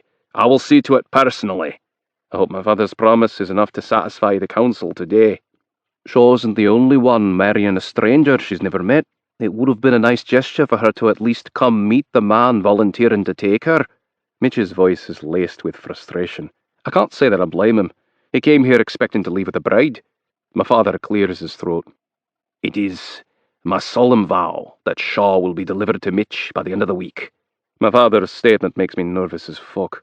I'm not sure that he's going to be able to make good on it, not with the way Shaw's behaving. And if he does, I fear she'll be difficult to handle once she's in the hands of the Fellowship. Your daughter clearly isn't on board with being a treaty bride. Mitch has no idea how right he is. Shaw's young, headstrong. She has her own ideas about what she wants for her life, but I will steer her in the right direction. My father has been trying to steer her in the right direction for over a week, and he has not been successful yet. The lass sounds obstinate. Mitch doesn't know the half of it. I don't want a difficult wife. I admit, my daughter is stubborn, but she isn't unbending. I swear to you, Mitch, that you won't find a more beautiful wife within the Fellowship or the Order, and she is pure. Arabella and I have ensured that she will be a virgin on her wedding night. You won't be disappointed with her." The conflict in Mitch's eyes is real. No one understands it more than I do, but he'll marry Shaw because it's his duty as the son of a leader. I will go through with the marriage. Thane turns steely eyes back to my father. "Deliver Shaw to us by Friday. Otherwise, the agreement is off, and we will expect Westland to be returned." Hate it for the fellowship, but that's not going to happen. I will not return Westland again, ever. We want this treaty, Thane. Probably more than you do. I'll give you my word that Shaw will be here. Then, this meeting is adjourned. This meeting went much more smoothly than expected. Jamie didn't make any arguments about not taking his sister, probably because his lover would be one of my alternatives and he doesn't want to give her up. "Wait, I need to know what this means for my sister." I should have known Jamie wasn't going to let me walk out of here with his sister without saying something. I reached for Westland's hand. "She's my mate, and will leave with me when we go. I'm claiming her tonight." He hates this outcome. I see it in the pained expression on his face, just as I will hate giving Shaw to Mitch. "I need a few minutes with my sister in private." "You can have as many minutes as you like, but Westland is mine. It's been decided. Even more so than you know. There's no going back." "You haven't delivered your end of the bargain, and you've not officially claimed her. Nothing is in stone yet." "That's where you're oh so wrong, brother-in-law. I've claimed Westland, made her mine forever. She may already have our firstborn inside her as we speak." I open my mouth to tell Jamie how wrong he is, but I see Westland's pleading eyes, begging me to not say anything. I'm not one to back down from a challenge, and that's exactly what Jamie is doing, challenging me. It's hard as fuck, but I concede. For her.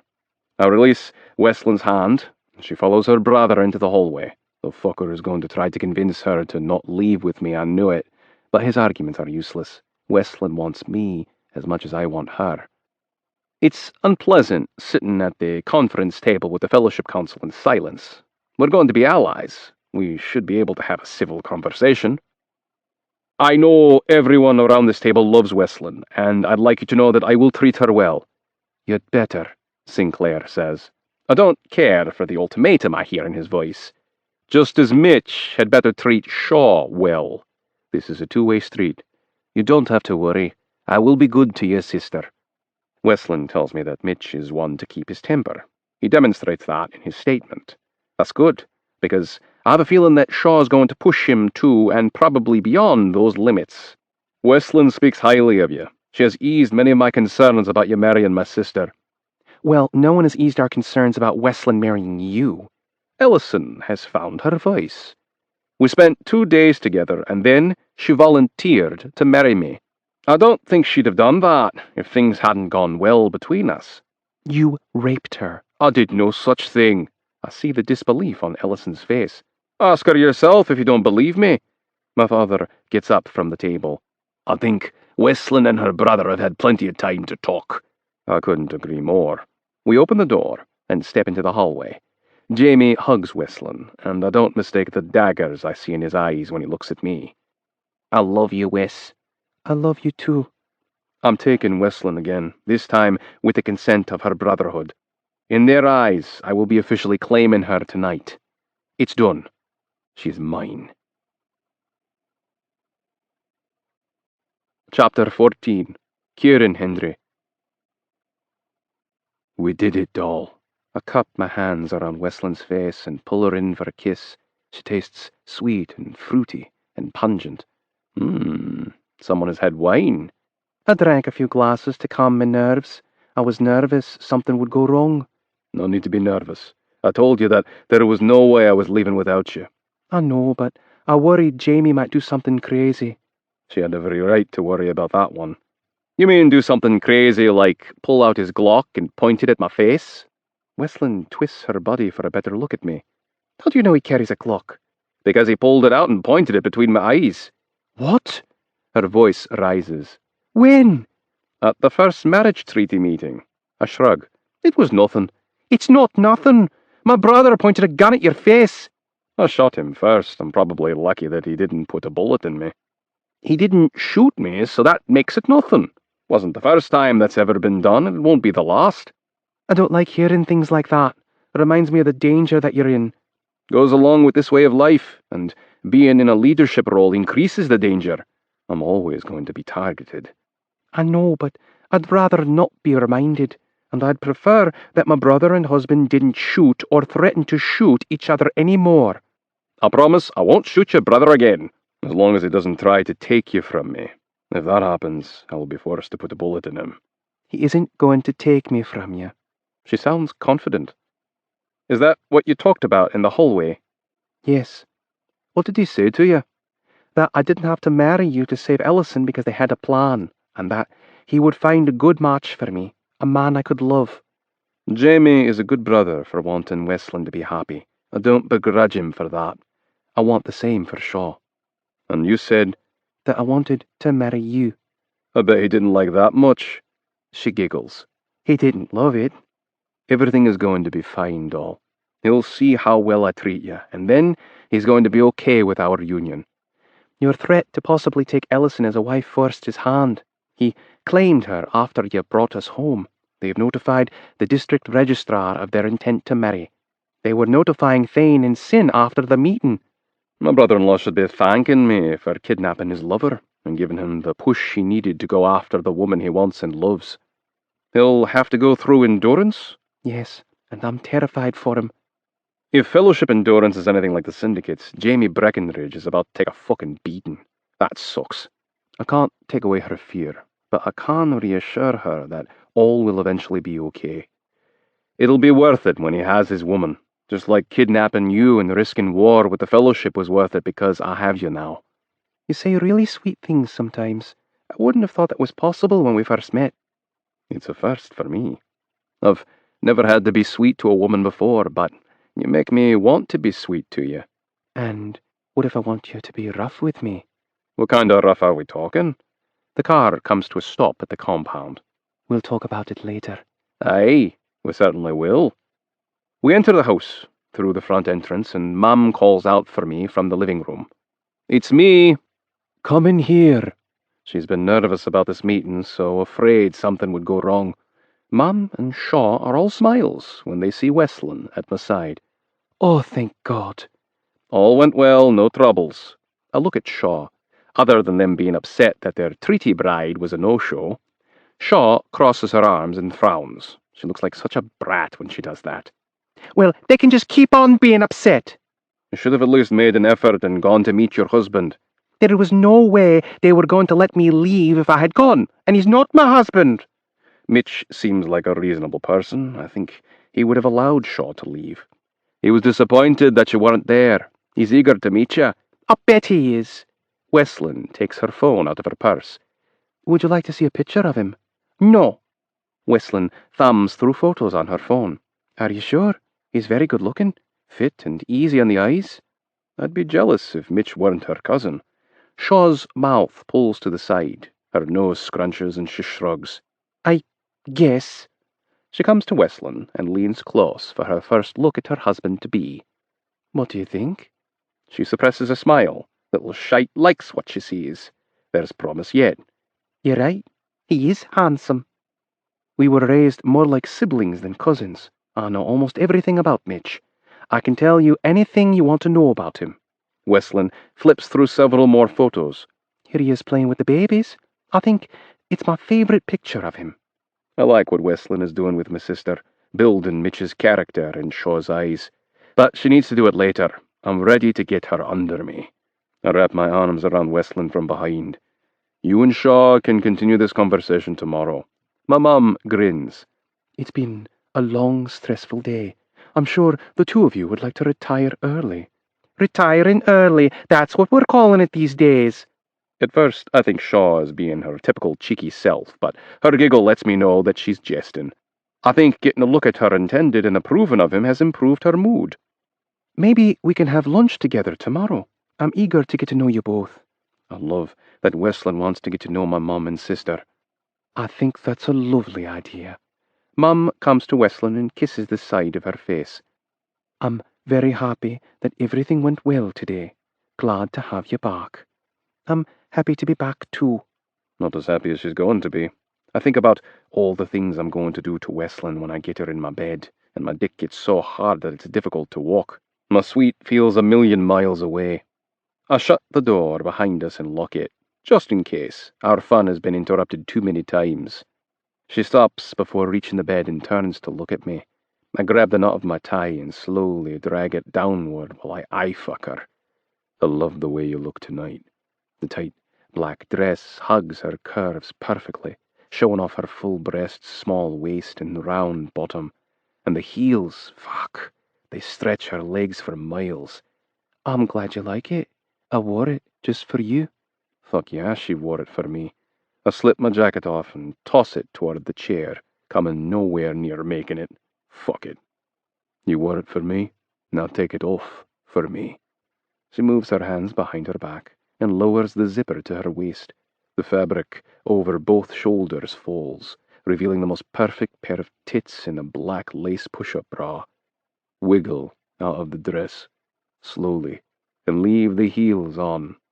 I untuck my shirt and work on unbuttoning it, beginning at the top, while she pushes her dress down her hips and legs.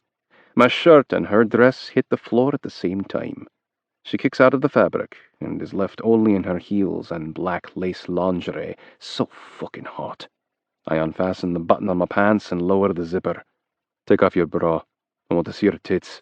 I kick out of my shoes and push my pants down my legs. Bending down to remove my socks, I never take my eyes off her as she unclasps her bra and makes a show of lowering the straps and tossing it aside. Most gorgeous tits I've ever seen. Perfect size, perfect shape, perfect color. So perky for their fullness and her nipples. When I lick them, they feel like smooth pebbles against my tongue. We're on even ground with me in my boxer briefs and her in her knickers. My fingers mimic hers, going into her waistband at the same time hers dive into mine. We're like mirror images pushing underwear down our legs. And then we're both standing before each other bare. Her body, in contrast to mine, is so different. I'm hard where she's soft. I bulge where she curves. I have hair where she's smooth. Everything about her body is feminine and delicate. I stare at the Y where her legs meet, and that one little tuft of hair above the slit of her pussy drives me fucking mad. The longer I stand here looking at her naked in those heels, the harder my cock gets. I have to touch her. She moves to the bed, lowering her body so that she's lying on her back, knees bent. She watches me through the wide space between her thighs. I stop when I reach the bed and look at her pussy. It's glistening wet and extra pink and swollen from the increased blood flow. She's ready for me. Do you like it when I lick you? Yes, I do. Do you want me to eat you? Oh, yes. I'm not sure who likes it more, me or her. I want to hear you say it. Her cheeks pinking.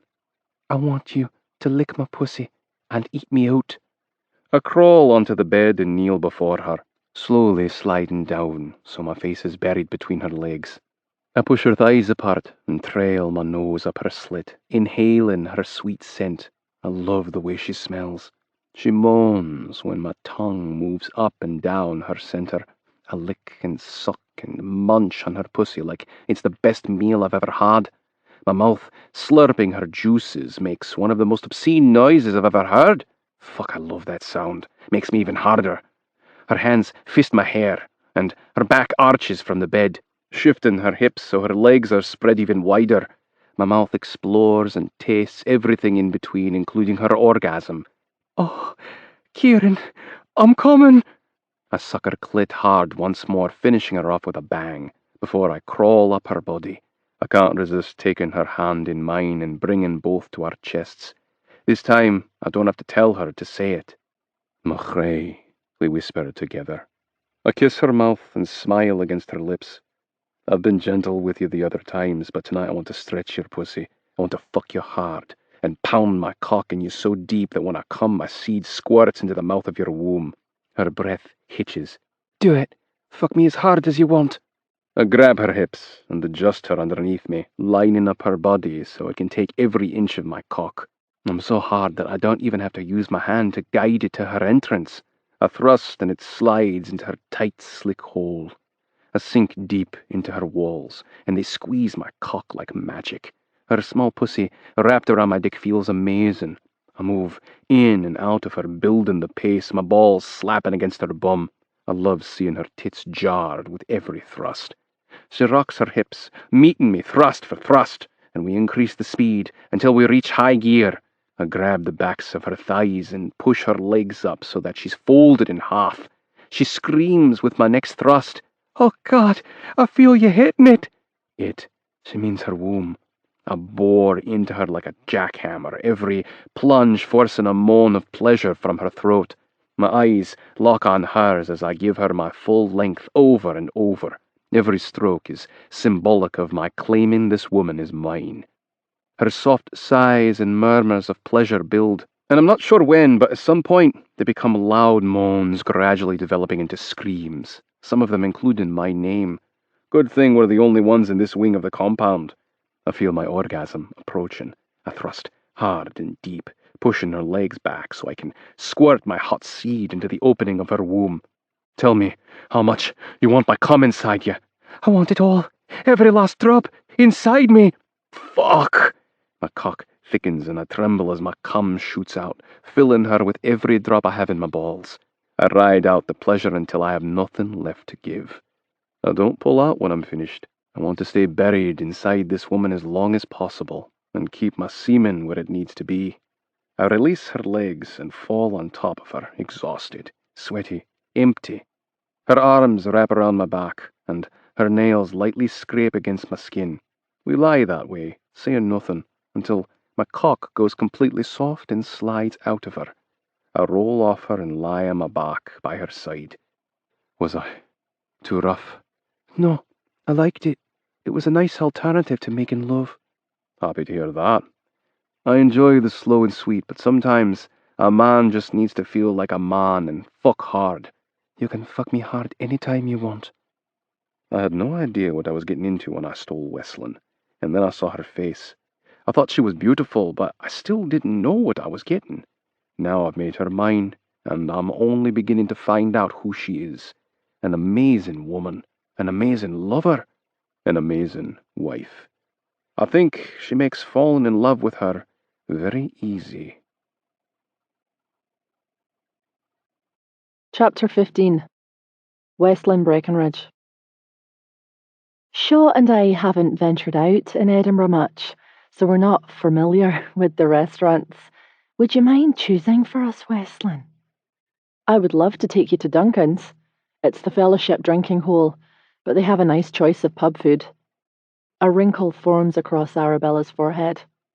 But we can go somewhere else if you're not comfortable with being around fellowship members yet. Someone has to make the first move. We'll have lunch at Duncan's, she smiles, and hope that no one spits in our food. There are more patrons than usual at Duncan's. Big crowd. They must have some good daily specials. We're forced to sit at a table in the middle of the pub. Not the one I would have chosen, but we'll take what we can get.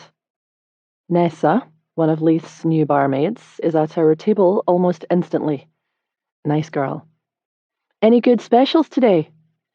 The Scottish tapas are delicious.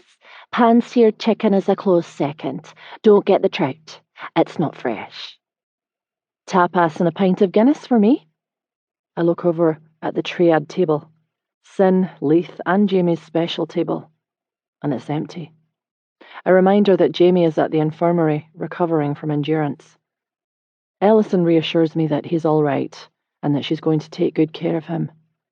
But I still worry. Wes? I instinctively turn when I hear my name, and I nearly choke when I see who it is. Shite. Shaw is going to think I planned this meeting. No way she won't. I'm certain she'll lose all trust in me now. I get up and Mitch kisses the side of my face. Surprised to see you here. I laugh nervously. The same here. Mitch looks at my lunch guests, waiting for an introduction. All colour drains from Shaw's face, no doubt because she recognises Mitch from the photos I showed her last night. Mitch, this is Arabella, and Shaw Hendry. His eyes go directly to his intended, and he smiles. Shaw. He moves toward her. and holds out his hand. I sigh with relief when she offers her hand instead of I don't know what. Shaw's behaviour has been so unpredictable that she's capable of just about anything. This day just got a whole lot better. Shaw smiles. That's a nice thing to say. Would you care to step outside with me for a moment? I'd love to talk. Just the two of us. Shaw's eyes widen, and she nods. Okay. Arabella and I watch Mitch and Shaw walk toward the front door. I would love to eavesdrop on the conversation those two are about to have. Did you know that Mitch would be here? I come here for lunch often, and I've never seen him in here at this time of day. I had no idea. I hope that he says something to bring her to her senses. As much as her father and I have tried, we haven't been able to make her see reason. Shaw's continued refusal to wed Mitch is going to cause a big problem with the fellowship. They could stop my marriage and try to take me back. I don't want that. And Kieran won't allow it without a fight. If she doesn't go along with the treaty, there will be a war. I thought she was coming around a little last night when she saw the pictures of him. I could tell that she was liking what she saw. She did say that he was handsome, but I don't think his physical appearance is going to change her mind. She wants to marry for love. She looked happy to meet him just now. She could fall in love with Mitch. And you could fall in love with Kieran. I'm fairly certain that's already on its way to happening. I look down to hide my embarrassment. That's crazy, right? We've known each other for 5 minutes. Everything about your relationship with Kieran is on high speed. I don't think it's crazy at all. So many factors have sped up this process. When did you know that you loved Lennox? Or does she love him? I was infatuated with him very early on, before we married, but I don't think I loved him until about halfway through my pregnancy with Kieran. How long before he loved you? It happened much sooner for me than for him, but I think that's just a man thing. They're different creatures and don't feel the depths of emotion the way we do. I've been surprised by Kieran's behaviour. I expected him to be cold-hearted, and he was right after we met, but he's different now. He acts as though he's open to falling in love with me. My son is under your spell. I think she's politely saying that he is obsessed with my vagina. And she's right. He is. Enchanted or captivated or whatever you want to call it. It's not a bad place to be at this early point in your relationship. I like where things are going with us. Kieran likes it too. Arabella looks over my shoulder. Here she comes. Without Mitch? Shaw takes her seat and battles a smile while saying nothing. She's going to make us ask. Arabella's on the edge of her seat. Well? Well, what? Stop being a shite and tell me what happened between Mitch and you. He's giving me until Sunday evening to come to him on my own. After that, he's coming to the compound to claim me. Well, to collect me. And then I guess he means to claim me. Wow. That's not what I was expecting out of mild-mannered Mitch. What are you going to do? Not sure why, I ask. I know she isn't going voluntarily. If he wants me, he'll have to come take me. Will you go willingly? Arabella sounds so hopeful. No way! I'm playing hard to get. Arabella lowers her forehead to her palm. You are hard to get. There's no playing to it. Well, things are different now that we've met and spoken. Her cheeks redden. He told me that I was the most beautiful woman he'd ever seen. That catches her mum's attention. Oh, I'm sure that must have been very flattering to hear from a handsome man. No man has ever said anything like that to me. She covers her mouth and giggles. And he couldn't stop touching me. Touching you? Where did they go that he was freely having body contact with her? Nothing out of line. He reached out and took my hand and rubbed his thumb back and forth over the top while he told me what he planned to do. It was nice. I liked it. Shaw is like me in the respect that she's never gotten much male attention. I'm sure she is flattered by Mitch's interest. Before last night, Mitch was a faceless name. Then he was only a person in photos who she'd never spoken to. This chance encounter changes everything. I think it'll be romantic if Mitch comes and takes me. That's what Dad did with you. And the same with Kieran and Westlin, except with more force. Both of those instances worked out. Arabella inhales and releases her breath slowly. I'm relieved that you're finally accepting Mitch as your fate. Well, I'm relieved that he isn't disgusting.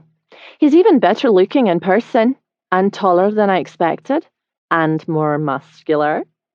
Sounds like Shaw was noticing every detail about Mitch. Thank you for bringing us here.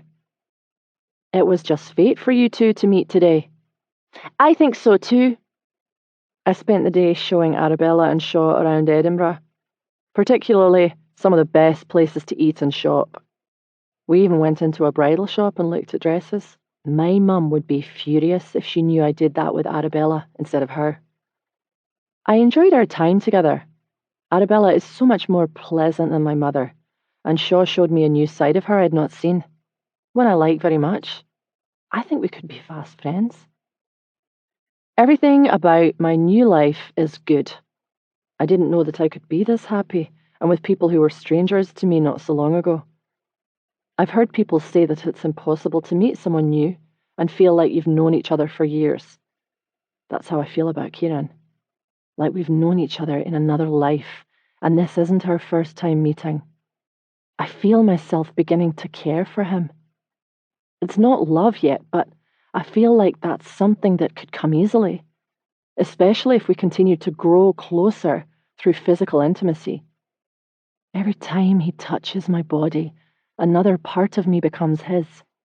At the rate we're going, he'll own every part of me by the time we marry. Only a month until I'm Mrs. Kieran Hendry. I wonder if I'll already be pregnant when I walk down the aisle. Part of me hopes not, but then another part hopes I am so I can please Kieran. I know a baby would make him happy. A son, an heir. That's what Kieran wants first, and then sweet little girls to adore and spoil. I wonder if there is a way to increase the odds of conceiving a boy. I think that's something I should investigate.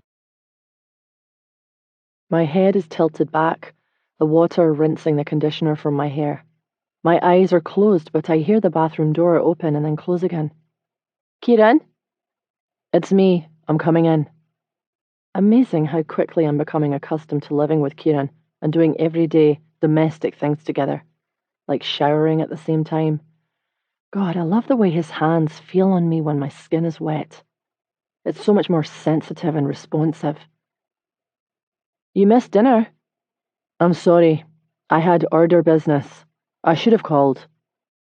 He isn't in his I just shot and killed some people funk, so I'm guessing he was taking care of another kind of business. It's okay, but I would have appreciated a call to let me know you'd be late. I hope that didn't sound like a nag. He stands behind me and places his hands on my hips, giving me a sweet kiss on the side of my neck. You're acting like my wife or something. I can't imagine why. He releases me and begins washing his hair. Not much longer until you walk down the aisle wearing a pretty white dress. I looked at wedding dresses today. Only looked. My mum and sister will want to be there when I buy my dress. And probably Blue and Ellison and Lorna as well. Ellison and Shaw will need dresses too.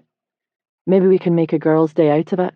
I know the girls will love Shaw, and she's going to be Mitch's wife. She's becoming part of our girls' group, even if she doesn't know it yet. I'm not sure that Shaw will need a dress. Mitch is going to call off the whole thing if she keeps acting like a brat. I can't wait to tell him about today. Trust me, Shaw will need a dress. Soon. Has something happened? I took your mum and Shaw to the Fellowship pub for lunch today. Mitch came in while we were there. He took Shaw outside for a private conversation and told her that she had until Sunday to come to him. If she doesn't, he's coming for her. I've never been prouder of Mitch.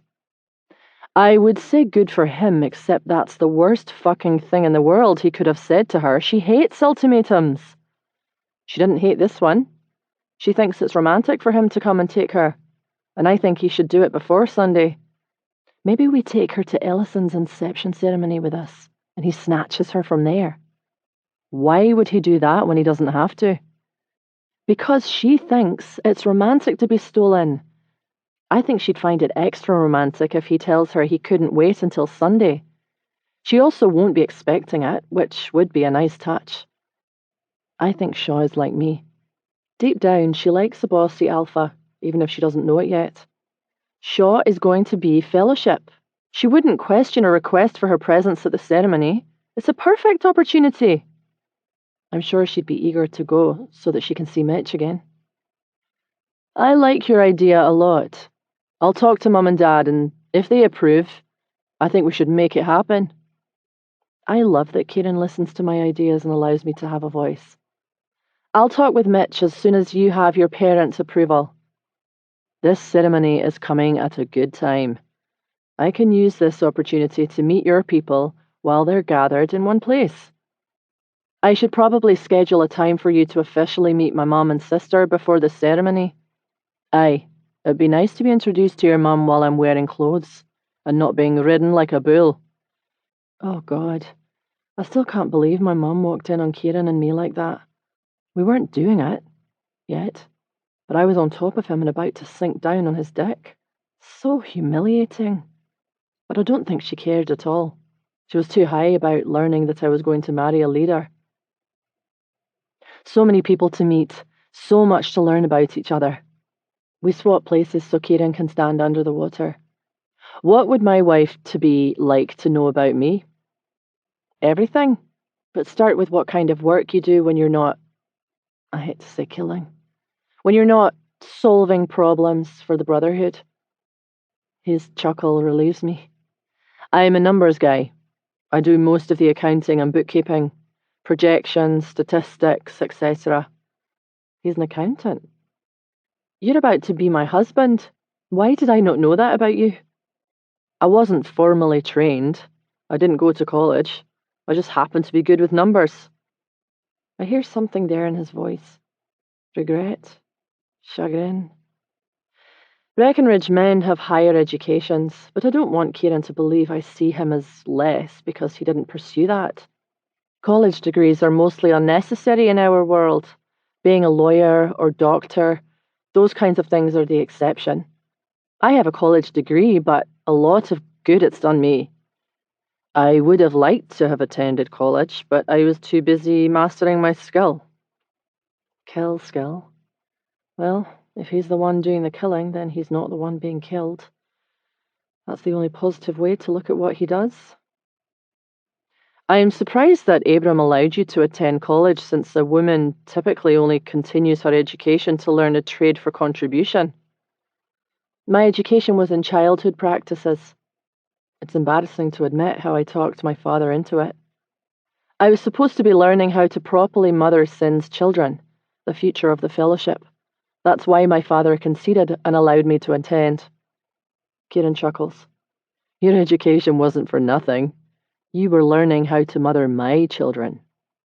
I guess it's a good thing, because I damn sure didn't learn how to parent a child by example. I wonder if Kieran has considered that my parenting could mimic the worst parents on earth. I'm sure you'll be a wonderful mother. I want to be a good mother, but I'm not sure I have it in me. I hope Arabella doesn't mind if I count on her for parenting advice. I sure can't count on mine. I'm sure she would love to advise you. My mum was a wonderful mother. She loves babies so much. She must. She had 5. She's excited to have a grandchild. My father is too. The only reason my mother would be excited for a grandchild is so she can brag about it being the next leader. That's sad. It's also sad to say that the kindest thing she ever did for her children was handing us over to a nanny. She was a horrible mother, but she's still my mother. Talking about our baby makes me want to work on it. He wraps his arms around me from behind, filling his hands with my breasts and squeezing. His mouth presses to the side of my neck. I thought about you and this all day. I could hardly add one and one. I lean into him, feeling his erection against my bum. I did some research today. I have something for us to try. He thrusts his pelvis so his hard cock pokes into one of my cheeks. I like the sound of that. But not here, in the bed. He turns off the water. By all means. We move straight to the bed, not taking time to dry off. I place my hand on his chest when we reach the bedside so he'll know to hold up. Turns out that there are theories about how to conceive a boy. He grins. You have my attention. Boy sperm needs a shorter distance to swim to the womb in order to win the race.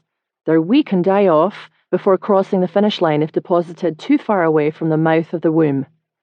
Girl sperm is resilient and will soldier on after the boys die. I can't stop my grin. We need to do it in a position with deep penetration. Kieran wraps his hand around his erection and slaps it against my stomach. With a dick like this, all positions involve deep penetration. He's so proud of his manhood, and he should be. Even though I've not been with anyone else, I still know it's impressive. Some positions are deeper than others because of my anatomy. Deep penetration. Got it. He moves toward me, and I stop him with my hand again. Also, I need to come before you. Boy sperm have a better chance at survival if the alkaline secretion released with orgasms is already present. You always orgasm before me, because I'm nice like that. Kieran is a very giving lover. He has made every sexual experience between us pleasurable, which makes me want to do it more and more. Smart move on his part. Yes, you are nice like that, and I very much appreciate it. I think the first thing on our to-do list is to give you an orgasm. I sit on the bed and scoot to the middle. He moves over my lower body and moves his nose up and down between my legs, inhaling deeply. You always smell so good. I can't get enough of this scent. His mouth devours everything between my legs, kissing, licking, sucking, nibbling. It's done with meticulous skill. You are so good at that. I open my legs wider, and he places his thumb at the top of my slit, pulling upward and completely exposing my clit for his tongue. So much more sensitive that way. That feels amazing. Kieran inserts his fingers and pumps, rubbing me on the inside with curled fingers. I lift my head from the bed to watch him between my legs. He looks at me, and I'm a goner when our eyes meet. Oh, oh, oh, I push my fingers into the top of his hair and tilt my hips up so that he is rubbing and licking me in the most sensitive areas in the most exquisite way. I whimper and writhe beneath him. He sucks and licks harder, and the pleasure goes on and on. Kieran, I'm still coming. It finally ends, and my body turns into a big panting mess of toneless muscle and trembling legs. That is one good tasting pussy you have there. That is one vulgar talking mouth you have there. He chuckles. I could be less vulgar if you like. Maybe I could say something like, Madame, your vagina is an excellent vintage. Or I could say that your flower is fragrant and your nectar is sweet. I can't do cheesy. Go back to vulgar. I do vulgar well. Kieran takes his fingers out of me. Orgasm. Successful. What's next on the menu for making a baby boy? I push myself up and move to my knees, turning around and scooting closer to Kieran before I get on all fours. Doggy style. It was number 1 on the list. Oh, fuck. Yes. I knew he was going to be keen on this one. I lower my head, pressing my forehead into the mattress, and lift my bum in the air.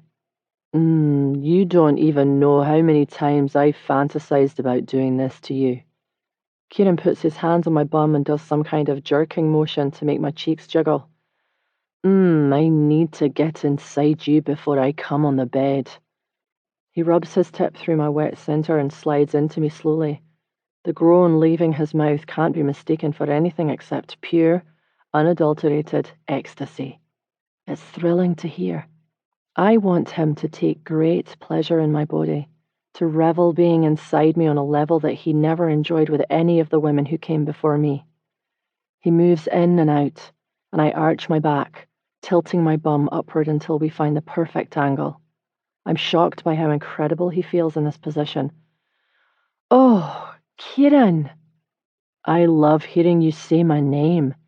He grasps my hips and squeezes, his fingertips digging into my flesh, and he uses that grip to move me on and off his cock faster, and I love watching myself slide in and out of you. He picks up the pace, and his legs, hips, and balls slam against my bum and thighs, making a loud slapping noise each time our bodies meet. You hear that? That's what some good fucking sounds like. Deep penetration. I understand the meaning of those two words on a whole new level now. This feels so different. So good. I wasn't sure I would like it this way, but I do. I'm about to come. Kieran groans and reaches around my body. He loops his arm around my waist, pulling me hard against his body when he drives into me one last time, balls deep. Oh, fuck, Westlin. He lies on me, his front against my back, and pins me against the bed so I can't move. He stills, and his mouth is next to my ear. No one is ever going to take you away from me. Ever. I'll kill anyone who tries. I turn my face toward his, and he leans forward, kissing the corner of my mouth roughly. Oh, fuck, I think I may be obsessed with you. The thought of losing you makes me insane. I'm yours, Kieran, and not because of an arrangement between our brotherhoods. I freely choose to be yours, and that can never be undone. Not by anyone. Chapter 16. Westland Breckenridge. I told Kieran I could go on my own to visit Mitch. It's completely safe, but he refuses to let me go without him. He's just as protective of me as Sin is of Blue. I guess some women wouldn't like the possessiveness, but not me. I love that he's willing to do whatever it takes to keep me safe. His drive makes him an alpha, and that's a huge turn on. A weak man would never do it for me. He's a strong man who takes what he wants, and he wanted me. There's nothing any sexier in my eyes. Mitch comes around his desk to hug me when Kieran and I enter his office. Wes, what a nice surprise. I'm sorry to bother you. I know you must be busy, but we won't stay long. It's fine, but I'm curious about why you're here. I have an idea I'd like to discuss with you, but first I want to know what you thought of Shaw. Mitch beams. I've never seen him smile bigger. I think she's the most beautiful woman I've ever seen. I look forward to... Mitch looks at Kieran and then back at me. Coming to know her. He isn't fooling Kieran or me. We both know what he means is that he looks forward to claiming her, knowing her as his wife. Shaw thinks you're handsome, which is a good start.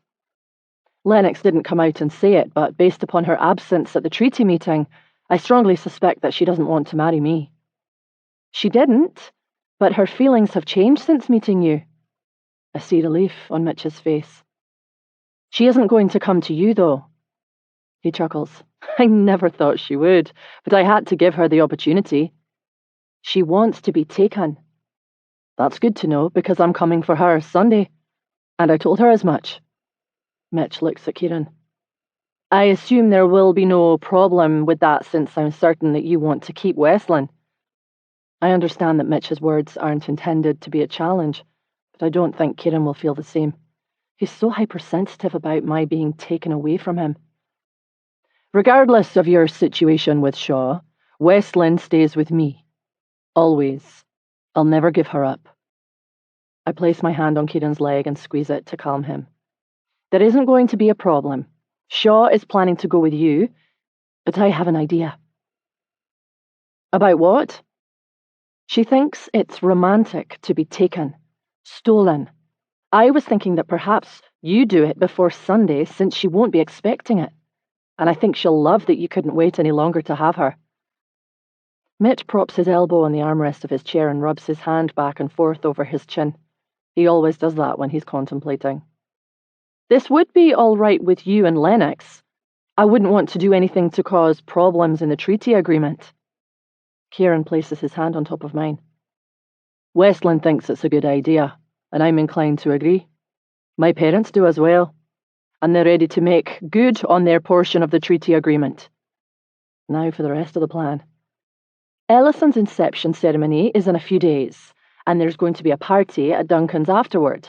I think it's the perfect opportunity for you to take her. I certainly don't want to wait if I don't have to, so I like this idea. I knew I wouldn't have to twist Mitch's arm. Your condo isn't very romantic, and people are always coming and going. I think you should take her somewhere secluded. You've already chosen a place, haven't you? Mitch knows me well. I have, and it's very private. The perfect place to get to know one another without interruptions. From my own experience, I've learnt that interruptions aren't great. I say let's book it. It's official. Ellison McAllister is one of us. It wasn't without pain and agony on my brother's part. He still wears the proof of everything he endured for her, but Jamie has his mate. The woman he loved but thought he didn't deserve is finally his. Duncan's is packed with fellowship members, and the Hendry is present to represent the order. Our treaty is new, but I'm at ease just knowing that it's in place. Not that I fully trust the treaty to make the monsters of the order behave. I have more trust that Kieran's sniping rampages have convinced them to think twice about violating the treaty or committing treason. Kieran wraps his arms around me from behind, and I lean into him. He presses his mouth to my ear and whispers all the things he wants to do to me when we get home. He's putting our physical connection on display for all to see, and that makes me even crazier for him. I'm falling in love with Kieran. It happens a little more every day. I wonder if people can see that when they look at me, and the way I melt against him. My heart is in this, but his is not. Kieran isn't falling in love with me. He's in lust with me. His body craves mine. Big difference. But I'll take it for now. There's always room for love to grow. Speech! Speech! Speech! The crowd chants, and Jamie takes Ellison's hand to lead her onto the stage. Ellison speaks first. I would like to start by thanking you for coming out tonight to celebrate my inception as a fellowship member. I'm incredibly grateful for and overwhelmed by your acceptance. I look forward to getting to know you. Everyone cheers when she finishes, and my brother steps forward to take the spotlight. There was a lot of interest in claiming Ellison. I feel it's necessary to make it clear where she and I stand so there's no confusion. I claimed her 11 days ago. I underwent endurance in her place 3 days later, hence the reason I'm limping and look like I've been hit by a train. She is mine.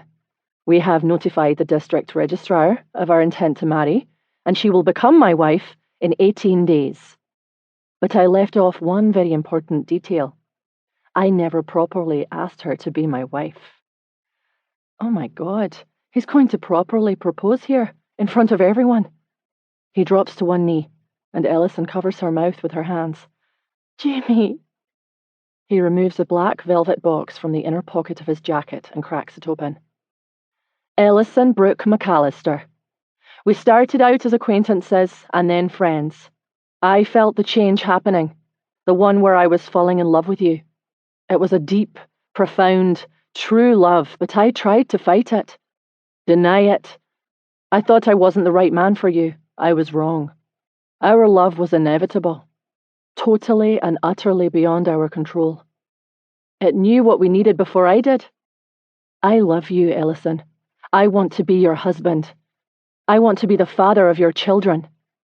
Will you marry me? My brother just told Ellison that he loves her in front of the entire brotherhood.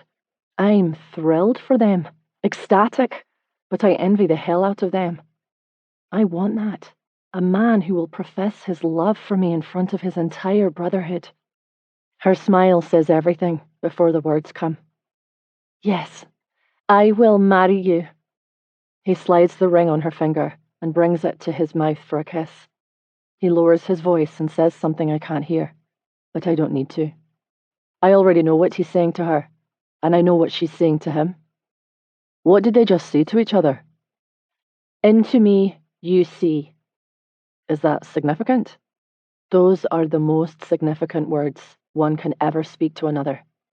They're the definition of true intimacy, the words shared between fellowship members when they want to express how greatly they love each other. You get to say those words to one person during your entire lifetime. It's the fellowship version of Mo Croy. I guess it's similar. I think it's the same. Mo Croy is only said during the claiming and when you express your affection to your mate. I only have one heart, and if you are it, no other woman can ever be my heart. Therefore, I can never say Mo Croy to any other woman. I hadn't realised that the meaning behind Mo Croy was so similar to Into Me You See. I'm the only woman in Kieran's heart. I don't doubt that, but I'm not his whole heart. Yet. But I'm going to be one day, though. Mitch gains my attention before walking out the front door. Our cue. He will be waiting at the back door to grab Shaw. It's my job to lure her there. Okay, Mitch just walked out. I hope this doesn't backfire in our faces. Kieran still has concerns about Shaw's reaction. I wouldn't dare to play a part in this plan if she hadn't confessed her instant attraction to Mitch, or her desire to be taken. Stop worrying, big brother. Your sister is going to be a very happy woman. Just like I was. Just like I am. I trust your judgment. Shaw is suddenly wearing a frown, and I think her eyes may even be glassy. Hey, what's wrong? Mitch left? He didn't even talk to me. She's disappointed. That's a good sign. I thought he was interested when we spoke a few days ago. He couldn't stop looking at me or touching my hand. Was I wrong? Is that not a sign of interest? I don't think you were wrong. Mitch is on the council. He's important. Probably just had to step out to handle some fellowship duties. I wouldn't worry if I were you. He's already told you that he's coming for you on Sunday. I loop my arm through hers. Let's go to the stock room and sneak a drink away from everyone else. I know where they keep the good stuff. Lead the way. My arm is still looped through hers as we walk to the back of the pub. Your brother really loves Ellison. It's crystal clear. He does, with all of his heart. That's what I wanted. What I was fighting so hard for. To be with a man who loves me with all of his heart. I hear sadness in Shaw's voice. Regret. You can have that with Mitch. Maybe not today, but it can happen. We didn't choose each other. Kieran and I didn't choose each other either, but I already feel things happening between us. My brother is different with you. Softer. Not the jackass he usually is with a woman. And I can't believe it. I didn't think it was possible, but things are working out between you. I see it happening right before my eyes. I release Shaw's arm and open the back door. They keep the good stuff out here. Mitch comes out of the shadow and pulls Shaw against him, his arm around her lower back. Yes, the best stuff. His mouth comes down on hers before she can protest. She struggles against him for a moment and then gives in, her hands diving into the back of his hair. I think I should leave. Mitch stops kissing her and grasps her chin. I'm here to take what's mine, and you're not going to tell me that I can't. I've decided I want you now, and I'm not waiting anymore. He hoists Shaw over his shoulder and carries her toward the black sedan waiting behind Duncan's. She lifts her head and looks at me, smiling, and I know this was the right decision. My plan is a success. Have fun!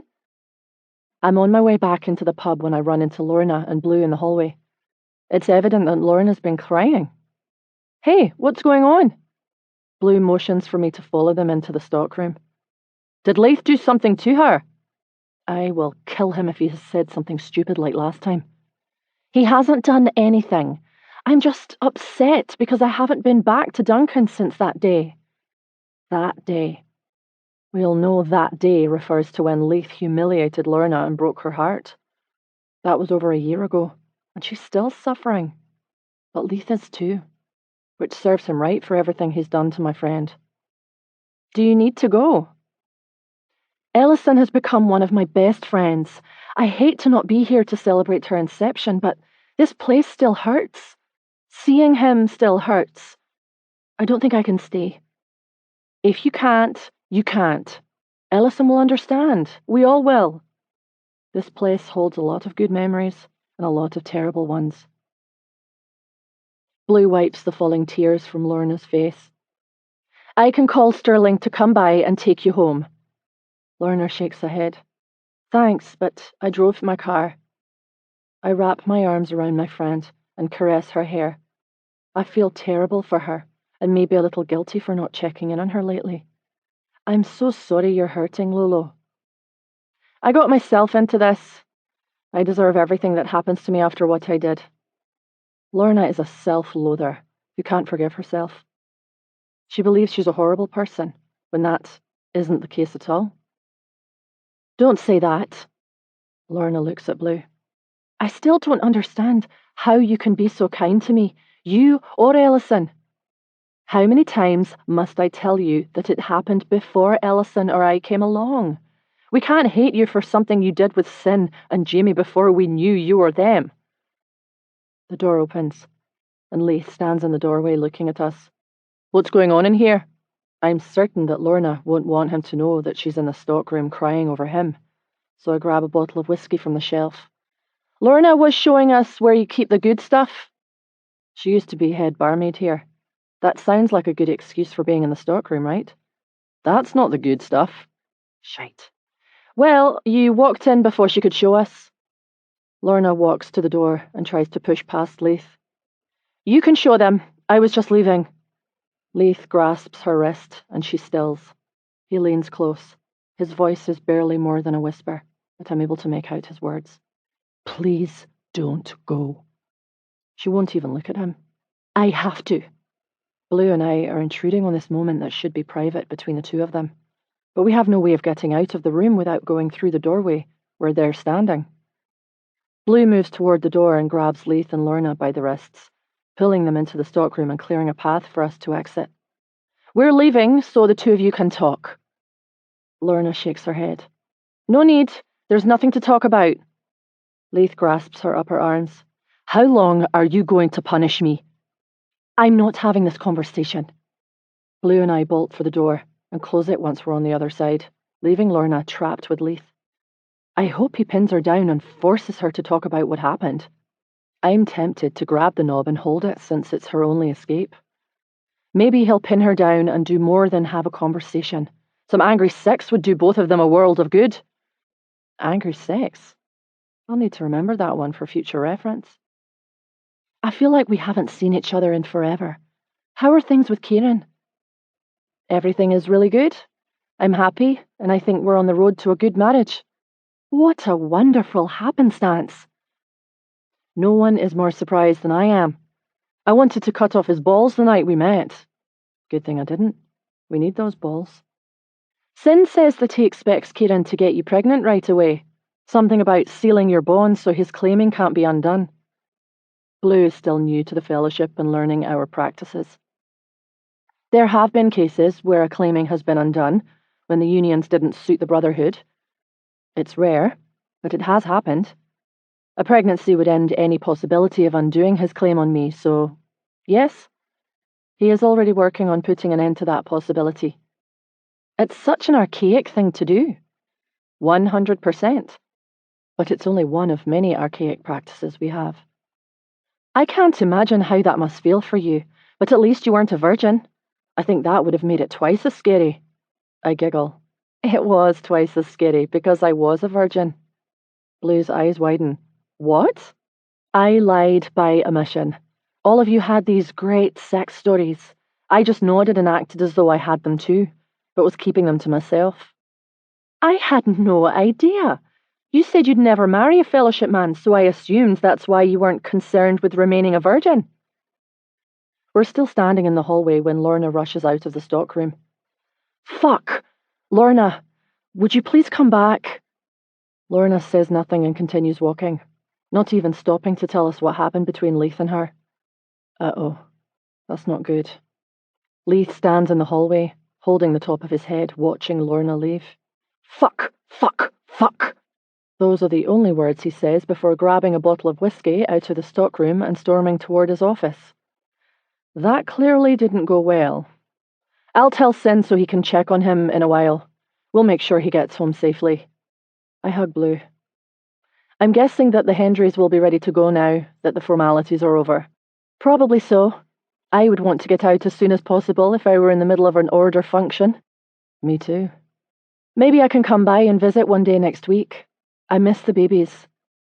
Do. You won't believe how much they've grown since you saw them. Maybe I'll bring Kieran with me so he can practice. I'd love to see how he engages with them. I don't think he's been around babies much except for his younger siblings, but I don't guess I should worry about that. Sin was never around babies either until his came along, and yet he's an excellent father. I don't think the bond is the only reason Kieran is driven to have a baby. I think he genuinely wants a child with me. One more week, or somewhere thereabout, and we'll know. Chapter 17. Kieran Hendry. I don't like the look on Westland's face. Makes me wonder if something went sideways. Mission Mitch and Shaw is accomplished? Yes, and I was right. She liked him taking her away without any warning. Thank fuck. I wasn't looking forward to fighting for Westland if my sister backed out on her marriage to Mitch. Was there some kind of delay? You were gone longer than expected. I ran into Blue and Lorna in the hallway on my way back. Lorna was upset, and we had to have an impromptu girls' chat. Everything okay? Westland shakes her head. She looks so sad. No, everything is not okay, and it hasn't been for a long time. Lorna has relationship problems. Huge relationship problems. Westland looks at me for a moment before continuing. If I tell you what's going on, you can't say anything mean about Lorna. She's one of my best friends, and I will be pissed off if you do. I probably will judge, but I'll keep my mouth shut if I do. I won't say anything against your friend. Lorna had a really great life until her parents were killed several years ago. She was an only child, completely adored by her parents, but then suddenly all of that love was taken from her when they passed. She didn't deal with the loss very well, and she made some bad decisions regarding how to feel loved again. I would never judge her harshly for that. No one would, but that's not the end of it. Westland sighs. Sin, Jamie, and Leith are best mates. They've always done everything together, and that includes Lorna. She was having sex with all three men? Yes. I'm not clear about what she means. Sex with one, and then there would be a lapse in time before she had sex with another? Or do you mean she let them gangbang her? Sometimes it was with one, and sometimes it was a gangbang. I hate the word gangbang, but that's exactly what Lorna allowed them to do to her. Asked them to do. Fuck, that is some kinky shite. It happened a while ago. I figured as much since Sinclair and Blue have been married for a while. My brother got out not long after it started, but Sin and Leith kept it going with her. I've always wondered what something like that might be like, but never enough to try it. Probably best I didn't. I've never been good at sharing. I would be terrible at orgies. People weren't meant to be shared that way. It causes nothing but problems. All this time later, and it's still causing problems. Big ones. So big that it's keeping two people who love each other apart. Sin is with Blue, Jamie is with Ellison. Leith and Lorna? Yes. Sin was a selfish prick before Blue. He did whatever pleased him without much regard for who he hurt. He was too self-centered to see that Leith and Lorna were falling in love with each other, and he was standing in their way. So Leith is in love with Lorna, but he stands by and watches his best mate's fuck her? I may not be an expert on love, but that does not sound like any form of it to me. It's not that simple. You have to take into consideration that Sin is their leader. They don't get to tell him to fuck off and then ride into the sunset and live happily ever after. I don't care. There's no way I'd stand back and watch another man fuck you. Pretend that I'm unclaimed. We're at the syndicate, and your oldest uncle's son wants me. You tell him to fuck off, and he'd obey you. She's right, but I can't bear to admit that I wouldn't be able to keep her from him if it were his desire to have her. Leith and Lorna were seeing each other one-on-one without Sin. They were growing close, starting a real relationship, but all of that ended when Sin pulled Lorna into the stockroom at Duncan's one day. Laith walked in on them having sex and assumed that she'd been seeing Sin one-on-one behind his back. I bet that stung. I can see why he would have been done with her at that point. Certainly, you can't blame Laith for being hurt, but Lorna didn't choose to have a one-on-one with Sin. She felt like she couldn't refuse her leader. This makes me think differently of Sinclair. He sounds like a real bastard. Sin didn't know that Lorna wanted the gangbang to stop, but was too afraid to refuse him, and he didn't know that Lorna and Laith were in love. He never found out his best mate loved the girl they were fucking? He eventually found out and tried to make things right by bringing Laith and Lorna back together, but it backfired in the worst way. Westlin grimaces. Lorna overheard Laith saying terrible things about her. Of course, he was lashing out and didn't mean any of the things he said, but it was too late. She heard him, and she can neither forgive nor forget. His words haunt her day and night. I think it's safe to say that those two should probably move on. But they can't, because they're in love. He can't forget what she did, and she can't forget what he said. Sometimes pain that cuts that deep can't be healed.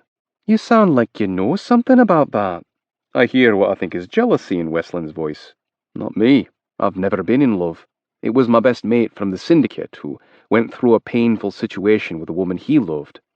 I didn't comprehend his pain because I'd never been in love, but I'm beginning to understand his devastation. I'm beginning to know what love feels like. Westland stands in the bathroom doorway looking at me, saying nothing. What is it? She frowns. I just got my period.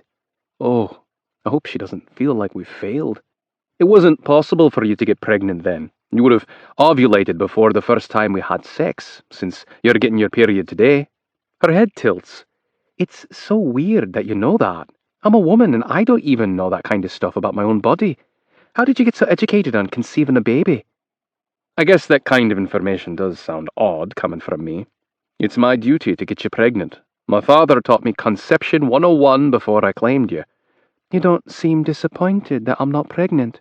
I'll get to stay balls deep inside you in a couple of weeks when you are ovulating. Nothing disappointing about that, doll. That brings a smile to her beautiful face. I guess the upside to not being pregnant is that you get to keep trying. That's a very good way of looking at it. I hold out my arms for her to come to me, and I pull her into my lap once she's within arm's reach. I'm going to wrinkle your suit before you even get to work. Don't care. I wrap my arms around her and squeeze. What time are you meeting everyone at the bridal shop? 10 o'clock. Should be an interesting day for the bridal shop employees. 3 brides, 3 appointments. You're all getting married over a 3-week period, and you're all related in one way or another. I hope none of us fall in love with the same dress. That will be a tragedy.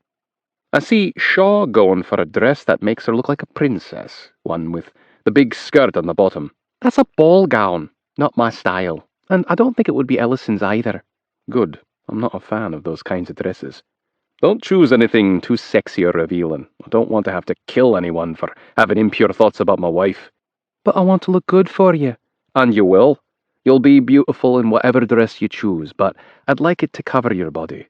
I don't want you to walk down the aisle with your tits bulging out of the top, or the dress be so tight that it shows the brothers every curve you have. Those are for my eyes only. I'll choose a dress that makes you proud to take me as your wife. I bring her hand to my mouth and kiss it. Thank you. I'm not looking forward to the exchange that could happen between Ellison and my mother.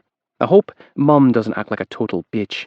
Westlin is heartbroken because her mother renounced her brother over his marrying Ellison, and I don't like to see my mate hurting. Do you think she can control herself enough to not act like a bitch? Because from what I've seen of Tori Breckenridge, she couldn't stop if she tried. She is what she is, through and through. I'm not sure, and I'm terrified that she's going to ruin this appointment for Ellison. Ellison is marrying your brother and is therefore an extension of our family. Don't be surprised if my mum takes a stand against Ellison being mistreated. Tori had better mind her behaviour. My mum won't hesitate to put her in her place. Isabel was already going to be there to support Shaw because she's marrying Mitch, but Blue asked her to also serve as Ellison's mother figure since their mother is dead. If Mum misbehaves, Isabel won't hesitate to slap her silly and probably enjoy it. I like Isabel. I feel I owe her a debt for setting me straight about you.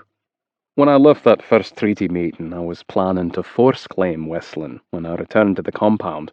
I had zero idea that I would have been raping a virgin. I was so angry because I believed her to be a whore and would have no doubt been rough with her. I could have unknowingly injured her. All of that makes me cringe inside when I think about it now. She changed my mind about you as well.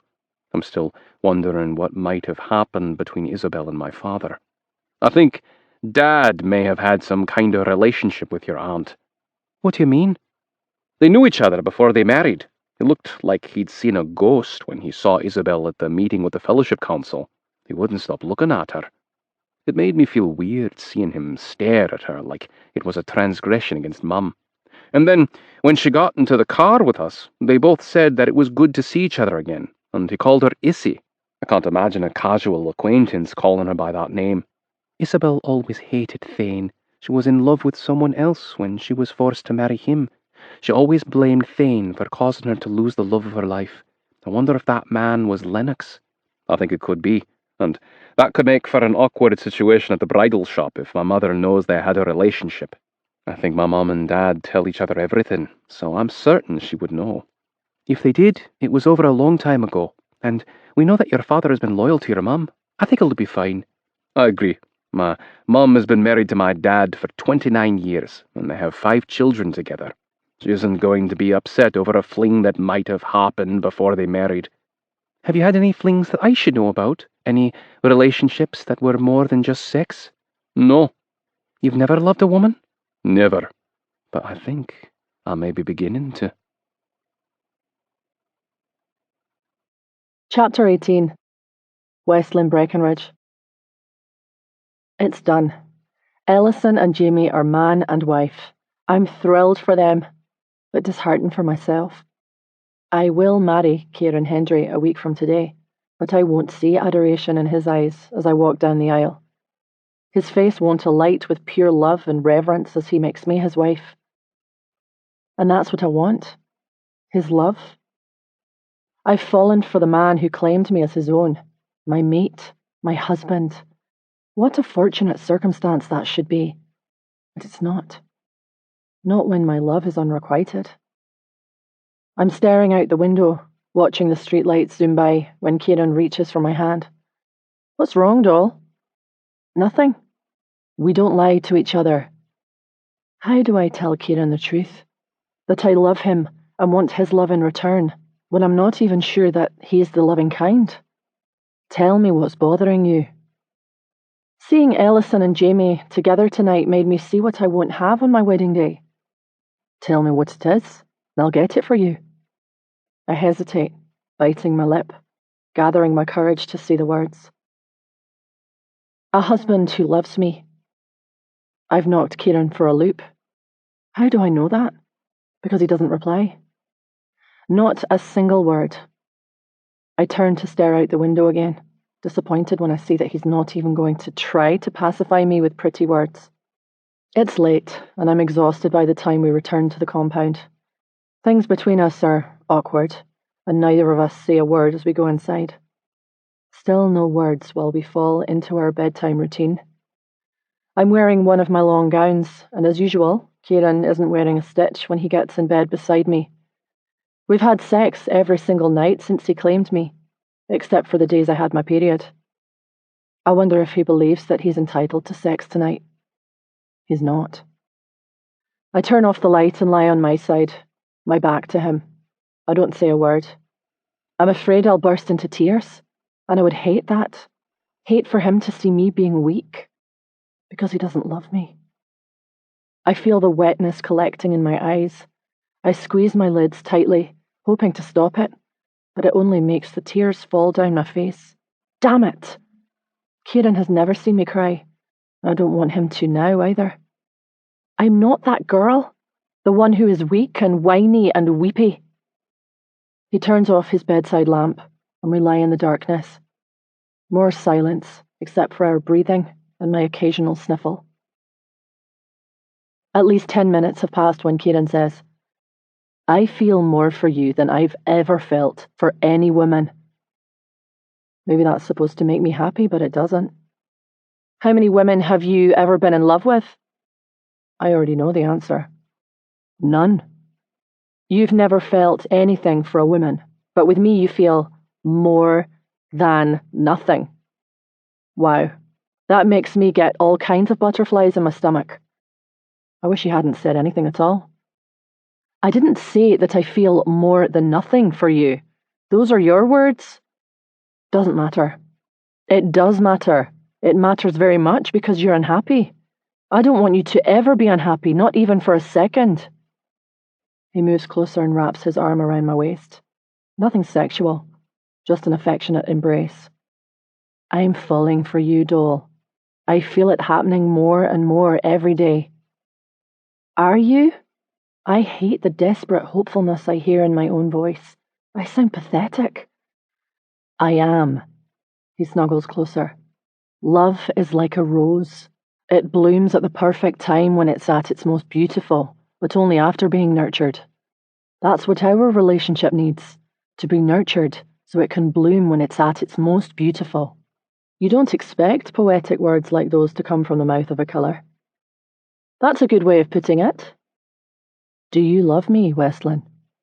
Surely he knows that I do. I wouldn't bring this up if I didn't. He says that he's falling for me. That's different from loving me, and it's not fair for him to ask me to declare my love for him. You don't get to ask me that. I do get to ask you that. Tell me, do you love me? I could lie and say no. I could refuse to answer one way or the other. But what's the point? Yes. Say it. No. It's cruel of him to ask that of me when he can't say it back. He turns on the lamp, pushes me to my back and gets on top of me, his eyes staring directly at mine. I want to hear you say it. I close my eyes, press my lips together and shake my head, defying him. I won't give you that satisfaction until you're able to say the words in return. He lowers his forehead to mine. Please, Westlin. I can't recall in 28 years ever hearing those words said to me. You'd be the first to say them. We are so much alike, he and I, both of us yearning to be loved. It's a pain I know all too well. Kieran doesn't know that I've never been told those words either, or how desperately I too want to hear them. I understand his deep pain, and that is why I can't withhold those words from him, although I already know I won't hear them in return. I open my eyes and look at those dark orbs staring at me. They're black like his heart and soul, but I want to be his light so that he doesn't have to remain alone in the dark. I love you. He closes his eyes for a moment and then opens them. Say it again, please, with my name. I love you, Kieran. Those words, they do something to me, Westlin. I can't begin to explain it. He closes his eyes and softly presses a kiss to my mouth. Things are changing between us, growing, blooming. We're becoming so much more than two people who are marrying to bring peace to our brotherhoods. It's not an I love you, but I'll take it. For now. He deepens our kiss and gently rocks against me. I want to make love to you. No fucking, no trying to make a baby. Just you and me connecting, getting closer. Well, withholding sex from him tonight is out of the question now. Who could say no to that? Not this girl. I wrap my arms around his shoulders and nod. Make love to me. I stand on the platform in the bridal shop for my final fitting before I marry Kieran in 3 days. I can't believe it's been almost a full month since a hood was placed over my head and I was tossed into the back of a limo to kneel before him. My master.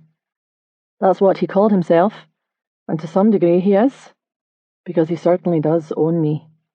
Mo Croy, that's what he is. My heart. Looks like a perfect fit, Isabel says. I asked her to come with me today because I'm angry with my mother and humiliated by her behaviour. I've personally witnessed her being inappropriate toward Lennox, and I strongly suspect she may have made a pass at him in private. I don't think he would take her up on her offer. Kieran assures me that people from the syndicate are faithful to their mates. No exceptions. He is a handsome man, but he's married to Arabella. She has no right to proposition him. There are plenty of men within the fellowship who don't have wives, but that's not what my mother would want. She's hungry for power and position, and Lennox has plenty of that. This is the first time I've been alone with Isabel since Kieran and I discussed her having a past relationship with his father. I wonder if I'd offend her by asking about it. Kieran says that you and Lennox know each other. We did a long time ago. Arabella didn't act strangely toward Isabel, but it's possible she doesn't know about their prior relationship. Is Lennox the man you were in love with before you married Thane? Ye know about that, huh? Isabel grins. Lennox's older brother, William, and I were in love. William will be the leader of the syndicate after Douglas Hendry dies. My father thought a match with Thane was more beneficial. I was heartbroken. I spent a lot of years blaming Thane, and eventually he came to hate me as much as I hated him. Our relationship, however, has improved over the last year. We tolerate one another, and sometimes we're even cordial. I've seen a change in their relationship. They do seem to tolerate one another more. I think sharing grandchildren has helped to soften them toward each other. William will be at my wedding. With his wife? Yes, he will. Have you seen him since you were married off to Thane? No. Do you still love him? I will always love William, but that doesn't matter. I'm married. He's married. And people from the syndicate don't stray. Not even those in leadership roles. Isabel forces a smile and holds out my veil. I want to see you in this too. The bridal shop attendant sees us struggling with the placement. Let me help you with that. Feels like she places at least a dozen pins in my hair. Totally unnecessary. I'm only trying it on. You look beautiful. You're going to take Kieran's breath away. I hope he doesn't think it's too sexy. Delivery for Miss Breckenridge, a man says as he walks toward me carrying a large bouquet of flowers. It's odd that I would have a delivery to the bridal shop. Must be from Kieran, since he's the only one who knows I'm here right now. Isabel cuts off the man. I'll take those. Didn't you want her to soil her wedding dress? She's getting married in 3 days. No, she isn't. The man shoves the flowers at Isabel, knocking her to the floor, and the seamstress screams and backs away from me. He rushes at me with a raised knife, and I lift my arms to shield myself. I instantly feel the sharp burn of his knife slicing through my flesh. Feels like a nightmare happening in slow motion. White, red, black. It happens in that order. The white wedding dress saturated with red blood and black taking over my vision. Chapter 19. Kieran Hendry. I'm looking at the order's ledgers and the shite doesn't add up. I strongly suspect that someone is skimming off the top. Wouldn't be the first time that has ever been done. Also wouldn't be the first time I've been asked to step in and rid the brotherhood of a thief. Why can't these fucking people just do what they're supposed to do with honor? It would make my job so much easier. My father appears in the doorway of my office. Son, you need to get your M24. I don't question. I just react by going to the gun cabinet and removing the case that houses my favorite sniper. Only the M24? Take the magnums too. I'm not sure what we're dealing with yet. He comes to my gun cabinet, and I pass the magnum cases to him. What do you think has happened? We'll talk about it after we get going. My father doesn't give me time to ask any questions once we're in the car. Load now. We'll talk after you finish. Shite, that's weird. He always briefs me while I prepare. Yes, sir. I finish with the last magnum and place it on the seat. What's going on? My father hesitates, and that's when I know something bad has happened. Something personal. Something that involves me. A man came into the bridal shop and attacked Westlin. I'm not a man who is easily frightened, but I'm fucking terrified right now. Is she alive? I can't bring myself to say that word. She made it through. I bring the coiled side of my fist to my mouth. I cough, trying to clear the lump I feel there, but it doesn't move. My voice breaks when I ask, what did he do to her? I don't know the details. only that he used a knife. He cut my doll. Where is she? The Fellowship Infirmary. Jamie and Ellison are treating her wounds. I'm sure Jamie is an excellent doctor, and I'm certain he'll only give the best care to his sister. I'm grateful for that. I wish I knew more, but Isabel was very distraught when she called, and the conversation was very short. My father and I don't speak further during the remainder of the drive to the Fellowship Infirmary, and the silence feeds my fear. The limo barely stops before I'm out of the car and running toward the house that the Fellowship has transformed into a place to treat their wounded. Isabel is holding the front door open for me. She's in the acute trauma room, first door on the left. I stop at the door before entering and inhale deeply, preparing myself for the worst. Wesleyan is lying on her back, her eyes closed. Her skin is as pale as the wedding gown and veil she's still wearing, both saturated with red stains. There are 2 squares of white gauze taped on her face, one covering her chin and the other covering her left cheek. Blood has seeped through the center of both. I walk around the stretcher and stand next to her. I want to take her hand in mine, but I can't because Jamie is sewing on her lower arm. How bad is it? She has numerous defensive lacerations on her lower arms and hands, a few on her chest and breasts, and then those 2 on her face. She's going to need a lot of sutures. We'll be working on her for a while. I watch Jamie insert a suture needle into her skin, and she doesn't flinch. Is she sedated? Aye, and I'm using a local anesthesia. She was in a lot of pain and couldn't be still. I need her to be relaxed while I do this, so that the edges of the lacerations will come together smoothly. If she's tense, they'll be jagged and cause puckering in the skin when they heal. I'm suturing as many as I can from the inside, and we'll close the skin with surgical glue to reduce scarring. Did she tell you that she could be pregnant? Jamie stops and looks up at me. She didn't say anything about that. We've been trying. It would be very early if she were, but I assume that's something you'd need to know before giving her certain drugs. What she's had so far is fine, but we'll double-check any further medications before giving them to her to be sure they're safe during pregnancy.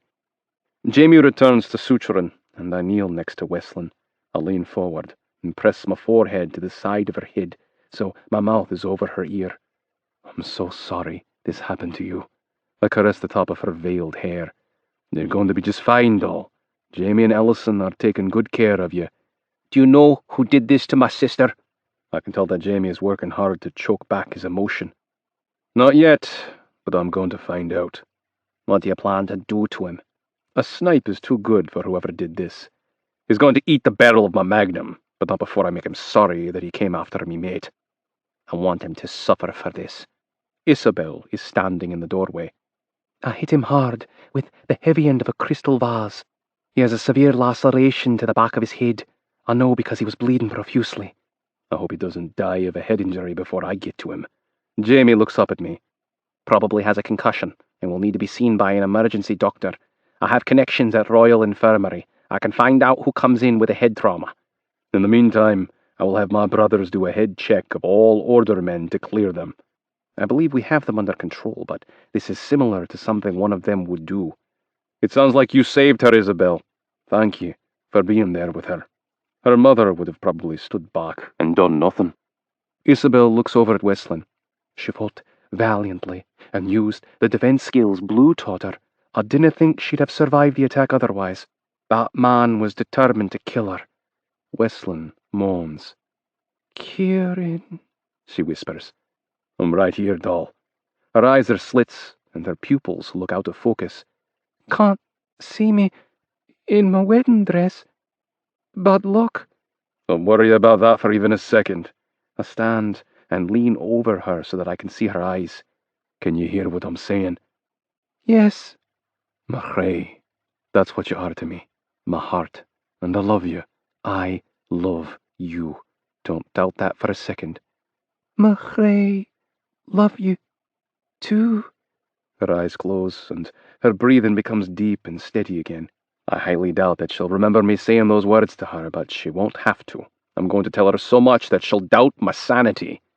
Adjust the light for me, Mac. Ellison grabs the handle of the overhead light and points it at the inside of Wesleyan's arm. And I need you to open her sleeves all the way up. Ellison picks up the big scissors and cuts up the center of the wedding gown sleeve until she reaches Westland's shoulder. She loved this dress so much.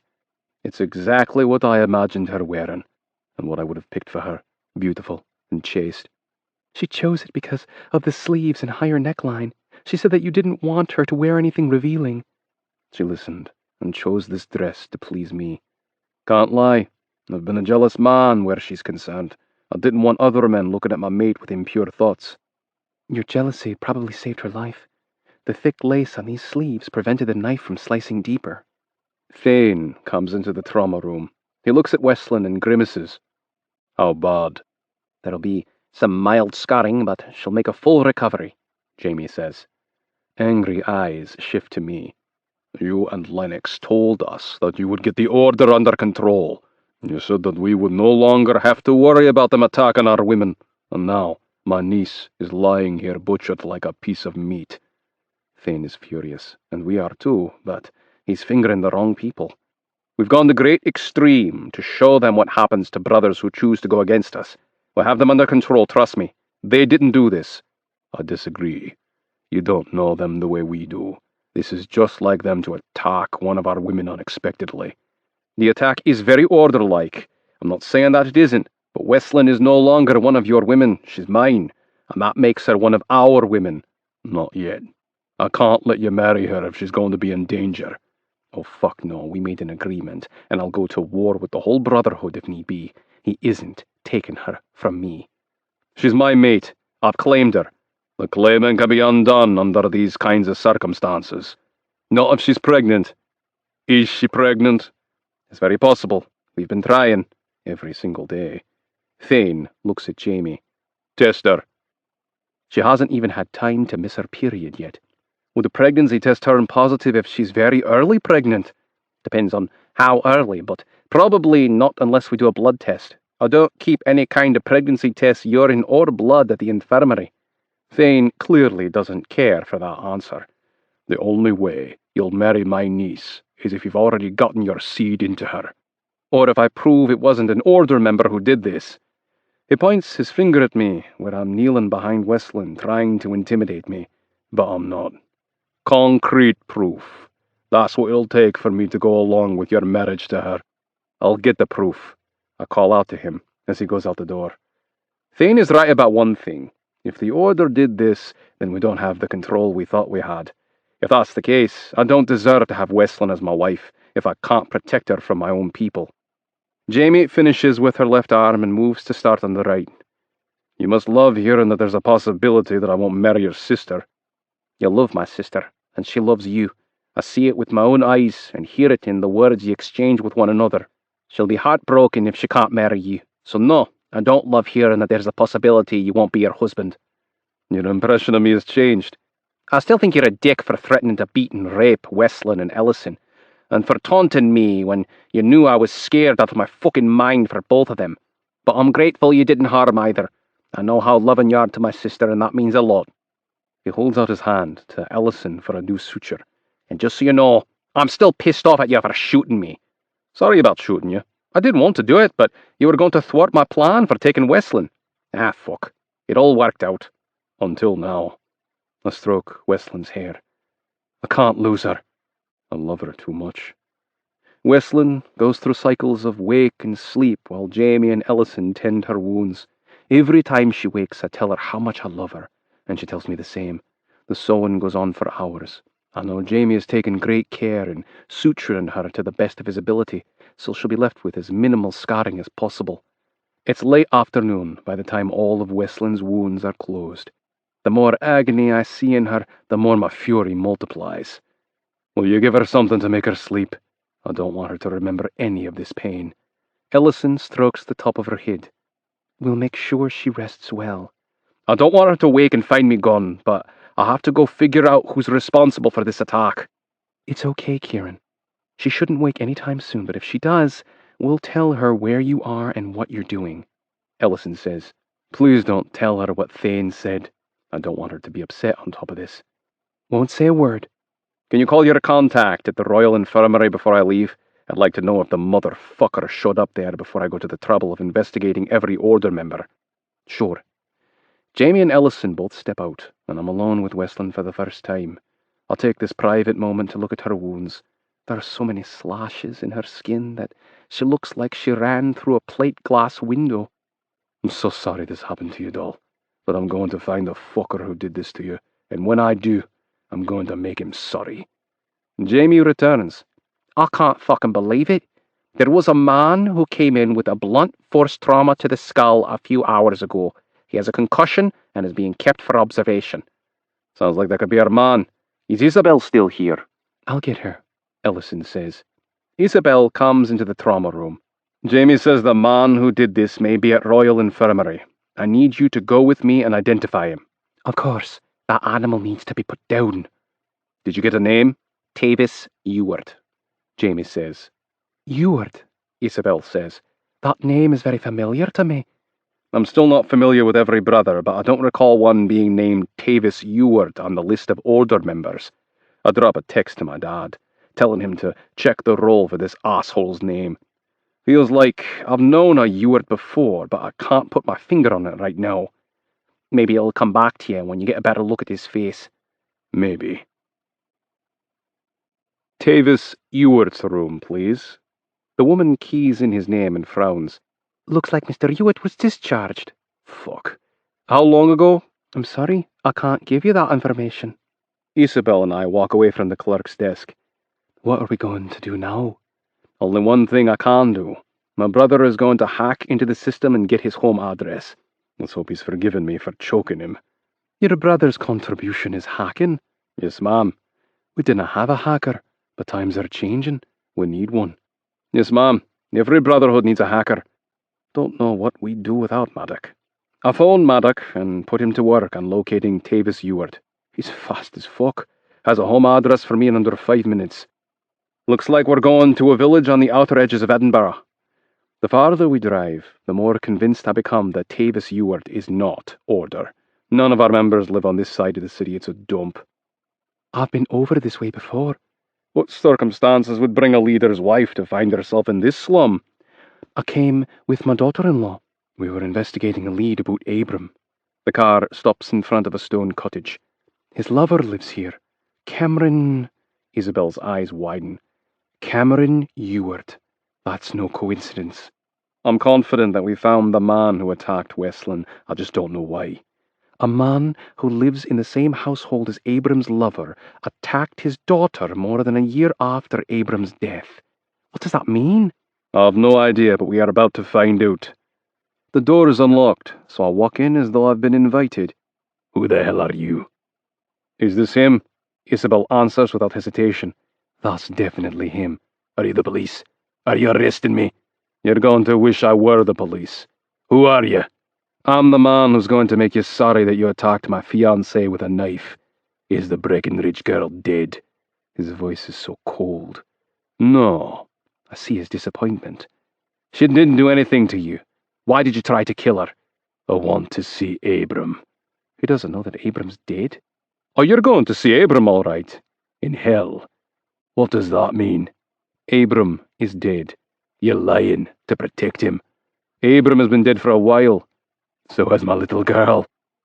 Cameron, Isabel says. Yes. How do you know her name?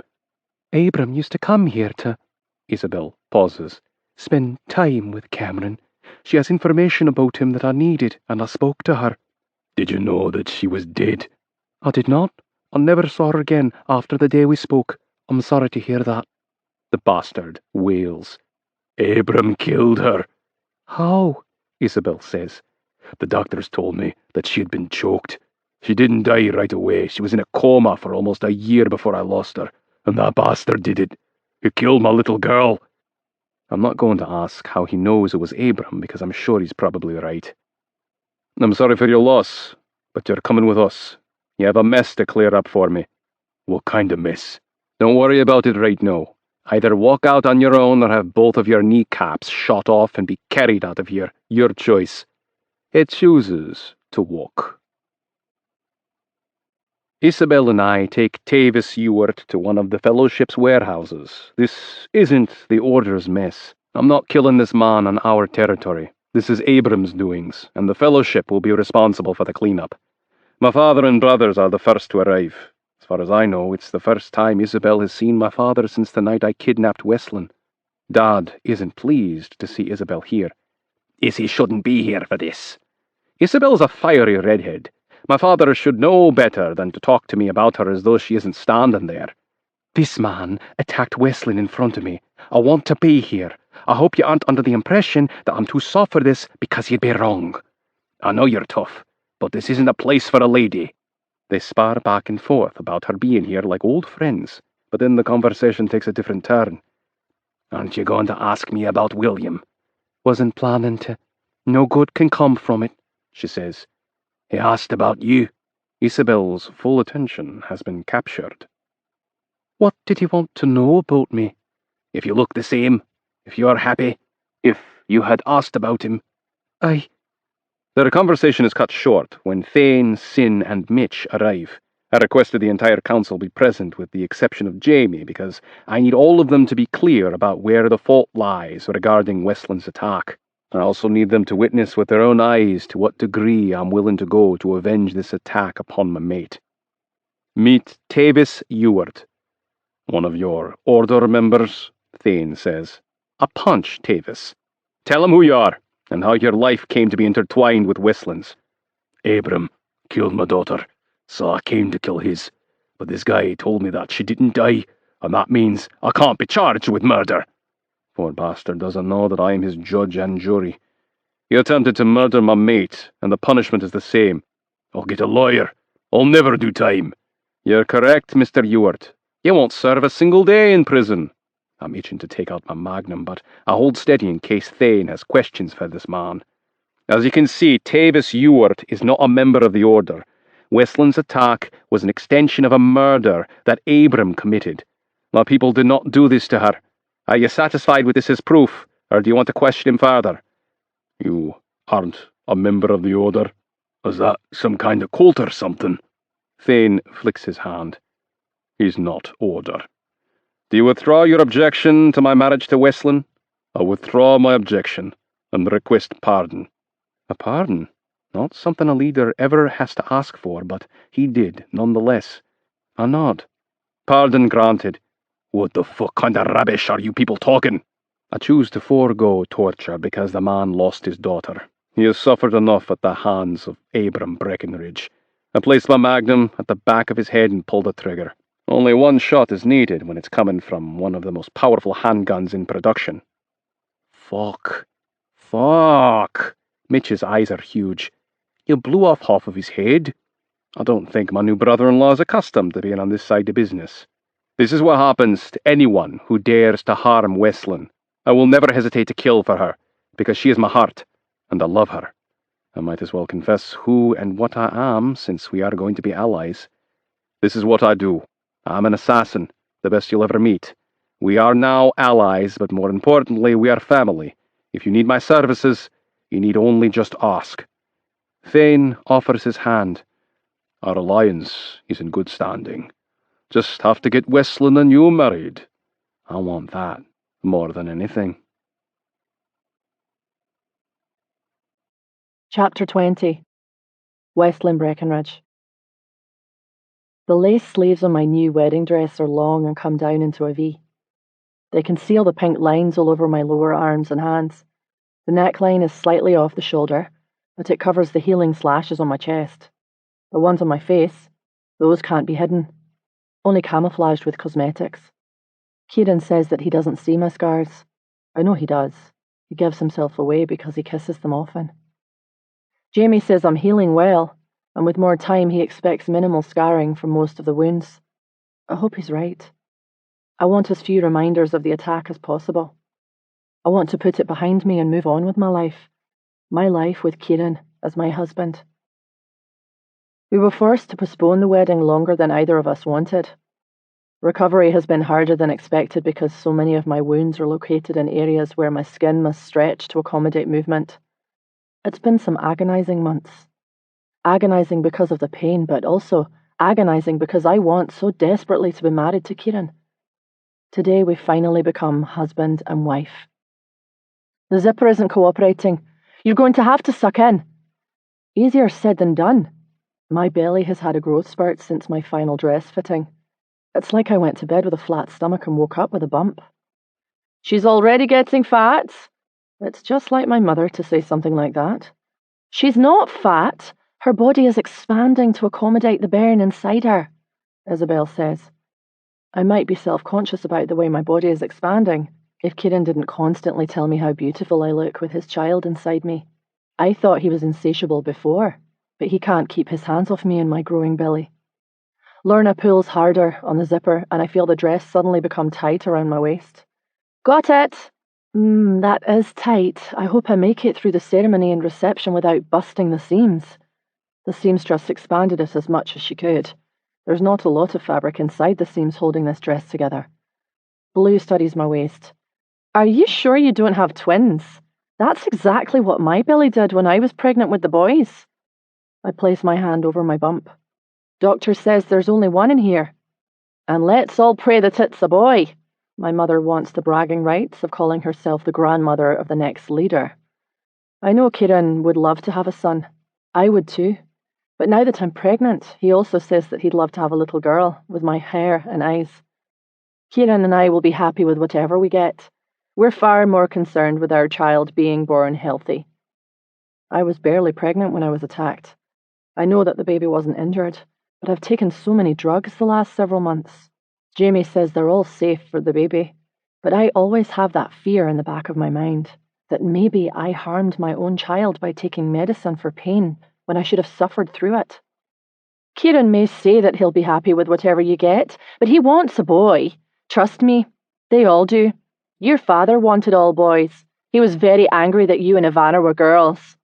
What a shitty thing to say to your daughter, even if it is the truth, on her wedding day. I might be hurt if I didn't know that my father was an evil bastard. Stop talking, Tori, Isabel warns. You've not said anything positive the entire day, so shut your gob. Westland doesn't know how men are. I'm just telling her how her husband really feels. Say another word and I'll slap you so hard that your ears ring, and it won't be church bells you're hearing. Isabel isn't kidding. She'll do it. She's done it before. Maybe she'll renounce you too, so you don't have to listen to her bullshit anymore, Ivana whispers. I wish. But there's no way my mother would renounce me. I'm marrying a leader. Her new son-in-law has too much money and power for her to walk away from me. My mother renounced Jamie for marrying Ellison. She renounced Ivana for being in love with a cleaner, a brother who cleans up the bloody mess and bodies following a kill. Mother says that Craig is the lowest of the low and beneath Ivana's status. But Ivana has chosen him. She loves him. He has claimed her, and they are going to be married at the end of the month. I'm proud of my sister. She's no longer allowing Mum to control her. Isabel places her hand on my arm. It's almost time. We should probably go. I look at my reflection one last time. Not much longer as Westland Breckenridge. I'll be Mrs. Kieran Bryce Hendry the next time I look at myself in the mirror. I'm ready. Chapter 21. Kieran Hendry. I'm standing in the centre of a stone arch between two large round pillars in St. Giles Cathedral, waiting for my beloved. It's an unusually sunny day. Rays of sunlight passing through the stained glass windows look like modern-day graffiti on the centuries-old stones surrounding us. The bridal chorus begins, and Thane and Westland enter the cathedral. They must walk from my left to reach the centre aisle. Thane's body is blocking my view of Westland, but then they reach the aisle and turn to face me, giving me my first look at my bride, and I can't take my eyes off of her. She's so beautiful it takes my breath away. People use that expression all the time. I thought it was just a saying, but it's a real thing, and this moment is proof of it. My face and hands are tingling. My heart is beating so fast that it can't carry oxygen to my brain fast enough to keep up with the sudden demand. Westland's arm is looped through Thane's, and they begin their walk toward us. I had no idea what her dress and veil would look like this time, or how she would wear her hair, but everything about her is perfection. Slightly off-white in colour, a strapless dress with a lace overlay, her shoulders peeking out at the top. Her body is covered, so she appears chaste, but She's showing just enough skin to be sexy. Gorgeous. She smiles, and her eyes never leave mine as she approaches. Thane shakes my hand and kisses Westland's cheek before placing her hand in mine. She turns and passes her bouquet of white roses to Ivana, and then places both hands in mine. I slowly rub my thumbs back and forth over the top of her hands, hearing little of what the minister is saying. Our ceremony is traditional: music, vows, a ring exchange. We're saving our true vows for the reception. The minister rambles on for too long as I anxiously wait to hear him tell me to kiss my bride. When he finally does, I lean close and cradle her face. Machray. Machray. I press a soft, loving kiss against her lips. Nothing too passionate. I'm saving that for later when we're alone. I'll now present to you Mr. and Mrs. Kieran Bryce Hendry. A large white tent stands in the backyard of our compound. It covers tables adorned in white cloth with glowing candles and huge floral arrangements. Several crystal chandeliers hang from the ceiling, making this outdoor room feel elegant, courtesy of the event planning done by Isabel and my mother, and overseen by Tori, which means Isabel, my mum, did all of the work. My father has Westland and I join him on a raised platform in front of all of the guests, members of the syndicate, the fellowship, and the order. There are hundreds of people in attendance. We gather here tonight to celebrate the marriage of my eldest son, Kieran Bryce Hendry of the Order, formerly of the Syndicate, to Westland Leigh Breckenridge Hendry of the Fellowship. We are also celebrating the inception of Westland into the Order as one of our own. My wife and I approach the small table adorned to match the larger tables throughout, with one exception: a dagger. The bleeding ceremony is traditional. It can't be skipped. But I've dreaded doing this, slicing Westland's skin so we can bleed together. Kieran Bryce Hendry, do you accept responsibility for Westland Leigh Breckenridge Hendry? I do. Take the dagger. I lift it, as my father instructs, and take Westland's hand in mine. Don't watch. Close your eyes. I think it'll be worse if I don't watch. Are you sure? She nods. Yes, she whispers. My lass is so strong, so brave. I drag the blade across the center of her palm as lightly as I can to bring blood. I pierce my own and lace our fingers together so we're palm to palm. Blood, mostly mine, runs the length of our forearms, saturating our sleeves.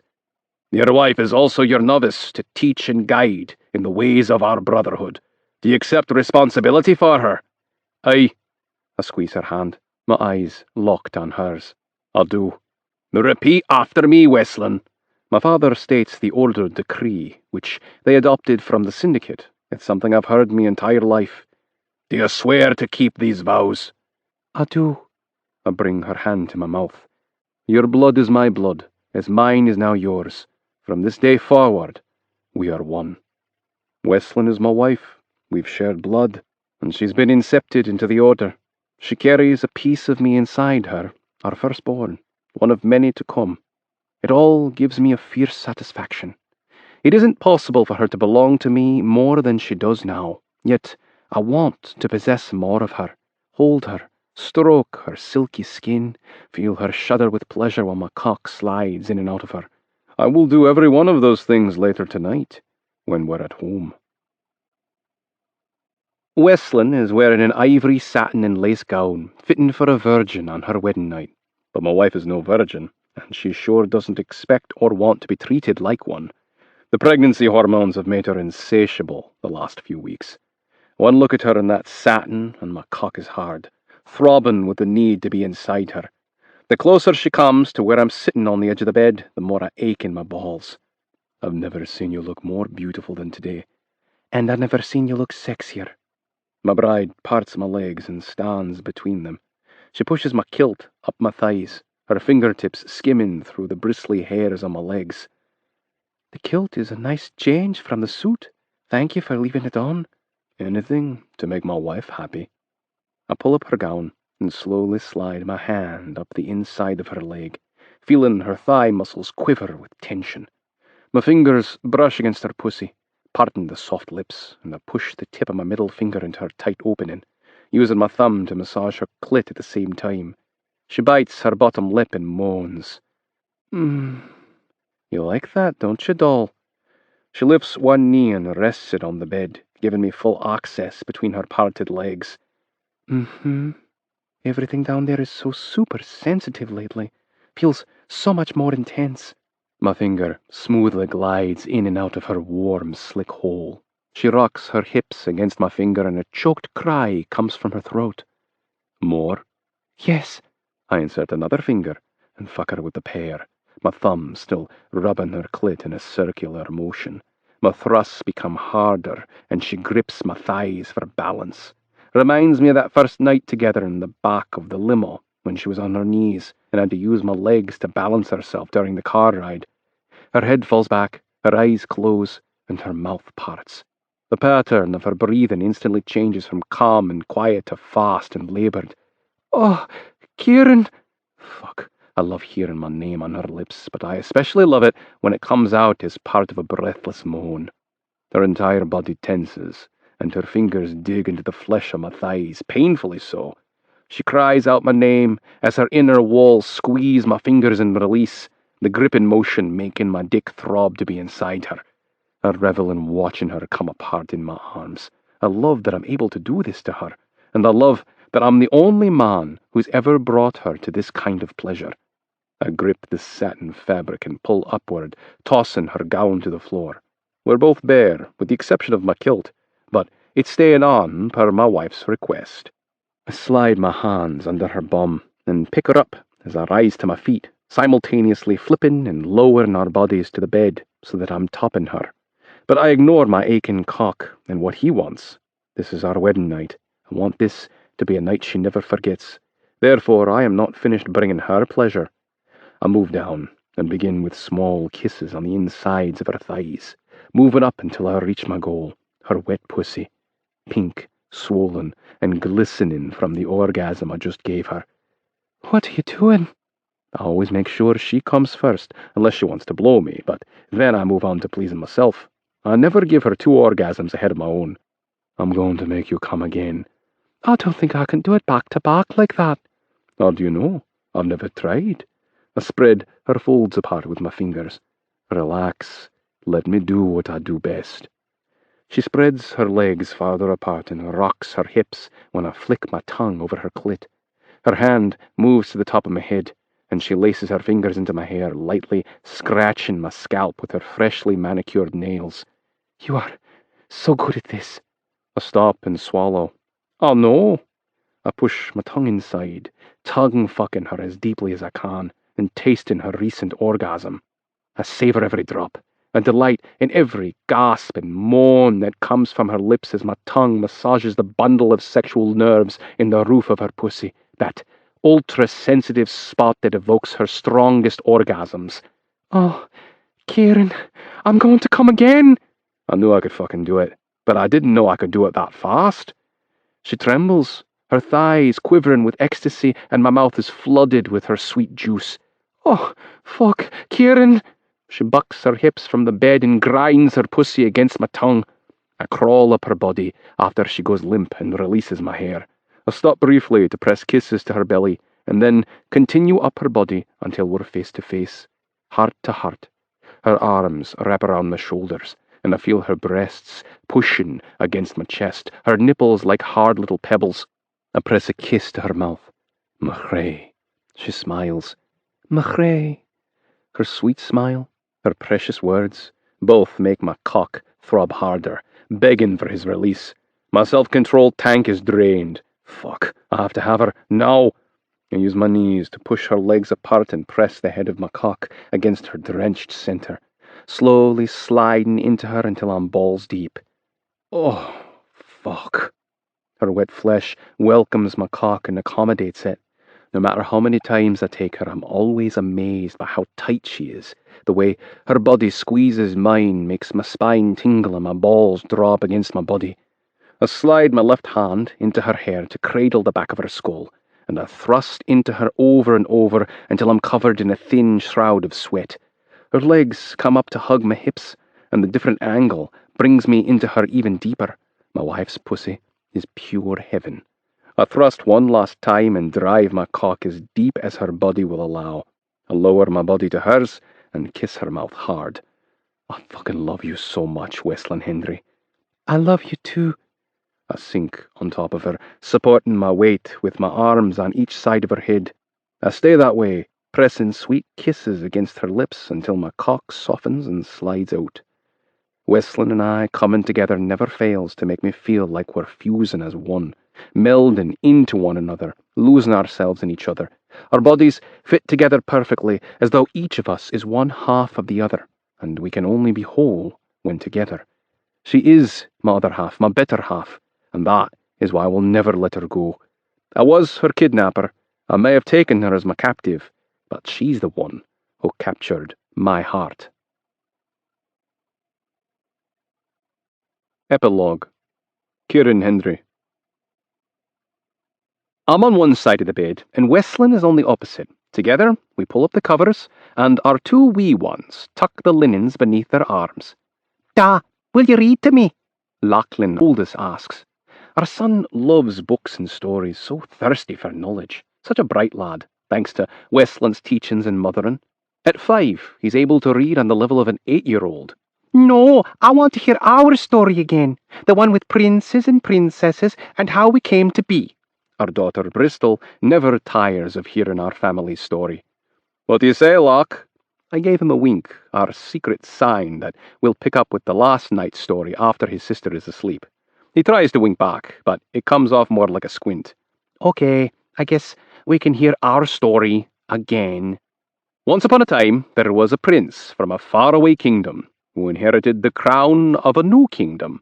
And the prince needed a princess. Barely 4, and my wee lass is already a romantic. Yes, baby. The prince needed a princess, but no ordinary princess. She had to be chosen from the royal family of his new kingdom's enemy. And the prince's enemy wouldn't give him his princess, so he had to ride in on his horse and kidnap her, Bristol says. That's right. He had 3 princesses to choose from, and which one did he steal? The bonniest one. I look at Westlin across the bed, her fingers laced and her hands resting on top of her swollen belly. Aye, she was the bonniest one indeed, and still is. But the princess didn't like the prince because he was mean to her. Bristol punches my leg. Bad da for being mean to Mummy. She always scolds me when we get to this part of the story. The prince was mean to the princess, but he became sorry and full of regret for being cruel to her. Bristol looks up at Westlin. Because the prince fell in love with Mummy. I pet the top of my daughter's head when I see her eyes growing heavy. It always helps her fall asleep. The prince did fall in love with the princess, and their marriage brought peace between the 2 kingdoms. And their princes and princesses were half of one kingdom and half of the other. Their children would forever bind the 2 lands, so they would never be enemies again. Westlin's voice is soft and soothing. Bristol yawns. And they lived happily ever after. I don't know why Bristol asks to hear this story. She's the one who ends up telling most of it. My daughter closes her eyes, and Lachlan places his finger over his lips to shush me. Westlin leans down to kiss Lachlan. I'm going to lie down while Da reads with you tonight. She usually stays while he reads. Are you feeling all right? Fine, just aching in my back. Sure it's a backache? She nods. I'm fine. Stay and read with him. Lachlan usually reads to us for 30 minutes every night, but I cut our time short tonight. I'm worried about Westlin. With her last pregnancy, she complained of a backache. Her water broke and she delivered all within 3 hours. We barely made it to Royal Infirmary before she got the urge to push Bristol out. Doll! Just a minute, Keir, she calls out from the bathroom. Are you okay? I'm fine. Her voice is calm, which eases my worry. The door opens and Westlin comes into the bedroom wearing one of her short, sexy gowns. Pregnancy hormones doing crazy things again. She nods and walks toward the bed. Very crazy. She sits on the side of the bed and moves to the middle. You know what I need, Mr. Hendry? I start taking off my clothes, beginning with my tie. I do know, Mrs. Hendry. Very well. Westlin is approaching her due date. Positioning has been tricky the last few weeks. Tell me how you want it. She rolls onto her side. From behind. Not a problem, wife. I love rear entry. I didn't think you'd mind. I lie on the bed and move behind her, kissing the back of her neck and shoulders. I'll do it to give her time to get wet, but I find that she's already drenching when I reach between her legs. Always wet for me. Always. I ease inside her, and it's impossible to suppress my groan. I pull back and thrust slowly, savouring the squeeze of her body around mine. Fuck, I can't believe how tight you are. How can she have given birth twice, almost 3 times, and still feel this virgin tight? A woman's body can do amazing things. I thrust a few more times. Is this position good for you? She's tilting her bum upward, rocking to meet me with every stroke. But I want you to rub me. Make me come with you. I reach around her pregnant belly to that sensitive place between her legs. She moans, and without a word I know I've hit it. Right there, Kieran. I circle the whole area fast and hard, slow and soft, back and forth, side to side. I give her a little of it all. I move faster, my cock and fingers. I want to feel your body squeeze me because you're coming so hard. Oh, I'm coming, Kieran. I bury my face in the back of her hair. I love you, Westlin, so fucking much. She reaches over her shoulder and grabs the back of me head. I love you too. I plunge into her one last time and hold that position while my balls squeeze until they're completely empty. When I finish, our arms, our legs, our entwined bodies collapse and go lax. I pull out and reach for a pillow to place under her head. Need one between your knees, too? Yes, please. I spoon behind Westlin, wrapping my arm around her waist and rubbing her tummy. This is baby number 3, and the movement I feel beneath my hand still amazes me. He or she is going crazy in there. She places a hand on her belly next to mine. I think this wee one will be coming soon. Her due date isn't until next week. Why do you say that? I felt really good today. She always gets a burst of energy the day that she goes into labour. Then you should get some sleep, in case he decides to come tonight. Westland's prediction comes to pass 5 hours later when her water breaks, and we rush to the hospital. Same as last time. She's barely admitted when she tells me that she needs to push. We finally get to meet our next son, our daughter. Westland starts pushing, and the nurse tells her to stop because she needs to get the doctor. Hear that, all? She's calling the doctor to come. I lean down and kiss Wes's forehead. I love you so much. She strokes my face with her hand. I love you too, but the doctor needs to come because I won't be able to stop pushing when I have another contraction. You have to breathe and not push. You're right. Like that's going to happen. This baby is coming. It doesn't care who's ready. Westland's physician comes into the room. Oh, it's coming. I'm trying, but I can't stop it. He hurriedly puts on a pair of gloves, no gown. It's all right, Mrs. Hendry. Just means it's time to meet this wee one. I watch the head of our 3rd child emerge from my wife's body, and the doctor suctions his nose and mouth. Westland's legs are shaking, and she's breathing erratically when she reaches up to grab me. She pulls me down and squeezes me around the back of my neck. It hurts, it hurts, it hurts. You're almost finished. Push him out. Westland releases her iron-fisted hold on me and works to catch her breath. She pulls her legs back, her eyes squeezed tightly, her brow wrinkled. A pair of tears escapes her eyes, and it breaks my heart to see her suffering in silence. Here she comes. I hear a gush of fluid, and then a piercing cry, our baby's first sound. It's a boy! She falls against the bed, exhausted, and I kiss the top of her head. You did it, Wes. We'll have another son. He is placed on her chest, where the nurses wipe him clean, cover his head with a blue beanie, and stuff him inside his mother's gown, skin to skin. Westland puts him to the breast, and it only takes a few minutes for him to figure out how to latch on. Look at our boy, Kieran.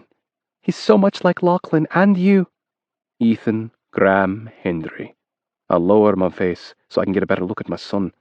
I already love him as much as I do Lachlan in Bristol. Me too. I look at our 3rd child and know that I owe all of my happiness to Westland. Without her, I wouldn't know this kind of love and joy. When I stole this beautiful woman, all I had in my heart was anger and rage and malice. I had cruel intentions, but then everything changed.